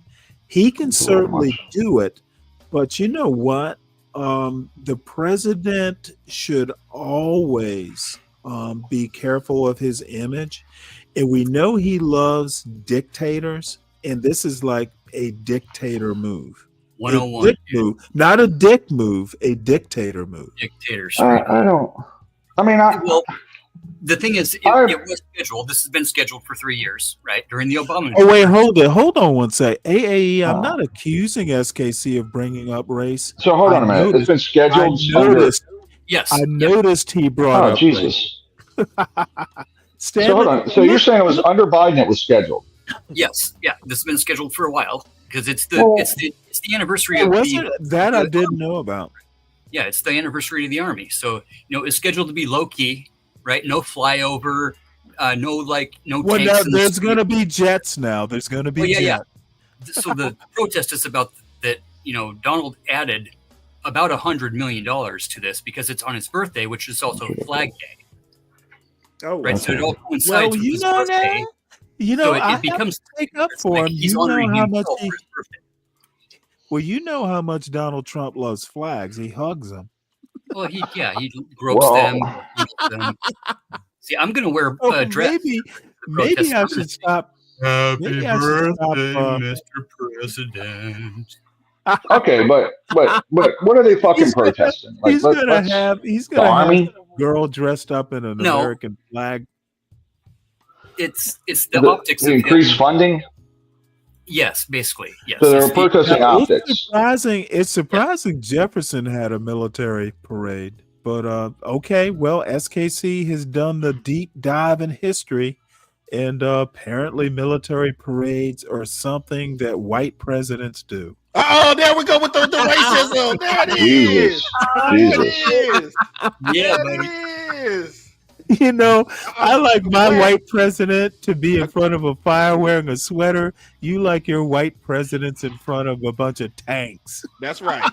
That's right. I mean, there is Fox News footage about this, bitching about how about how Sleepy Joe, right, was going to honor himself with a military parade. So let's think about optics. Like if Joe was still in office, or if Kamala was still if she was the president right now, imagine the fucking fury coming out of the right wing about the military parade that the left wing is putting on for the anniversary of the Army. I mean, we got to take this in context. It's okay. Well, but Fatty, listen. You can't go fuck Fox News. Yeah. I don't think what Trump is actually doing, other than wasting a lot of money, which pisses me off. I don't think it's really that bad. I think the approach. I just don't. I know he has authoritative tendencies, and you hear all this stuff, but I don't. I don't see. It's hard to criticize it when Biden. It's kind of bipartisan, right? Yeah. Yeah, it's kind of a bipartisan. I mean, they're both trying to do it. I mean, so I don't know. Okay, well, let me add a little bit to this. If Biden did it, I would think it's distasteful. Having been in the military, motherfucker, we have better things to do. I mean, I agree with that too. If Biden fucking did it, I would have pretty much the same problems. And see, I have a problem with all the accusations of authoritarianism. If you want to honor the 250th anniversary of the Army, give them a motherfucking day off with their families. Actually, that would be good. Bump up some stats in the VA, like maybe fund the VA and don't defund the VA. That'd be really cool. I don't know if he's defunding it. Is he defunding it? They're completely. Yeah, that's gonna happen. The VA Did you look at it? Did you look at it? It's in the budget. Well, look at the Medicaid defunding and the Medicare defunding, and tell me if that's defunding. So let's have a look. No, but honestly, and I'm actually not kidding here. If you want to honor the Army, stand them down for a day. No training. We're just going to take the day. We're going to do something. If you're home, if you're in port, if you're on the base, let's get your families there. If you're overseas and deployed, let's figure out how to get links so you can like talk to your family. Let's stand them down for a day. We'll be okay. And that's what you do. You don't fucking have. I think people would rather have a day off, so I don't disagree with you. Well, I mean, no, you know what? There are going to be plenty of soldiers who want to march in that parade. However, if I were president, and I think, I don't think it's a good look. Military parades, unless it's like a ticker tape parade or, I think it coincides with a VE day or something, right? I think there is another coincidence. So look, he's the president. He can do what he wants to do. It is his right as commander-in-chief to do a pass and review on the anniversary. There's nothing wrong with it. It's just, I find it distasteful. It's not something I would do.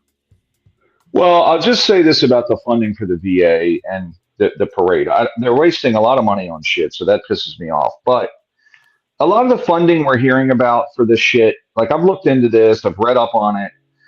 It's actually not what it appears to be. I mean, essentially, he's rolling things back to pre-COVID in certain instances, and the way the CBO scores this shit is almost asinine. Like it's ridiculous the way they score it.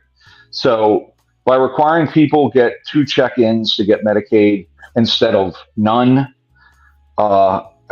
they're assuming a percentage of people are going to not qualify for Medicaid, but they're not saying, hey, hold on a minute. A lot of people will go get 2 jobs.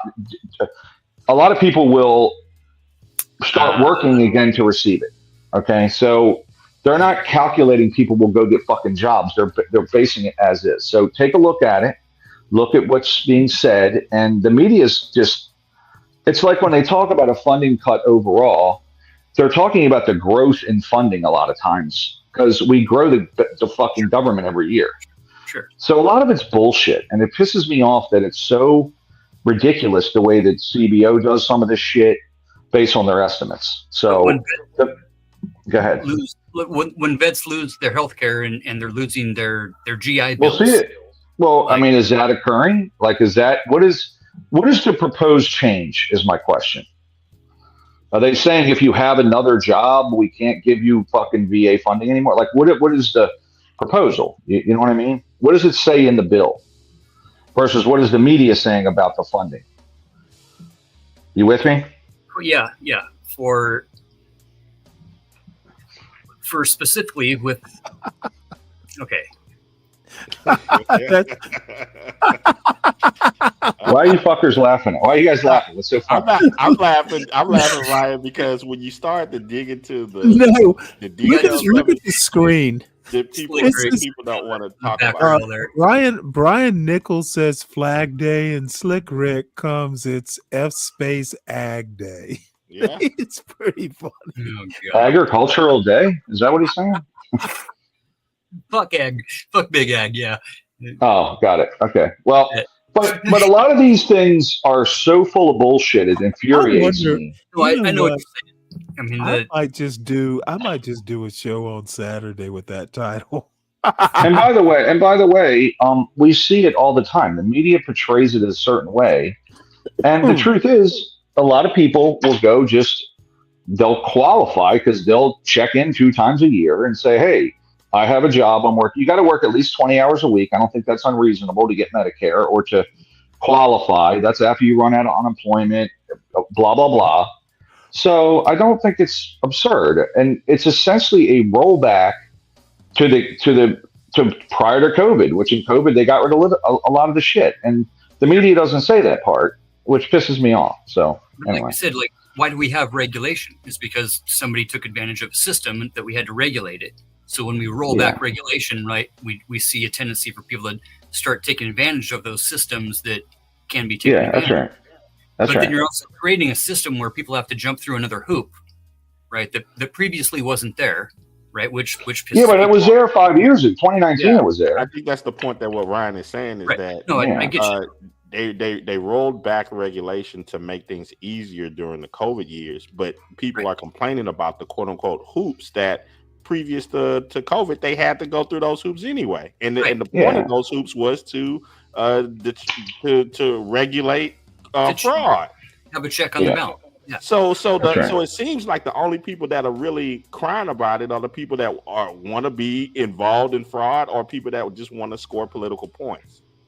Right. Yeah, and the media, of course. When really it's just people that are actually disabled that can't work, right? Or people that just lost their job. Right, that are in hold on. There's a provision for it's able-bodied. Right. There's a lot of men, right, that are on this shit that are not working at all, right? Like I'm talking 18 to 50 to 60 that are not even working. And by the way, the cap before for Medicaid and Medicare was Medicaid, it was you had to check in and state you had a job, and I'm talking 2019 and prior, up to 54. Now they've increased that to like 62, which I think I'm going to be working at 60, and most people will, right? So, by making that change, though, they're saying if we change this today, immediately people that are 55 will lose this, so therefore it's a cut. And I'm like, well, the people that are 55 will probably go get a 20-hour-a-week job, so they will qualify. They don't tell you that, though. That'll put them over the threshold of the financial limit, though, because the financial limit is at like the $26,000 range, where if you make more than the $26,000 a year, right, projected, future projected, you have to project how much you're going to make outright before you're even working, right? So you're going off a future possibility. That 26 grand is the killer, okay? Because like even a single mom, right, can go out and work 15, 20 hours a week and make more than 26 grand and not qualify. Oh, by the way, hold on. There's a few more things. So it was that if you have a mom, she doesn't have to do any of that stuff, right? Single or otherwise. If the kid is under 18, they're now rolling that back to like 8 years old. So in other words, when the kid's in school, you have to at least be looking for a job. But there's so many fucking things with this. It's saying able-bodied moms or dads with kids that are over.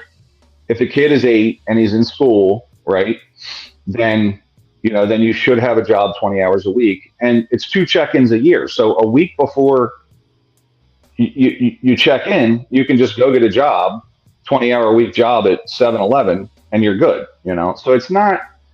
If you don't have a job in America, you're either mentally ill, which that is off. You are physically incapable, or you don't want to work. I believe that there's a lot of jobs. They might suck. They're not as good as we want them to be, but to get these healthcare benefits, you're going to want to get out there and get doing something, But anyway, here's my whole point, Fatty, is, and everybody, it's the way it's presented is cuts, right? And I'm like, well, it's only a cut unless people change their behavior, and then it's not a cut, So anyway, that's just my view. That's the part, Ryan, that I think that's interesting, is that people can control that cut. It's based upon what they want to do. Yeah, that's right.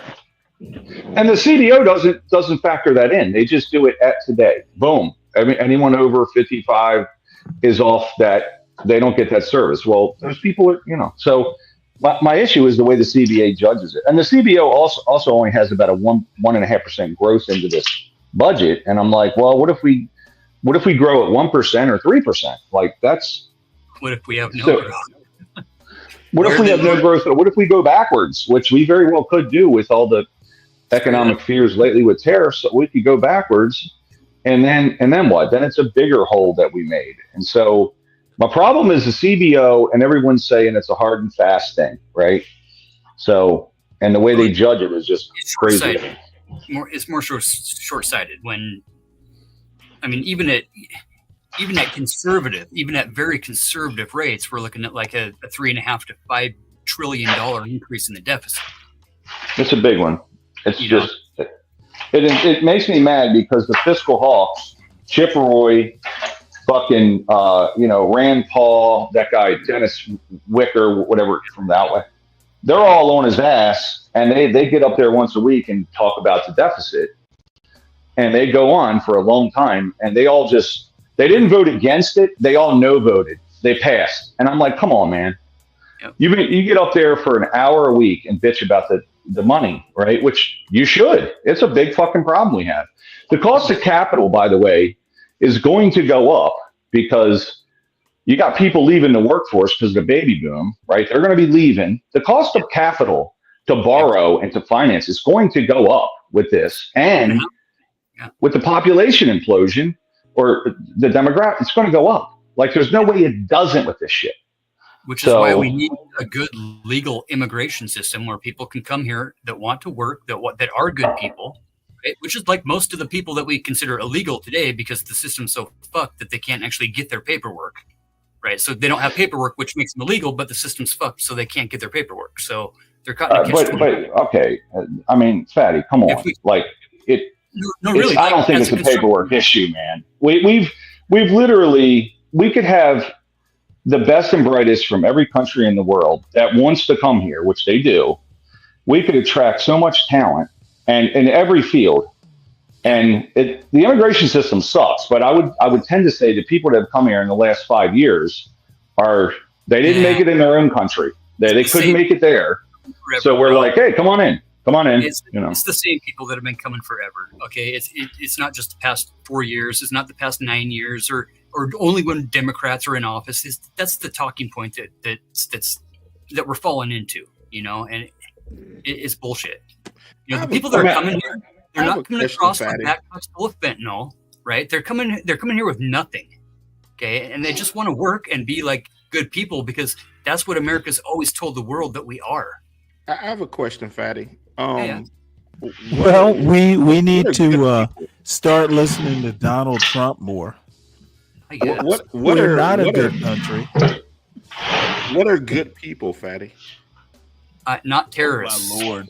How about good Catholic people? Like 85% of the Latinos that come here, right, are Catholic, Jesus worshiping people that want to come here and not be persecuted by a fucking cartel.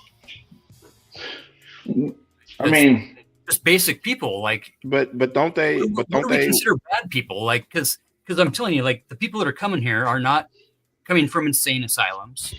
Okay, they're not murderers. They're not rapists. They're not getting let out of prison. They're not emptying prisons in third world countries and shipping their fucking people here. So you mean to tell me that millions upon millions of good, Catholic people that they allowed some cartels to tell them what to do? What the fuck does that even mean? No, dude, what I'm saying is that there's cartels. They're coming here to get away from cartels, SKC. Right. So how did the cartels grow there if they were just okay? Who gives a fuck about the cartels? See, this is what you're doing. You are slowly but surely trying to make this about cartels. Dude, we're talking about good people, and all of a sudden you're asking questions about cartels. Don't do that. So what makes them good? On the. I know it's difficult for you because you helped up on the Trump side of bed. You helped me. You helped me see the light on the good people. Don't make that. See, this is what happens if you. It's called mission creep. Right. Your mission is to basically not talk about what Fatty wants to talk about. You ask a question. See, it's called a guided tour. It's called a guided tour to SKC's point about cartels. Right. Let's talk about the good people. Okay. No, I don't want to talk about. If you want to talk about good people, that's what you let's said originally. Stick to talking about good people. Okay, don't talk about cartels. Don't let people talk about cartels. Okay, all right. So let's talk about the good people. Stick to the point. All right, so let's talk about the arrest record is good. Yeah, motherfucker. That was what your question was. Right. So he stated. So don't talk about cartels. Right. That's what I'm doing. So he stated good. It's what you're doing because I pretty much called you about where you were going. That's right, and that's fine. I don't mind being redirected. I'm adaptable. Motherfucker, you better be. I'm versatile. You're so adaptable that you want to stick to your questions point. Okay. So on the good people, the way that he qualified the good people was that He didn't qualify. yes, he did. You asked him to qualify. You asked him to qualify. He answered your question. That's where I left off. So are all Catholics good? No. I would argue that they're not good at all. I would argue that Catholic guilt is actually the only Catholics that are good are the ones who come here. So I'm just wondering because that's how he qualified them. He said that. I mean, okay, SKC. Jesus, that would be a qualifier for some folks. You know that Christian people are good people. That they don't have arrest records. They don't. They're not criminals. How do we know that? Well, okay. How do we know this? Okay, how do we assume that people that don't have paperwork, who are here illegally, who have not checked in, I'm not saying assume. I'm saying how do we prove it? Because they're trying to work the system as it's being presented to them. They're in the system. Okay, they're trying to get their asylum. They're trying to get their paperwork figured out. So how do we prove that they are not previous criminals? By vetting them, by checking their sources, by referencing like we do through the asylum process. We're not just giving like anybody and everybody. But they're well outside of the asylum process as legally stated. They're well outside of it. Yeah. We're not vetting them. Yeah. I mean, and look, I'm just going to add, like, it doesn't. I understand we have an asylum, and there's a system built around that. Most of them have not gone through that. Biden made changes to it. But at the end of the day, it doesn't mean it fits the needs of the citizenry who pay the taxes and vote these fuckheads in, right? Like, so it might be a wonderful humanitarian thing to let people in. But at some point, the burden of them damages them and the system, Like at some point. One thing that I find, Ryan, in a lot of these situations, so in the like the person that has like the goody two shoes, we should be doing this, they're fine when that has to do with everybody else's money. Absolutely. When it comes to their things and their dime and all of that, it all goes out the door. Oh, hell no. Yeah, I don't want to pay. I think you're just making a generalization, to be honest. No, I'm not. I'm telling you. Yeah. If they took a poll and said, hey, and they 50% of people wanted to have, a lot There's more. no database now, AAE. There's still no database. But if they did a poll and then 50% of the people said, we want to have illegal immigration in the country, not deport anybody. And they went back to the same 50% of people and said, okay, cool, we're going to increase your taxes by $2,000 a year. What percentage would say, okay, cool, versus, hell no, I ain't paying more taxes. Fuck that shit. Let them people live on the street. Like, so, yep. You know what I mean? And that's backyard. Yeah, a lot of people would say, don't increase my taxes. Stanley, right now, even if you took the money out of it, Ryan, right now, if Stanley's neighborhood, if they were to say, okay, you guys are pro-migration, we're going to send 30,000 of the people to your area, you guys help them out, they're going to refuse. Yes, absolutely.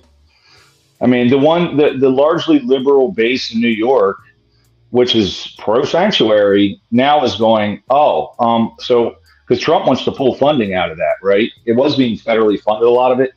And they're going, oh, shit, we have to pay as a city? What? Right. They're really quick on pushing this problem off on other people. Yes. And using funds that doesn't really have a lot to do with them personally. Absolutely. And then they want to get on the moral hill and play that game of, well, we're supposed to be the good people, the beacon of the planet, and blah blah blah. But when it comes to personally, they don't want to hold those ideals. So hell no. Let's engage with this for a minute, okay? Tax money, right? My tax money. Yep. Tax money is just like child support. You pay into the system and you don't get to tell your ex where the fucking money gets spent. You don't get to pick. That's right. Right. Okay. So my money, let's say I want my money to go to rainbow flags and you guys don't. Okay. So Yes. there's a very small percentage of people in America that do want rainbow flags to exist. Okay. And there's 2/3 that don't. So is my money not credible where I want it to go to just because you don't want my money to go there? Because No. I'm glad that you put this. My money goes to F-15s. Right, Like, right. I like F-15s, and I want my money to go to the old F-15 fleet and to pay for fuel. That's all I want to pay for is fuel for F-15s for air show. I actually agree with you, Fatty, on this. I absolutely agree with you. I'm glad that you used the analogy of the child support, though, because I mean, wait, if the person, if the two parents and so forth, one of them is awarded child support, yes, they can pretty much use the money how they see fit and blah blah, because they've been entrusted by the court and such and such. Right. But the problem is this, Fatty. In this scenario, when it comes to the illegals, the father is saying, it's not even my kid. Sure. Yeah, absolutely. That's not my countryman. Right. Yeah. And we're not. Go ahead. Sorry. You guys like Ted Cruz, who weren't born in America, are saying the same thing, right? Well, I mean, you can get specific, but I'm just talking. My countryman is a trope. That's a psyop talking point, is what that is. My countryman is a trigger word. You literally have a person that's flying a flag from a different country that's saying that they do not want to abide by any of the constraints. No, of the they're country literally that not. in. They're literally not saying. And then when they say country, Let me go ahead and cut off your disingenuous point. They're flying the flag of different countries' flag. The rest of it is just conjecture. And me being not that much of a flag guy, they're exercising their First Amendment right is the reframing. If you are an American citizen or even not an American citizen, free speech is real. And actually, oddly enough, immigrants have free speech because they have constitutional rights. You folks who want to get all wrapped around the axle about a piece of cloth make me chuckle. You don't know. See, you don't even know whether that flag waver is an American citizen or not because you're not there to ask them or ask them for their papers. So spare us the conjecture.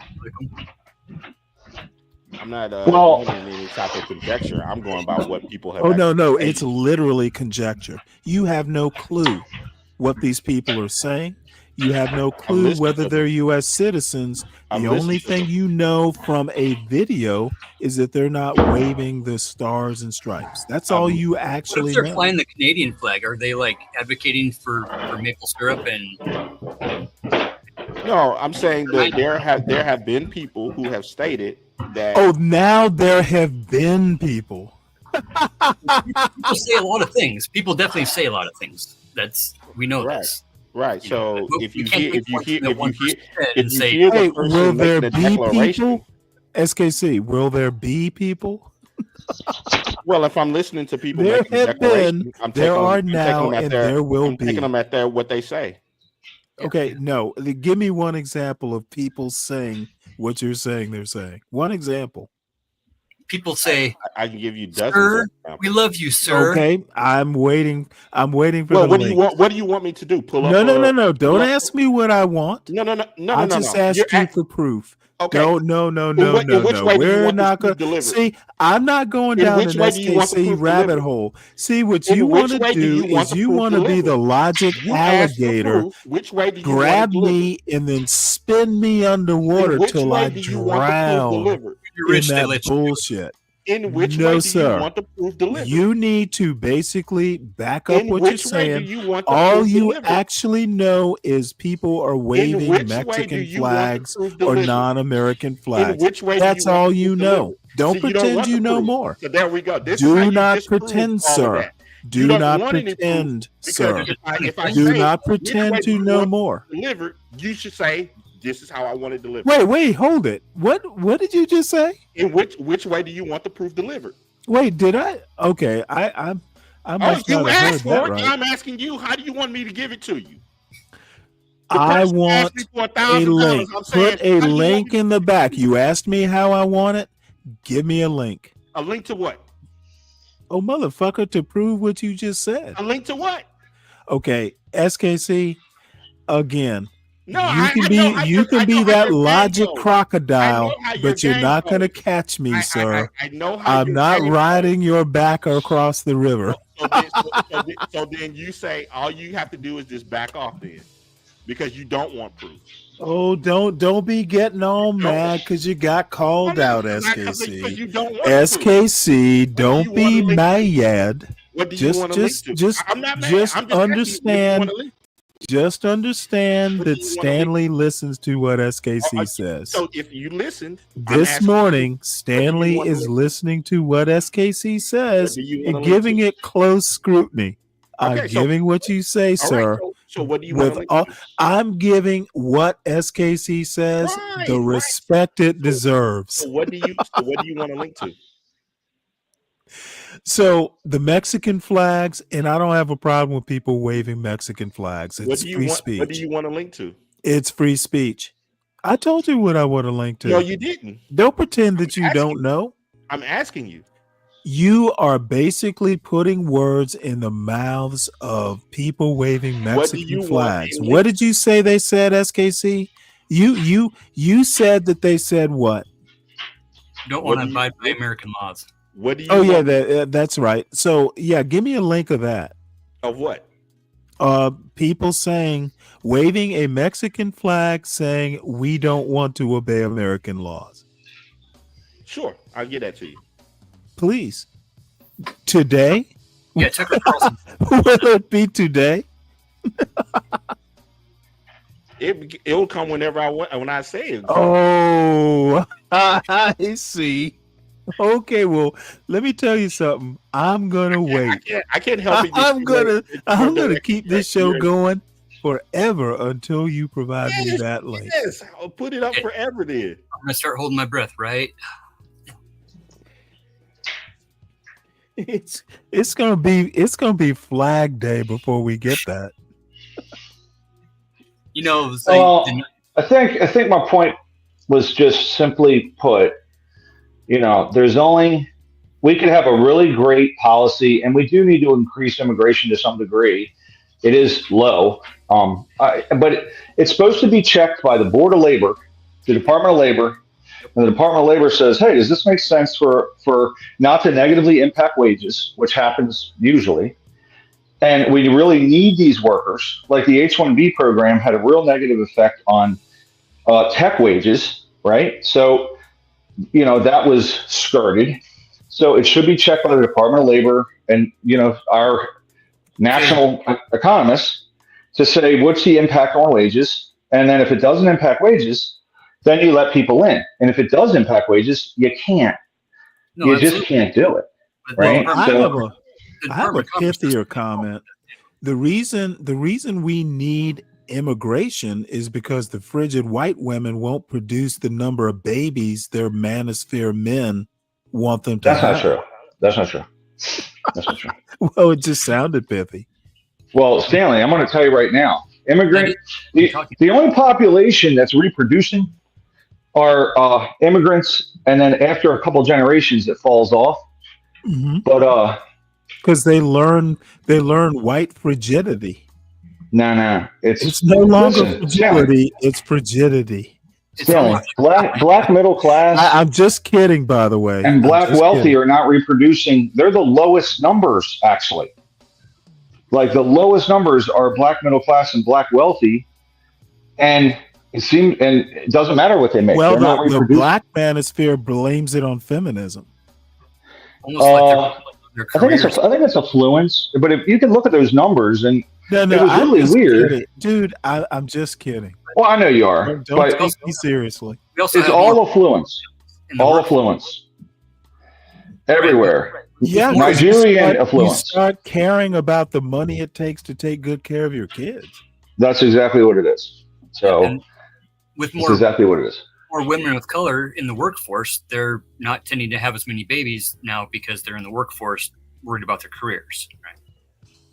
I mean, what's really weird is, and I read a lot about demographics and just, but mainly international. But what's interesting is, all groups at below 10 grand a year reproduce at high rates, right?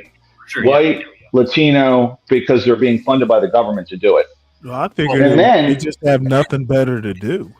Well, and then all groups crater when they start making about 30 grand, right? Like on average. And then, but as household income grows, all the income groups grow. Latinos are consistently higher, but all the income groups grow. For whatever reason, black folks do not. It's like the more money they make, the less kids they have. It's fucking weird. Yeah. The more money whites make, it goes up. The more money Latinos make, and Latinos actually are pretty high across the board. But now you're on to something, Ryan. Why is that the case? I don't know. It's very odd. Well, what is it? Tell me. Help me. Help me to understand. Can I interject here? I'm gonna get mine. Apparently, my hater. I dropped the link for you because you were putting a lot of questions in the chat, and I figured it would be easier to ask them and having to ask your questions and have them addressed by the panelists you were addressing the questions to. That's why I invited you up. So, no, I don't need you, but it'd be easier to get your questions addressed if you come up. And it's $2 a question to Stanley Cross. Well, no, she says, Stanley Cross, you were the one asking for me on your panel. I shall abide. And then she says, no. So I don't know what that means. Yeah, come on up. Well, SKC, I'm very interested. Is this a cultural thing? What is the issue? It is. Oh, she says they're not interrogative. She's responding. So, yeah, okay. Well, if you don't have questions, that's fine. I took them as questions because they sure didn't seem like responses. They seem like questions. When's the first time that you other two fellows ran into worldview being put out there into the talking sphere? What do you mean? Like worldview. It's kind of a new, it's a new. Well, I'll tell you what it is. I mean, it's a fucking psyop, is what it is.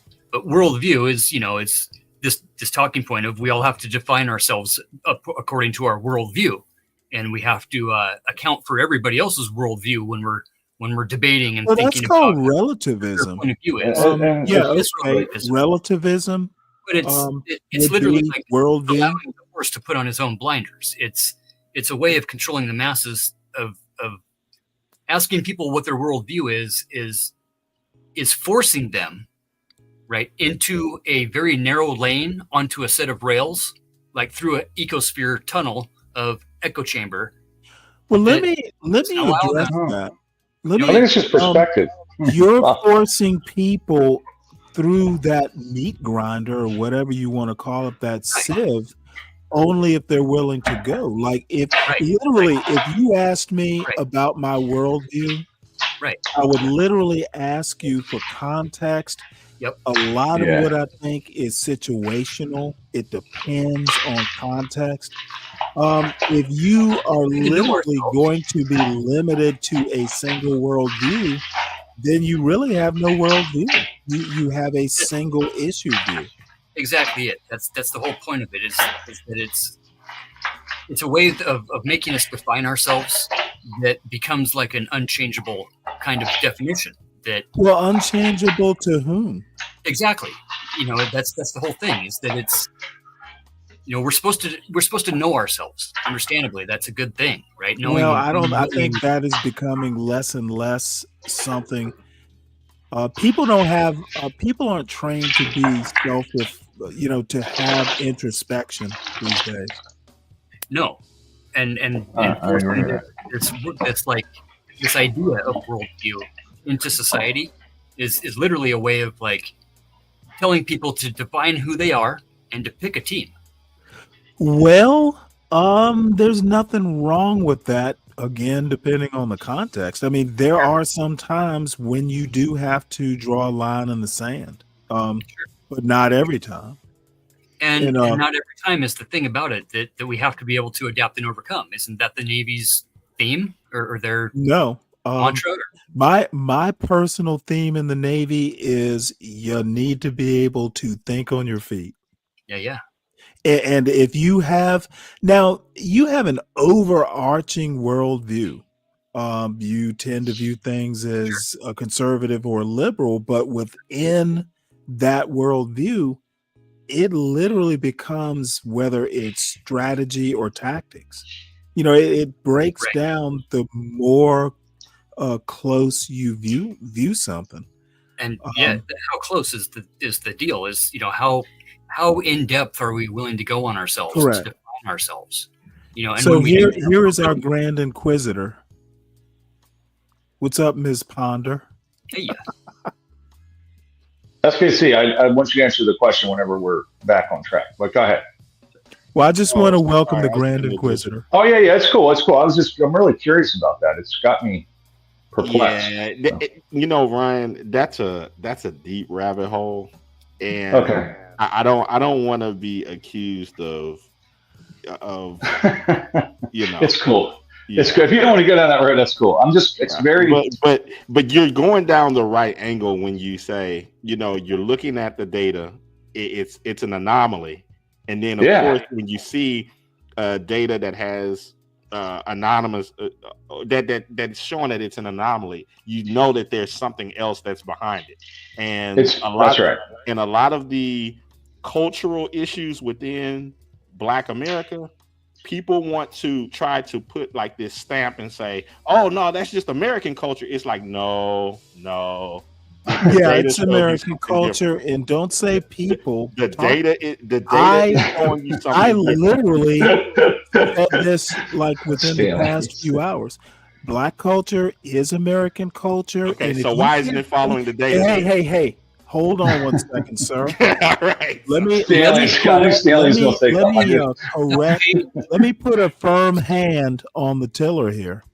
Black culture, legacy Black Americans developed their culture on American soil. It didn't spring up from a seed from Africa. It is a blend. It is a hybrid. It is a Creole culture, if you even want to call it that. But don't pretend that Blacks in America invented their own culture like in a vacuum. And if you are literally thinking that, then I have to question your sense of history. I don't think but no culture evolves in a vacuum. Like that's not okay. But Black culture, as we know it, the colloquial term Black culture, did not evolve or develop or grow anywhere other than inside American culture. And those who seek to separate the two, as in there is a bright red line between the two, are literally racists. No, so Ryan, my counter. No, motherfucker, you're talking to me. No. My don't run to Ryan. Don't run to Ryan. You, Stanley. It is me and you, SKC. Okay, all right. So my counter to your you. notion of a distinct Black culture. My counter to you. Racist. So then I'm talking to you. My counter to you is in the United States there has been various gang cultures. That does not mean all that. You need to deal directly with my historical point. Don't deflect, sir. Don't talk about gang culture, sir. Don't you dare. See, this is what I find reprehensible about far-right motherfuckers who want to play semantic games, and they're not good at semantics. And then they want dude, to throw that you off have as lost American, and this. it's not. You might as well admit you lost it when you said some people, because that people was me, and I know what the fuck I'm talking about. I did say some Dude, people. where Not did black all, culture, not all. where did black American Not all. culture Just develop, be serious. SKC? Stop dithering. It doesn't matter where it's Stop developed. dithering. Stop the fucking dithering. Where did black American culture develop, SKC? Right here. Then, motherfucker, it is a part and not distinct from American culture. Okay, so you lose on that why one. doesn't it follow the data? You lose. So why doesn't it follow the data? I don't ask me why. How do cultures develop? And you're the anthropologist, and you don't know this. You don't want to listen. Motherfucker, I'm not listening to your nonsense. Right, because you don't want to listen to the What data. I want you to do, SKC, is I want you to answer direct questions with yes or no. Can you do that? That's not a way to answer questions. Can you do that? That's not a way to answer questions. No. It's the way I'm going to do it, though. Yeah, then you're asking for stupidity. No, well, then let me be stupid. No, I'm not but you're going to come off stupider.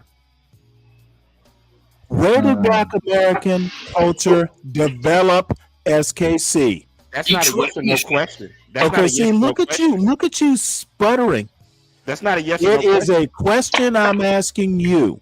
Okay, this bullshit about black culture being distinct from American culture is pure racist fantasy.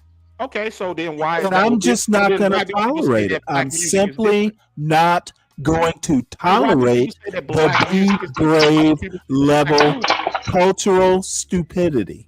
I'm just asking, why did they say that music? No. You do the answering in this role, sir. Yeah, you don't get to do the asking until I'm ready to be asked. Your role right now is to answer my questions. So then you'll have black people. Okay, look at you not answering questions. Your response should be, Stanley, what is your question? Your response should be SKC. Stanley, what is your question? Sir. Circling back. That's why I can't have that conversation. Oh, no. Dude, I will put everyone in the back and go one-on-one with SKC if you're going to dig him out. Don't take his side. You can't help it. The data goes to my side. SKC, your notion that American culture does not include black American culture or colloquially black culture is a relic of 1934. It is racist. It's a gypsy culture. I don't give a fuck with your gypsy. What the fuck does gypsy have to do with this? You mean a Creole? It's a gypsy culture. Okay, SKC, I really don't have patience for your little float like a butterfly, sting like a bee, Muhammad Ali bullshit. You either be direct or we can move on. I do not have this kind of patience this morning. I am being direct. No, sir. You're being evasive. You are floating like a butterfly, but not quite stinging like a bee. It does not recognize. You are literally fluttering. It does not recognize the. Where does black culture emanate from? Where did it come from? Where was it developed? Where was it grown? And where is it now? Is it separate from American culture, SKC? Is culture only bound by location? Motherfucker, don't ask me. I need you to answer me. Not ask me, SKC. I need you to answer me. Correct. You need to understand. Okay. No. I know I'm correct. This is one of these few times in our interactions on this panel where I got you cold. I got you cold. Not just bound by location. This fucking racist behavior, this racist rhetoric you want to perpetuate is on the mat, sir. It's down for the count. I don't know if the demographics argument is a racist argument, though. It's just No, a it's not a difference. demographic argument. It is Why a are we demographic making a demographic argument? It's because not it my is. argument. Well, that's what Because he's saying. Okay, then he's wrong and he's evading my question, is what he's doing. Okay. I think Developed in Memphis, and Elvis Presley stole it. no. I think SKC is making an argument. We're talking about the demographic portion, You don't the have outlier. to pick SKC. Okay, SKC I'm not. I'm is just perfectly capable of taking his whooping like a racist man he thinks he is. But I don't know if the statistics themselves are actually racist. Statistics and culture. The statistics have nothing to do with my argument. But they have everything to do Okay, with look, mine. hey, crazy clown laugh guy. That's not and it's gonna not work. it's not a moral or immoral argument. Work. It's just a weird thing. It's an outlier. Like, why is this happening? I was answering a Okay, question. dude, I'm just gonna have to clear the deck here. SKC, let's just put it down to you are afraid to admit that Black culture is an offshoot of American culture, because if Black culture is a part of American culture, then the fucking bullshit you want to talk about, the toxicity, the problems in the Black community, all of a sudden become not just something that Black people should fix. It becomes an American problem. It is. You and the Be Brave level racists don't want to admit that. Your point is literally a racist point. Motherfucker, do not interrupt me when I'm on this kind of rant. I'm agreeing. Okay. It is a huge problem.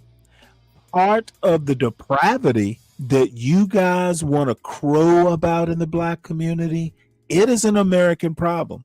If there is violence in the Black culture, it's because it's an offshoot of a violent American culture. The cowboy culture, the shoot from the hip culture, the Second Amendment culture, the I will defend myself from ghosts culture. I agree.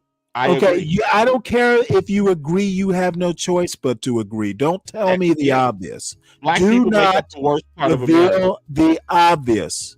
Black people Your make up the worst problem part of is America. your logic fucking doesn't float with I'm someone following who knows who they're talking about, what they're talking about. following your Your logic. culture argument is Be Brave level trash. I'm following your argument. I don't give a fuck if you follow it. See, this is one of these times I don't need you to agree or anything like that. This is a one motherfucking way conversation, sir. This is a one-way conversation. Let's just put it that way. Your viewpoint on Black culture being separate from American culture is fucking trash, and it is racist. Okay. As a matter of fact, that subject is closed. I said what the fuck I said, and you'll just have to deal with it. That's fine. Yeah, I know it's fine. You don't have to confirm what's fine. Yeah, the data says what it says. I don't give a fuck about data. I'm not making a data-driven argument. I am. Well, motherfucker, save it for somewhere else. You don't need it now. I'm not. See, you want to defend a cultural point with a data point, which is the stupidest thing you could possibly do right now. Because data is part It of is literally the stupid white racist point you want to do. You want to hide behind data, which has nothing to do with my argument. This is what fucking Be Brave level racists want to do. Argue with academia. Data is found in Motherfucker, you're not in academia.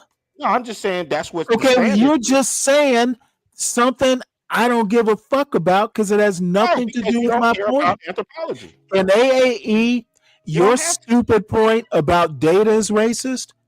I'm sure it's funny to your level of racist behavior too. Yeah, you get mad at the field of study. I'm not mad. This is They me use data fucking. all the This time is in me anthropology and handing study a culture. fucking racist It is what his it is. due. Ranting about it isn't going to change Literally, that. I'm handing a racist his due. That's fine, but in I anthropology, know it's fine. Thank you very much. yeah, the standard isn't going to change.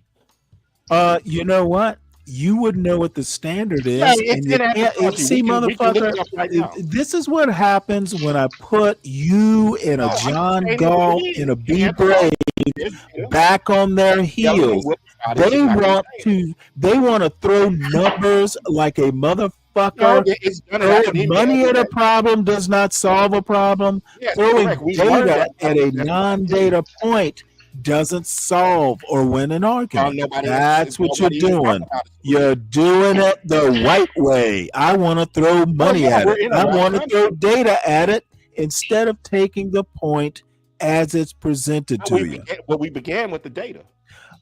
No, we didn't begin with data, I was motherfucker. Is your memory that short? About data, and that's See, how this is what I do to stupid points. I fucking shit on them and enjoy doing it. Data is not my point, motherfucker. How can you quantify black culture being a part of American culture? It's not a goddamn data point. Oh, in anthropology, It's a historical point.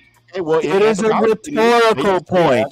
It is not a data point, you dumb motherfucker. We found an anomaly. It is literally not. You're using the wrong tool for the job, sir. Admit it. No, And your little buddy questions to ponder can talk about data being racist like that's relevant to my point. Nobody mentioned Apparently, the refuge of racists is data. Yeah, whenever. Yeah, motherfucker. Yeah. And they'll just yell. All right. Well, I have said what I have to say. I am certainly willing to move on. I think you should. I think it's more of a discussion of like a cultural phenomenon. I should. What you it's think a is cultural irrelevant. phenomenon. It's like, why is this happening? You're irrelevant. And then, and also, like, why is the Latino community reproduced at a higher rate? Like, what is that? Is it Catholic?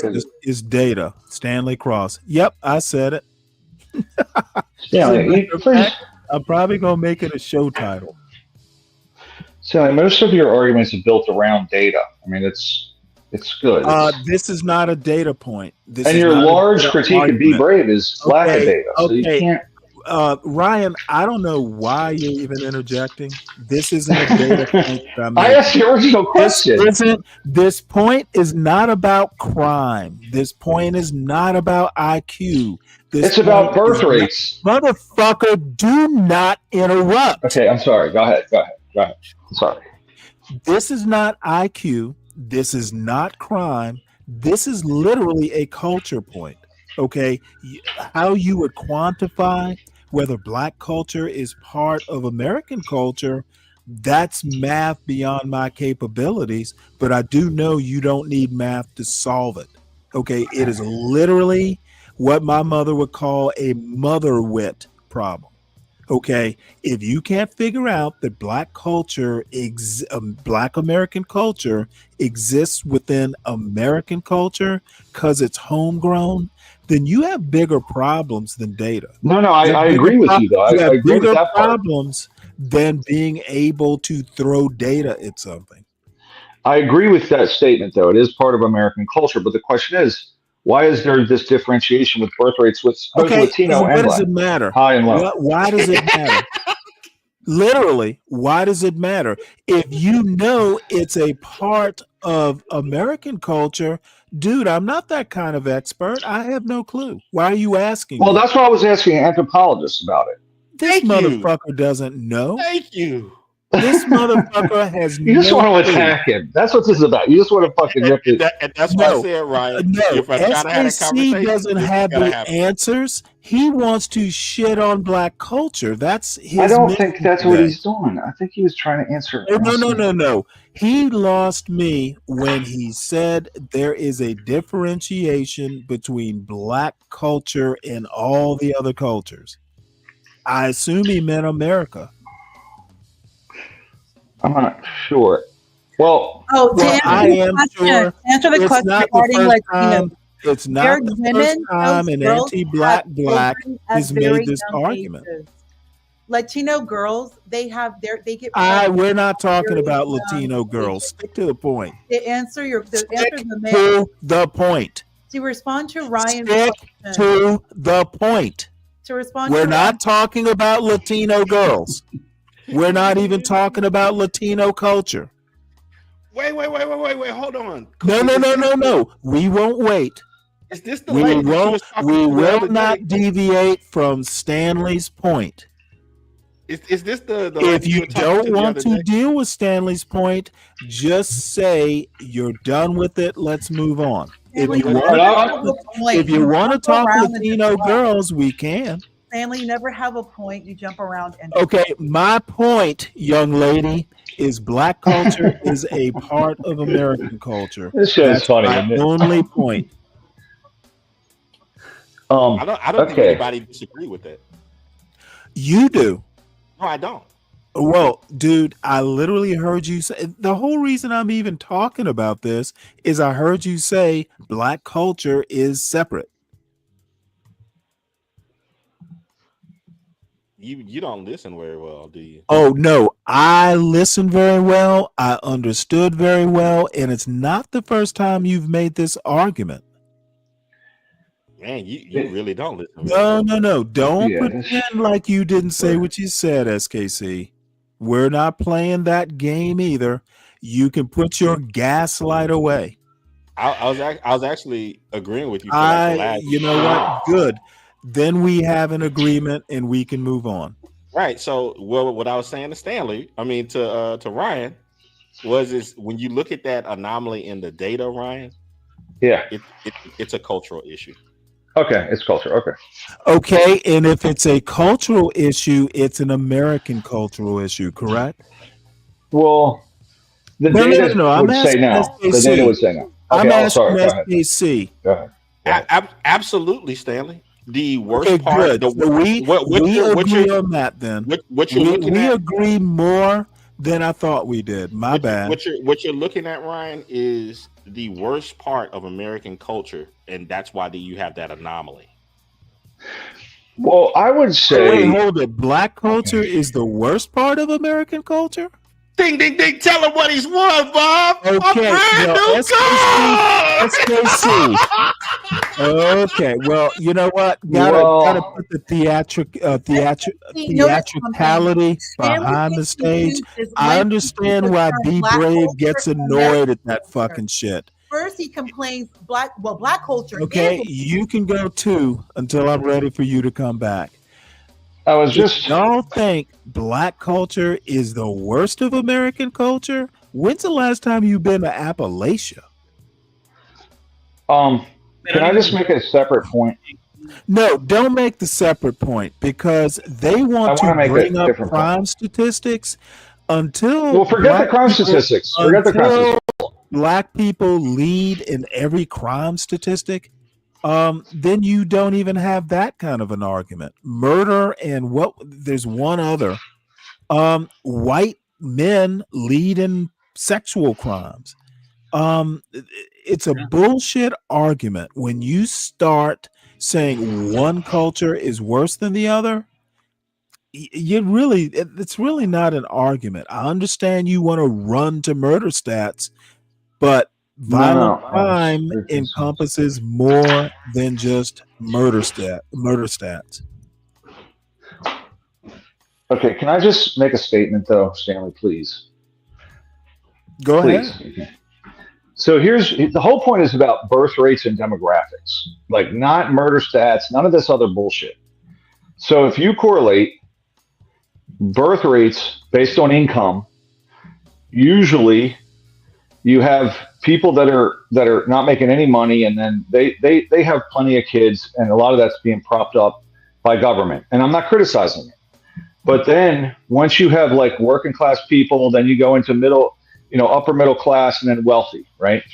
All the groups it seems that all American demographic groups as they increase in income, they have more kids because they can probably afford them, right? Like they get but it seems like Latinos consistently across the board have high birth rates regardless of income. Whites and Asians track each other. As they make more money, they have more kids, or tend to. Black Americans, as they make more money, they don't tend to have more children. They have the same rate, right? Which is about 1.5. It's actually the lowest rate. Like for the wealthy Black folks, they have less kids than pretty much anybody for some reason. So it's not a bad thing or a good thing. Ryan, it's just a phenomenon, right? But Ryan, they're all in America, so they all behave the same. Well, no, they're different. And Latinos are an outlier. Latino Americans are an outlier, and Black Americans are an outlier in that regard. One has an outlier from where? From average birth rate. Answer me this question. Outlier from which distinct culture? From what the majority are doing. I asked Ryan. So when I say outlier, they don't track. Outlier from what? Is my from the correlation between birth rate and income. They don't fit the normal pattern. So as you make more money, you tend to have more kids statistically. When you say normal, you mean like a statistical normal? Yes, I'm saying all groups, regardless of ethnicity, race, or anything, as they make more money, they tend to have more kids. So couples making more than $250,000 have like 3.1 kids. Couples making 100,000 combined have like 2 kids. Couples making 60 grand tend to have 1.5 kids. And then once you get down to about 10 grand, all groups have a lot of kids because it's being, it's subsidized. So, but the point is, all groups, as they make more money, they tend to have more kids, higher birth rates. Black Americans do the it seems like once they hit middle class income, like whatever that is, 100 grand a couple, whatever, 80 grand a couple, as that number goes up to even Black couples making 250,000, they don't have more kids. They're still down around 1.5 for some reason. So this is it doesn't fit the normal pattern. And the question is, what is that? What is the cause of that, right? So in the statistical difference, it's not good or bad. It's just a statistical anomaly. I was asking SKC as an African American Black individual, what's that? Why does it need to be answered? Why is it important? It's a curiosity, right? Like it's like I assume that Latinos have it's the Catholic part of their culture, which is why they have higher birth rates. I assume that. I don't know, but I'm assuming, hey man, the Catholics tend to have more children. So the question is why, I'm assuming it's a Catholic thing. For Black folks, why is it once they start making middle and higher income, do they have less kids? I don't understand it. You shouldn't want to know, Ryan. The white community doesn't stop having kids after a certain income level? From what I can tell from the actually, Stanley, I'm going to do this. I'm going to email you the chart. It's not a chart. It's a graph. Sure. And I'll email you the graph. You take a look. It's strange. Okay, that's fine. But let me get to my point. I said earlier that Black culture tends to be an imitation of the larger white culture. Yes. I've also stated, and it's kind of like a old maxim, when excuse me, when America, you take a sip of water here. When America catches a cold, Black people catch the flu. Yeah. White people, higher income, white people have fewer children, and mothers are getting older, by the way, waiting later to have kids, which has something to do with the decline in birth rate. Can I approach this from if white people are not having kids, the higher, the income, the fewer kids, Blacks are just basically imitating that trend in white culture, just to a deeper extreme. But the data doesn't show that. Okay, I don't need the data. I'm talking about a trend. Let me let me say this: that is it fair to say that we have a demographic of folks that inherently and systemically know that they're oppressed, right? And work hard to gain economic foothold, right? And might have a different perspective than, let's say, your white privileged person, right? Who hasn't had, let's say, the cultural struggle that one might to attain that middle class, right? To get that. And that might be an explanation. That might be an explanation. I don't know. I mean, that's why I'm asking the question. It seems like we're just strange. It's a strange thing. It's a strange phenomenon as an outlier. That's all. It's a strange phenomenon to me. And from what I see, I'm kind of like, well, why is this? That doesn't make sense. I think it does have implications, though. After several generations, when you don't have your higher income, usually that correlates to brains, right? And et cetera. I think it has negative implications long term. I'll tell you that much. Like, in other words, 50 years from now, I think it'll have implications as far as, I mean, you want Neil deGrasse Tyson pumping out about 6 fucking kids. You know what I mean? You want that. So, everyone wants that except Neil deGrasse Tyson. Well, I know, but let me tell you my overall. I found it to be weird, Stan. This is a weird phenomenon. Okay, that's all. Well, this natalist instinct that America suddenly has, I find just totally creepy. Who's going to pay for us to retire, Stan? We care so much about who's having what babies and when. I'm all for just letting nature take its course. And the reason white America is so natalist is something that, white America has been worrying about, or at least certain sectors of white America, not, all white Americans, is because we've known for years that, whites will be, a minority. There's all the total sum of non-whites will outnumber the total sum of the white population. Yeah, that's great. So that is literally the unspoken reason for all this natalism. Okay, I don't think America really gives a shit what the other populations are doing as far as birth rate. They literally care about having enough white people to maintain power. I actually don't care about birth rates. It will do what it will do. If you're not having a lot of babies as a population, let it play out. Maybe it'll change, maybe it won't. So you are on the wrong panel to talk natalism and why this population isn't, and all those statistics. They interest me other than knowing it for the sake of, trivial pursuit one night. I don't care. Okay, so number one, that is the cue that I don't care enough to continue the conversation. Hello, Ryan. Well, Ryan, yes. Ryan, you bring up a really good, as you mentioned, it is a phenomenon, and it's a very interesting question that you're asking. To respond, keep in mind that when you're looking at Black professionals, those who are specialized, they are also caring for their extended family. I think that's part of it. Okay. Wait, hold on. I guess I have to pull the moderator card. I literally don't care about this family. It's very well. Apparently, she doesn't quite understand what "I don't care about the topic" means. We can move on from this topic.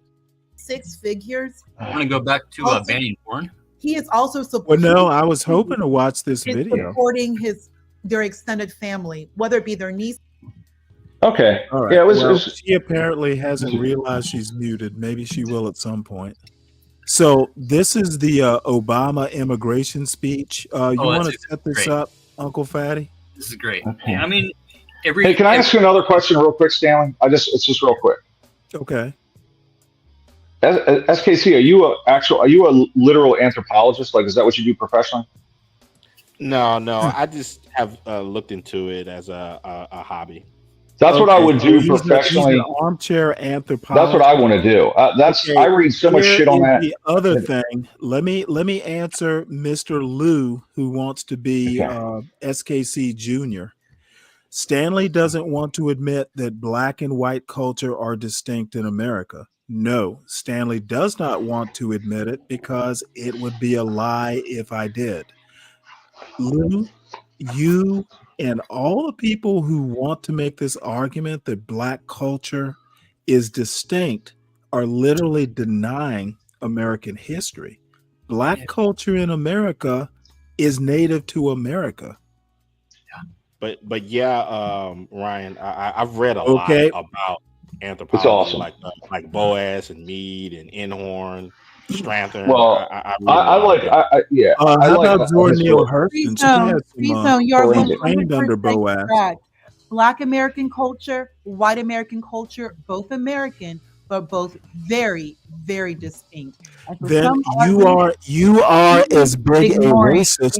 You are as big a racist as I think SKC is. And you are black people say that they're different from white people. Thank you confirming.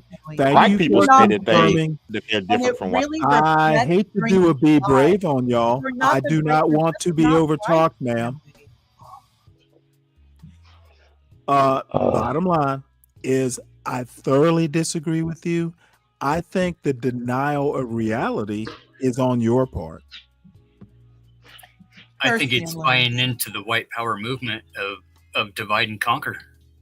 Well, I actually think that people like SKC and I don't know Ponder well enough to get too deep into it, but there's that ilk that I call anti-black blacks who want to celebrate the distinction because they want to separate themselves from it. All I'm saying is that, number one, there's so many arguments against that point.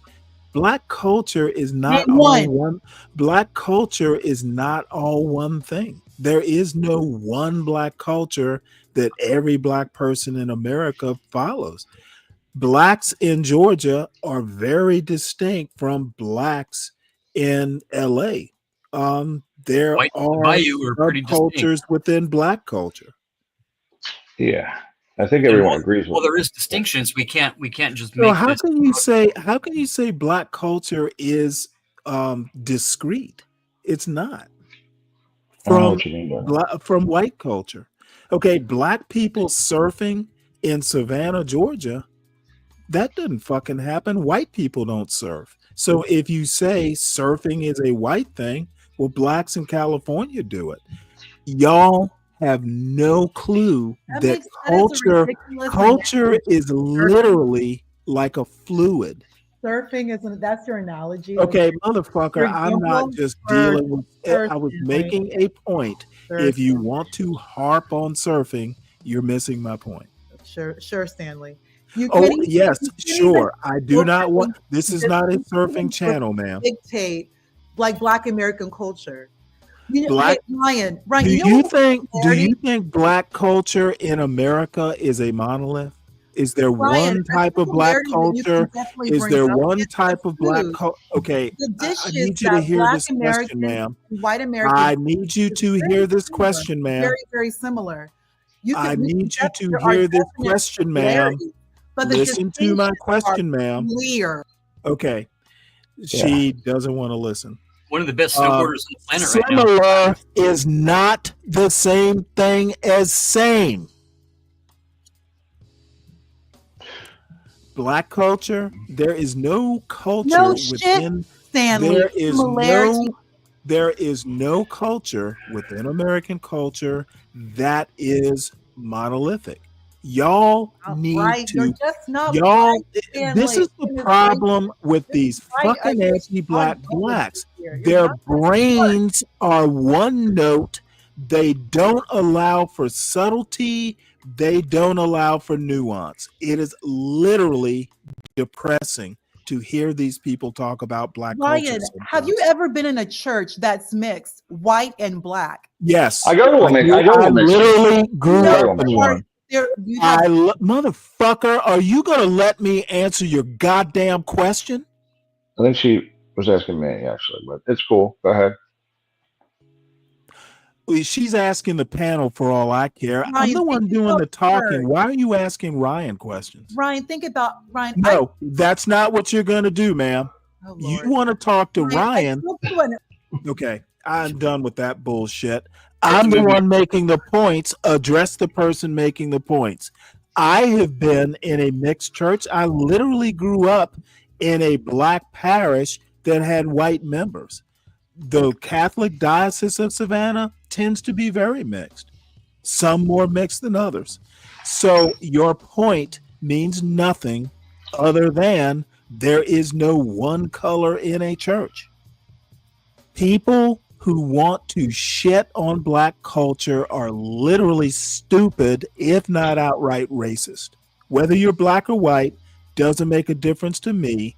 If you're stupid enough to think any culture is monolithic, then you literally lack a subtlety of mind. Because you are Catholic, Stanley. Okay, don't. Catholic. I need you to Black stick Americans to my point, are even ma'am. Catholic to begin with. You're Catholic, yes. Catholic is very mixed racially. My priest What does that have to do with the culture How many point? Black American priests are even Catholic to begin with? I don't even know why you're bringing up Catholicism. Ryan, think of Protestant. No, we're not doing that. You need to deal with my point, and then you can move on to Ryan. Okay, I don't know what universe or panel verse you've come from, but you will on this channel. You will not ignore the host. Black preacher. Okay, this That's silly one woman. example. You're not bright, Stanley. You aren't either. Of course, Don't think you're that bright yourself. About data. I'm talking about trends. Yes, Stanley. Yes, God damn it. Data can describe trends, but it doesn't have to. Data. I'm talking What kind of idiot are you? Literally, what kind of fucking idiot are you? Of an outline. Okay, it's the right tool for the right job, my young friend. Okay, you are not the sharpest tool in the shed right now, and you're having problems realizing this.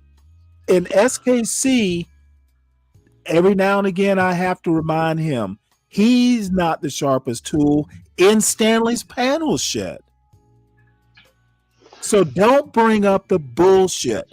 Don't run to Ryan when you really want to address the question to Stanley, who is not going to be nice once you are. If you show your ass on this panel, I'm going to tell you you're showing your ass. You're not that bright, man. When I say trends, you want to bring up statistics.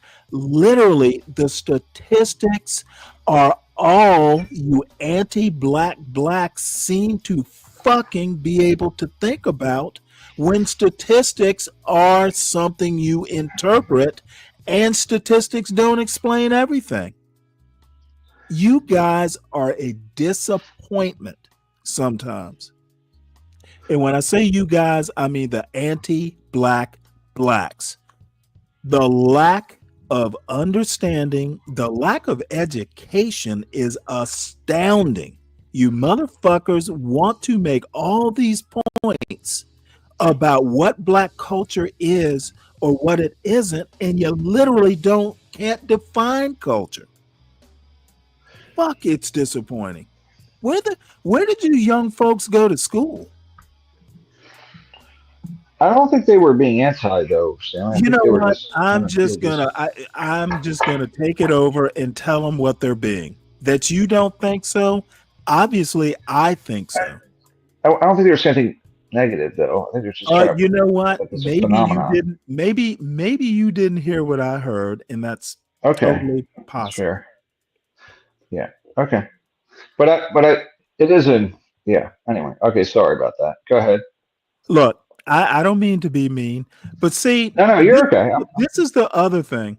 I also understand past arguments. I've known SKC for a while. Sometimes you have to read between the lines. Okay, we don't have new arguments that often. We've had this black culture argument several times over the years. I kind of know where he's going to go with it. He can put a new gloss or new spin on it, but I know SKC well enough to know that he literally thinks, like Free Zone Lou in the chat confirms. Apparently, they think Black culture is distinct from American culture. I could even live with Black culture and white culture are different. But when you start saying Black culture is separate from American culture, that's fucking an egregious error. No, it's definitely, it falls within America. That's like, if you're gonna be an anti-black, don't be a stupid anti-black. It's definitely American. I mean, there's no question there. Right? Well, there are people who don't think so. Hey, Portia, I am about to show this video at some point.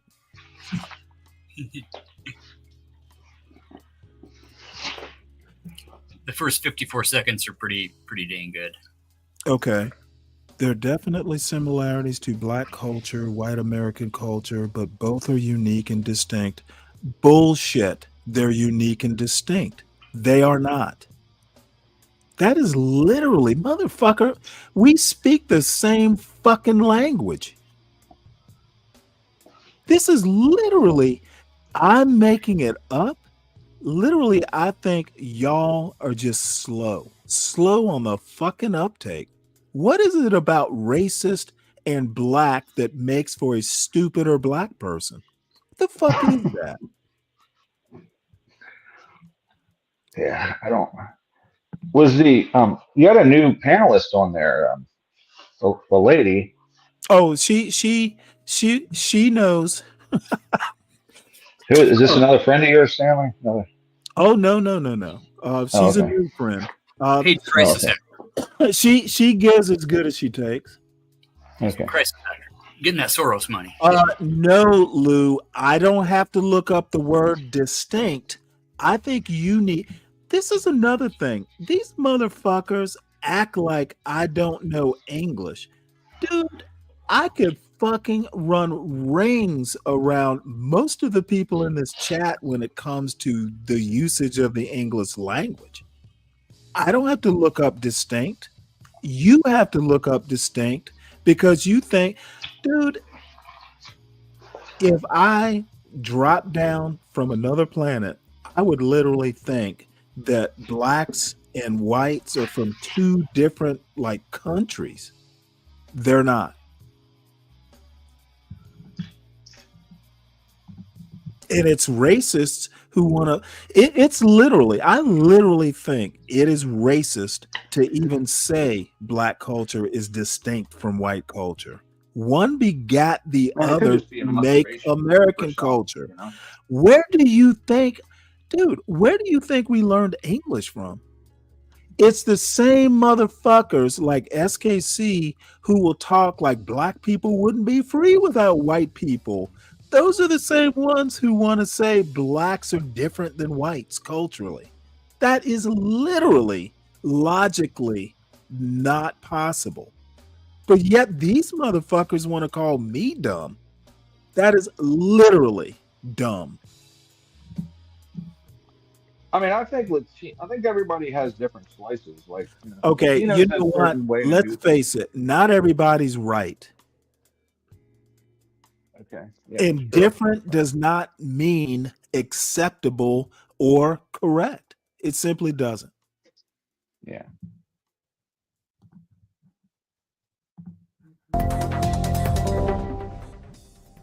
There is bipartisan hope of getting it done. This year, the Senate passed an immigration reform bill by a wide bipartisan majority, and it addresses the key issues that need to be addressed. It would strengthen our borders. It would level the playing field by holding employers accountable if they knowingly hire undocumented workers. It would modernize our legal immigration system so that we eliminate the backlog of family visas and make it easier to attract highly skilled entrepreneurs from beyond our borders. It would make sure that everybody plays by the same rules by providing a pathway to earn citizenship for those who are living in the shadows. A path that includes passing a background check and learning English and paying taxes and a penalty and getting in line behind everyone trying to come here the right way. And each of these pieces would go a long way towards fixing our broken immigration system. Each of them has been supported by Democrats and Republicans in the past. There's no reason we can't come together and get it done. Except for we don't and what's want more, to. we know the immigration reform that we're proposing would boost our economy and shrink our deficits. Independent economists have said that if the Senate bill became law over the next 2 decades, our economy would grow by $1.4 trillion more, and it would reduce our deficits by $850 billion more. And you don't have to be an economist to figure out that workers will be more productive if they've got their families here with them. They're not worried about deportation. They're not living halfway around the world. This isn't just the right thing to do, it's the smart thing to do. Right now, it's up to Republicans in the House to decide if we can move forward as a country on this bill. If they don't want to see it happen, they've got to explain why. But if we fix the problem, then we can't use The it good as news is, just this past week, Speaker Boehner. This thing about immigration reform, I don't even want to go there. This has been like the unicorn that no one wants to pass. I mean, I guess I've heard that, this, if immigration reform actually got passed, there would be almost nothing to fight about. Right. It's like it literally suggests that walking and chewing gum is something that the Congress can't do. 100% they can't do that. No, they don't want to. Why would we want to fix a system that we can use against the people as a major political talking point, to drive a wedge between us? Why would we want to fix that system? Why, when we have a bill, right, that was written by Republicans, co-sponsored by Democrats, right, ready to be passed in the Biden administration, why would a guy that's running for president from the other side come out and tell his party to kill that bill that they themselves presented? Right, because it fixes the system that guy's trying to use against everybody. Right? Why would we want to fix that system? Let me address a couple points here. Gorp, you literally are asking me to ask Santa something. I can't take advice from someone who fucking still believes in Santa. Sorry, I'm just gonna have to, take Santa's that not off real. the screen. And AAE. Literally, the asylum laws and the refugee, the homestead, home something laws, literally following the laws is what has got us in this pickle. Immigration reform would change some laws. Like, if a person crosses the border, even illegally, and asks for asylum, the U.S. government by law is obligated to feed, clothe, and house that person and get them before an immigration asylum court, or whatever they're called. Following the laws is why we are here. And if a person fucking knew what they were talking about, they wouldn't make these kinds of stupid statements. That's why it's called reformation, right? That's why it's called reforming something, right? This is like that culture argument they want to make. They have no fucking clue what they're talking about, and they've heard their buddies that they admire say it, so I'm going to say it like, ooh, boom, I got you. Literally, these young kids, and they aren't so young, actually. Literally, she thinks this is a good point. I don't get it. I mean, the word broken is definitely, no one is right 100% of the time, but like this level of ignorance is what I have to put up with, and I'm being told I'm not bright. The term modus ponens. It's hard for me to accept that.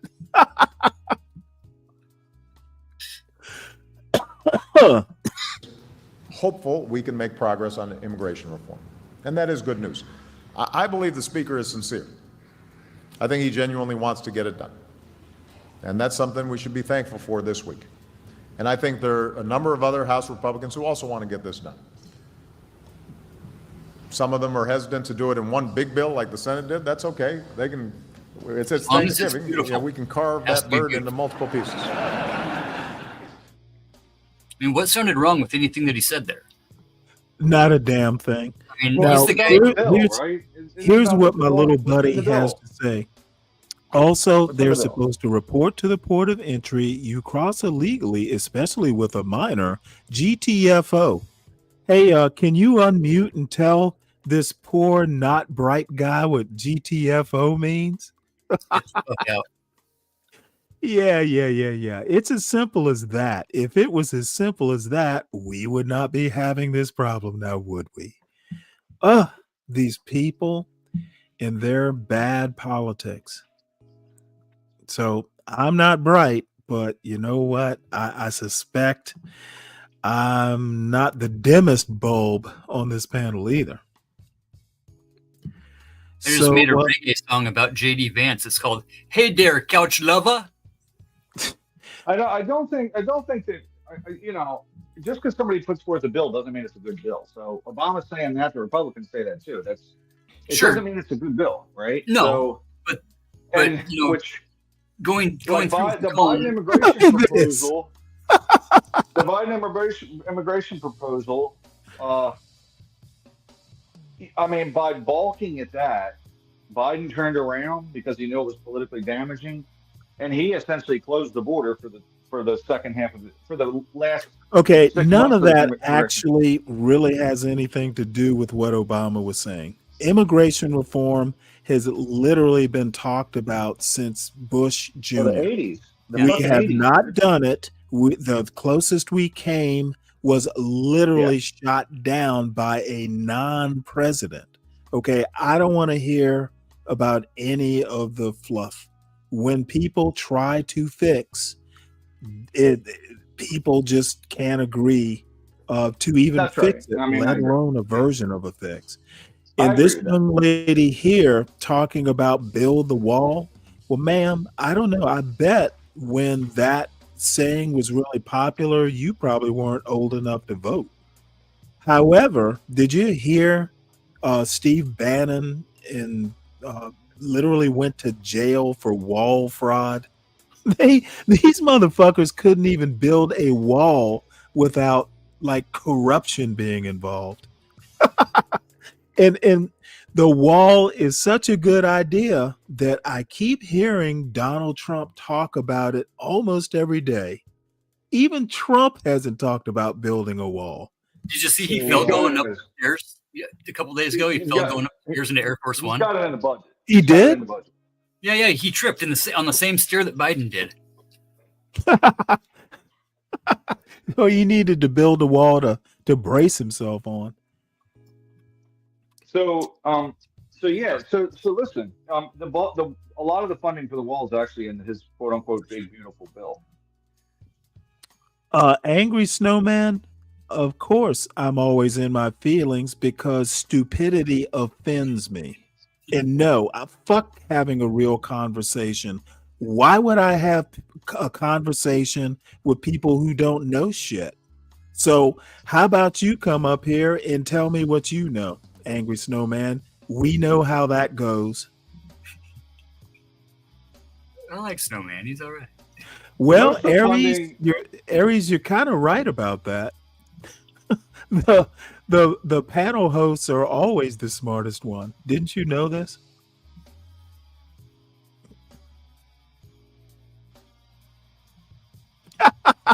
And I don't realize how anti-black I am. Oh my God. Lou, I am not really anti anything. So anyway, I was going to show Wilfred Riley, and that is his thing is about an hour long, so I guess I'm going to save that. Shit. I'll be back. Getting a call. No, if you come back, it'll probably be John. I think he's supposed to be starting a show if he hasn't already. And I'm sure it'll be much more to to some folks' liking here. But bottom line, and I'll just go ahead and wrap this up. See, wait, hold it. Saying that black culture had no distinctions is textbook.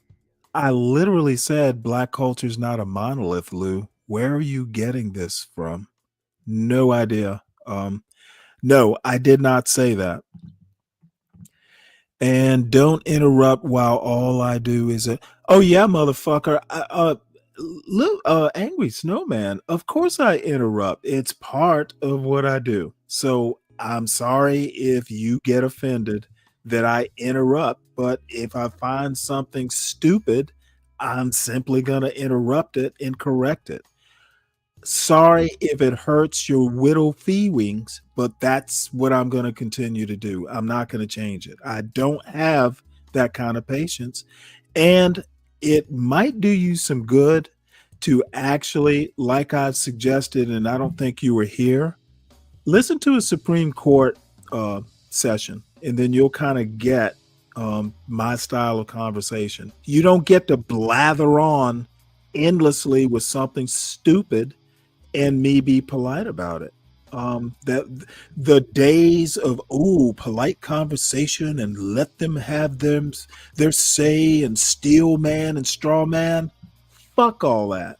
I don't do that. It's a waste of time, and I don't have that kind of patience. So fun to listen to.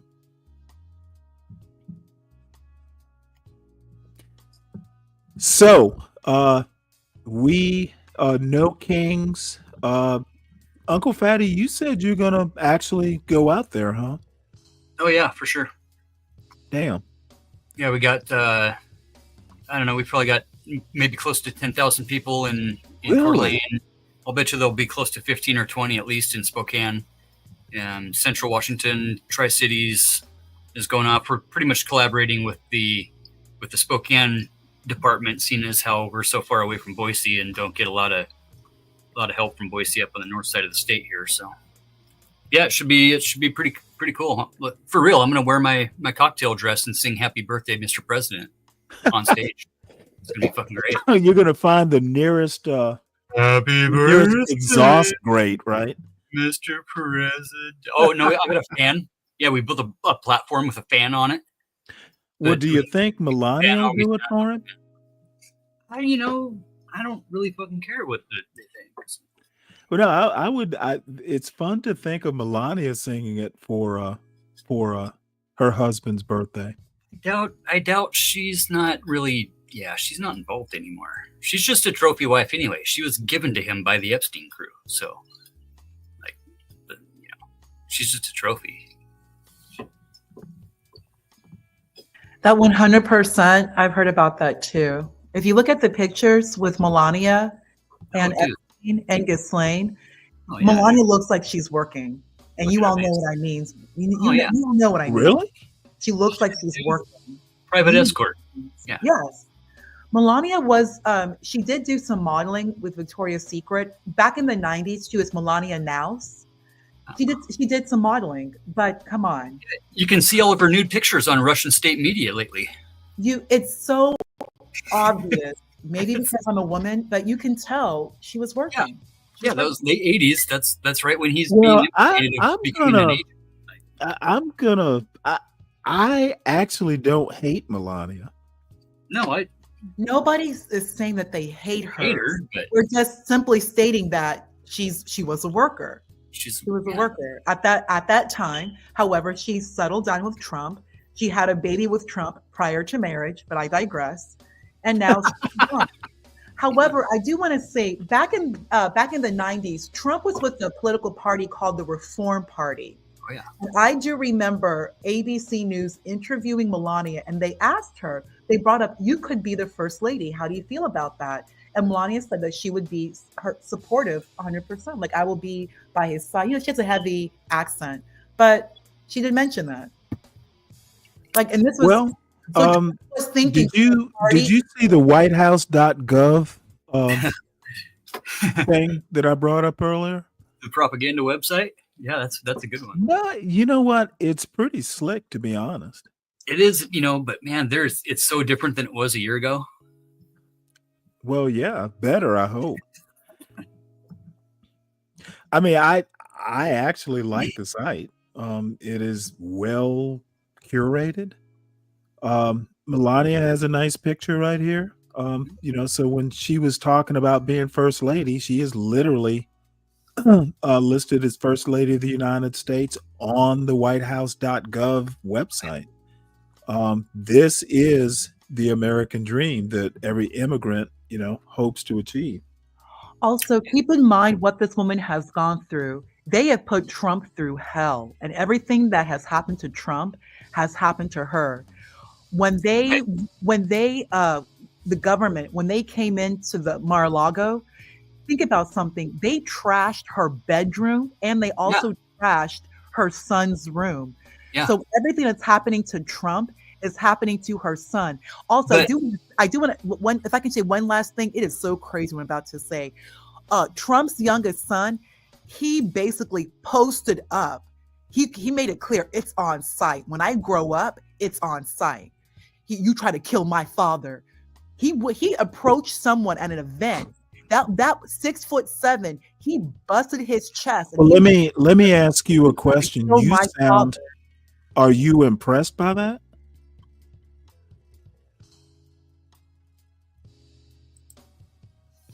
You still there?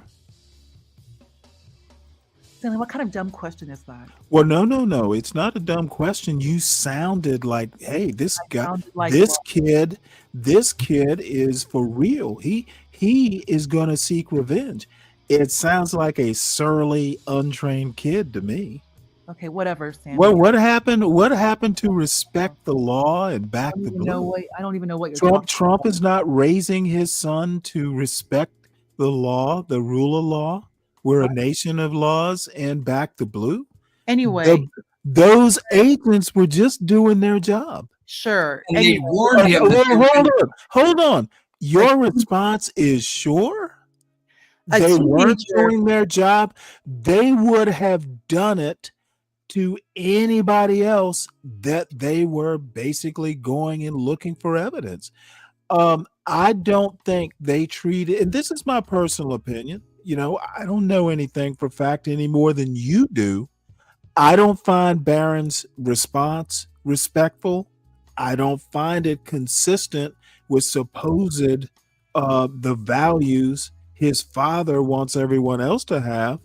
And quite frankly, they were doing their jobs. And you know what?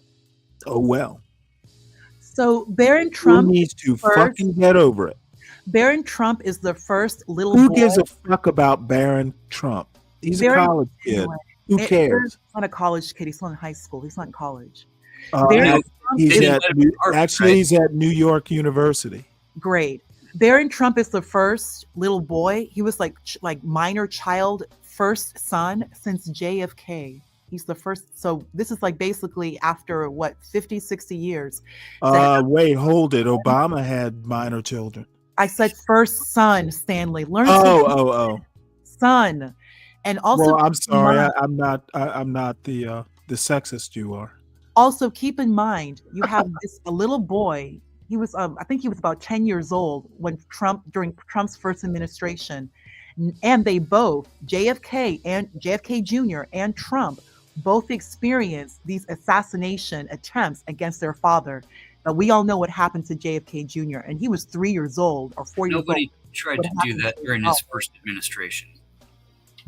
Okay, but you see what I'm saying, though. No, we don't see what you're saying. Make a correlation between them, but the assumption that these things are just happening, right? These things are happening to Trump. You don't understand, Stanley. They're not things that are. I'm not a Trump guy. Control, who cares, right? Stanley? I just wanted to share that with the audience. It is very interesting. Both are first sons, very small, minor first sons, and then both of these actions, these activities happening against their sitting president fathers. Or in Trump's case, I mean, he was running, but he was basically almost like the incumbent. And Trump was afforded some level of Secret Service protection. And not only did this happen once, there was a second attempt. And then think about the Kennedys, JFK and then RFK. I'm not trying to not conspiracy theory things, but I just want to bring it out there. It is very interesting that something like this is happening, especially within the past 60 years, past World War II. There's something like this that happening to such high profile men who both hold the title Mr. President. Regardless, JFK's yeah. Well, that all this, in my opinion, is pretty damn impressive. You tell it to the audience in a very compelling way. You're probably going to make them care as much as you do. They're inclined to. I got to push back on the whole part about things happening. Like, these things aren't happening to him. This is what accountability looks like. When you break the fucking laws, okay, and you hold a bunch of like classified documents in your bathroom, in your private freaking condo, okay, and the government calls your lawyers and lets them know that you're going to be there to get this stuff, right, and allows you to like be up in your other condo in New York rather than in the condo that's being raided, right? By the way, did you catch that the New York Times did a profile on the kid that made that first assassination attempt? Did you catch that story? Yeah, he's not a freaking left-wing retard. Well, no. Ponder, did you get that? Do you need the link to that? Might interest you. And the guy at the golf course too. I mean. Well, I mean, he was kind of, there was something a little off with him. They didn't really get too deep into his political associations. I don't even know that he had deep political associations, but he kind of had a normal life. It was, there's something a little odd. They had a little short speech that he gave for some communications class in college. So, and he didn't, was kind of a loner, but not totally alone. So it was kind of like not a Stephen Miller, but not quite like a McVeigh. Well, no, Stephen Miller obviously has more personality. Oh yeah, for sure. of the Crypt Keeper. In an odd way, I kind of like Stephen Miller. Oh, I love burning him. He's got the best. No, I just kind of like, he's got this weird, like there's an air of ominousness about him. Yeah, it's bravado. It's called smugness. That's what it is. It's called smug. If I met him on a dark street on a rainy night, I might even cross the street. It's like, this motherfucker looks like an assassin. Yeah, dude. Yeah, I bet he's got a cyanide pill in his pocket. Assassinate like a couple million Americans.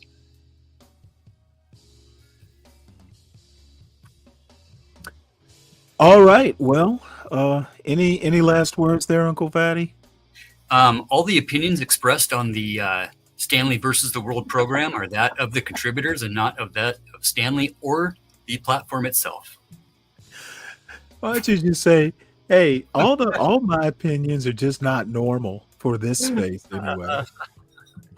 I fucking love you guys. How about you? Questions to ponder? She's going to give us the silent treatment. Stanley, you need to read more. You do need to read more. Ma'am, I've probably forgotten more books than you've read so far in your young life.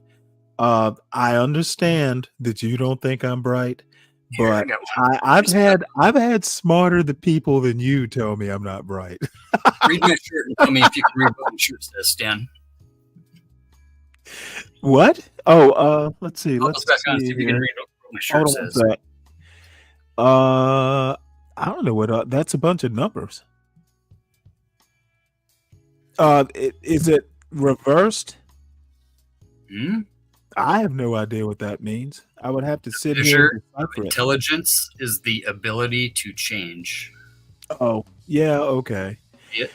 Yeah, I'm not that really, when my feelings are a little hurt when questions to ponder, kind of calls me stupid, but I'll get over it. Yeah, looks aren't everything. My mother likes me. That's all that really matters. Yep. Well, I like you too. You're pretty all right guy. Ma'am, Well, thank you so meet much. you as well. By the way, everybody, please make sure you hit the like button. Make Yep. sure you subscribe to the John Gall Urban Landlord channel. Please subscribe to the Stanley Cross channel. It's at Stanley Cross 6000. Angry Snowman, have you subscribed to my channel? And is there anything else? Let's see. Well, What instead have of you? playing the Lot Lizard song on your way out, you could play the JD Vance song I got posted for you back there of his remix of, I'm a Never Trumper. Do you mean the YouTube page? Yeah. Okay, I don't. Can I actually do that? Oh, How yeah. do you do that? It's all. I just posted the I link. mean, I can bring it up and put it on Who the. Donald Trump chose as his running mate? I'm a never Trump guy. I'm a never Trump Hold on one guy. second. I'm a never Trump guy. I never liked him. I'm a never Trump guy. I'm a never Trump guy. I'm a never Trump guy. I'm a never Trump guy.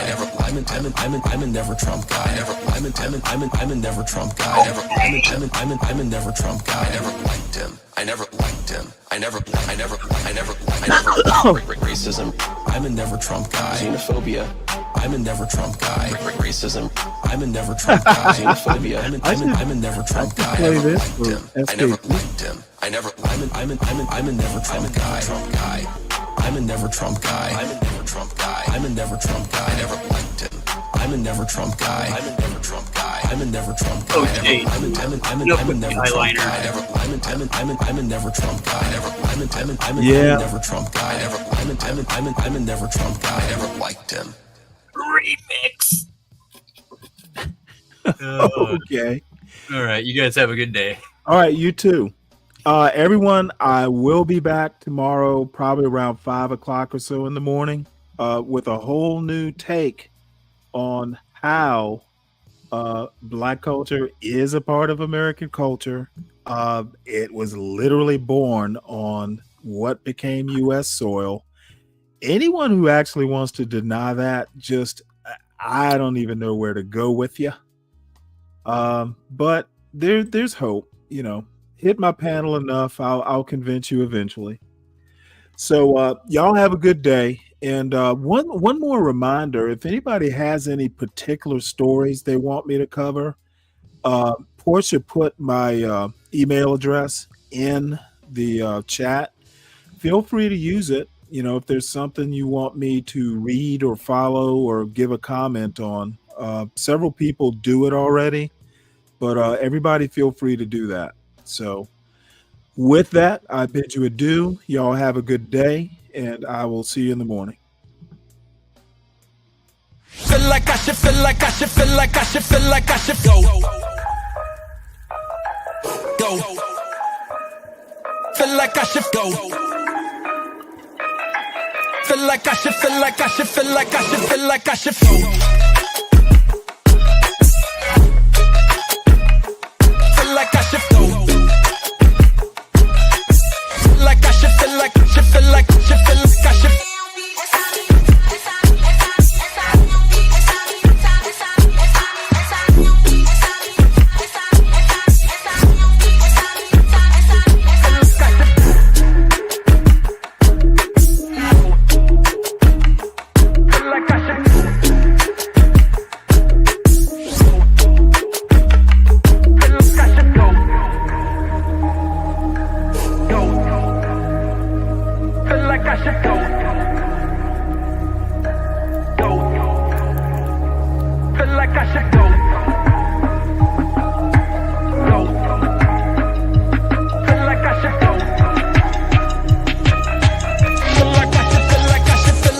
Feel like I should go.